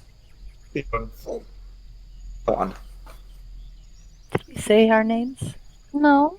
Yeah, I didn't think definitely so. did. Yes, but we didn't give him our names.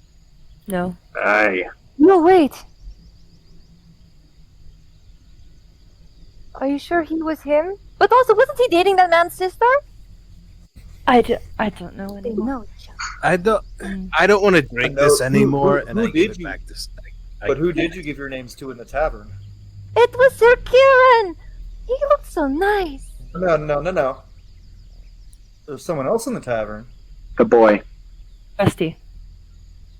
Oh, the boy. And Rusty too. And Oh, and that elven woman was. stabbers everywhere. She is on a high. Yeah, well, It was always the elven good woman. thing I didn't give him my name. Based. Oh wait, that doesn't make any sense because the only person you didn't give your name to was the fake keep. Didn't you give you gave her name to the guard? And the Rusty. Yeah, but I didn't buy anything from him though. I No. didn't buy anything. It was in a bar. You're He going to knows my have to name, ex- but no transaction took place. Oh, but to say you're I going to don't have to. know. Someone's I going to have don't to sit me down and understand explain Fae. to me all of that because I that's have only- very new to me. Wait, since he was Sir Kieran, do we still get our gold? Do we still get the It's rest of okay. our gold? No, wait, no, he was the boy. That's it. Oh, no, thank God. he was Let's the get back to mayor. town. Yeah, Anyways, yeah, could it was the someone mayor help and me, then the boy. limp Yeah. back. I Not appear you. to have lost function in my left leg. Yes. Also, in the point of being honest after all this nonsense, and they don't really know how to like kind of phrase this after all this, but Nyx shapeshifts back to their changeling form. Just almost everything's pure white, but like a shock of still purple hair. Kind of similar to what they were, but I wasn't tricking anyone. Just it's them.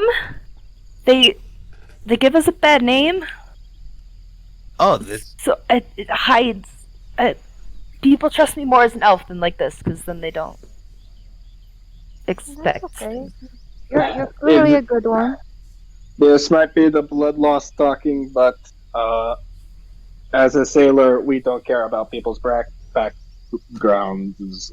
And he's like very delirious. Yeah. He's also losing a ton of blood, and he had like 2 HP. So Are you still need help? Cure We wounds. drank. I'll cure We wounds. drank a healing. So you see, like, through his arm, you look at the ground. The ground is now stained with red blood as he is just bleeding profusely. Yeah, Noelle was like, "Oh my goodness, I'm so sorry." At the excitement of all this and all that, and so she'll cast cure wounds at the 4th level. I still have Beacon of Hope on, so that'll be 4d8. So 32 plus what? I just rolled 21, so. Well, Beacon of Hope well, makes no, it so Beacon that of you Hope get makes the it- he does whole not. thing. So what do you add when you roll your dice for your heal? You add to 4d8 plus 4. Plus 4. Oh, okay, so 36. Yeah, 36. So I am 36 at for heal. 40. So you see his wound kind of like close, and he even gets a little bit of his flesh back, but it's not fully healed. But you can walk on it again. Here, I'll help you up. Thank I'm a you. lot stronger than I But look. you can walk.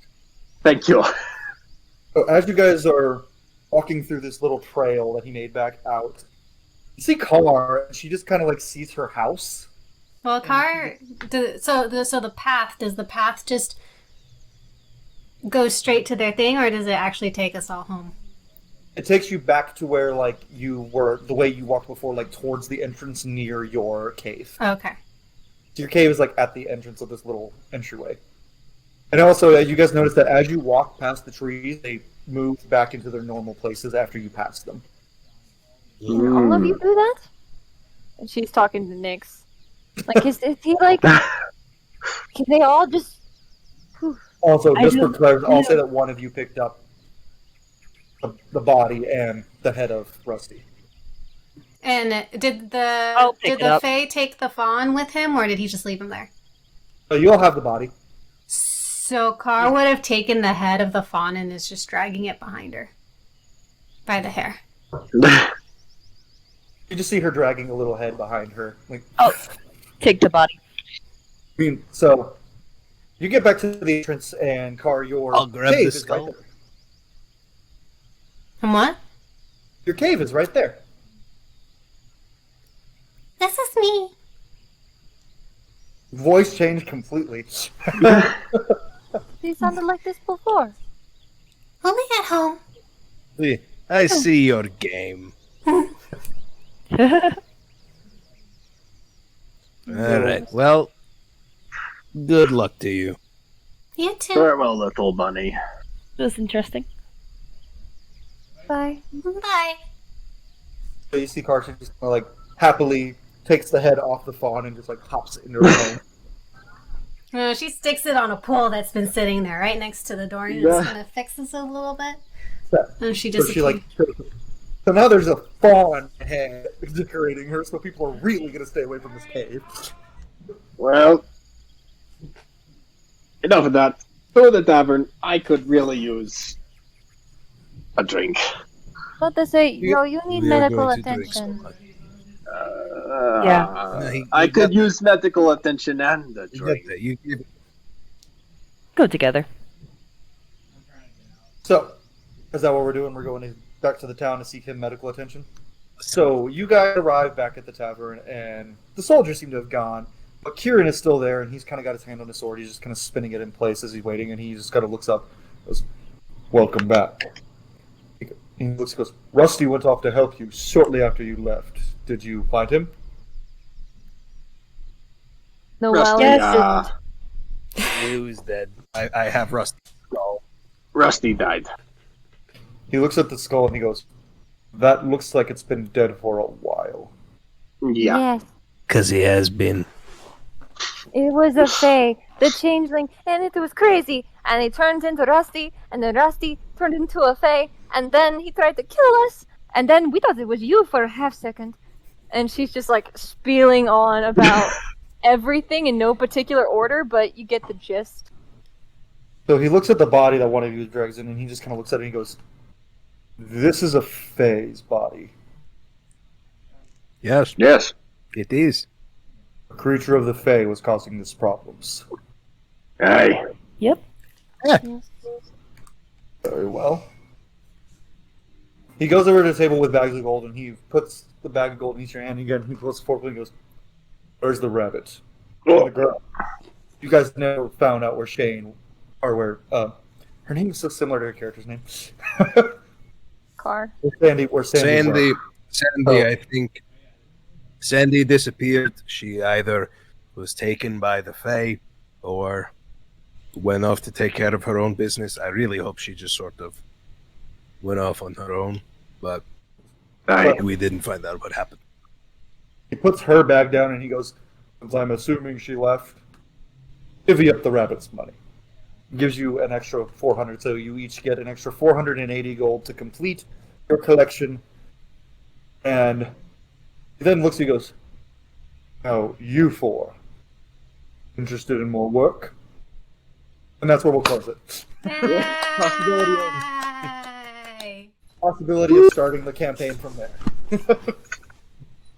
So, I hope everybody had fun. Yeah. That was a lot of fun. That was. That was a real nail biter. For real.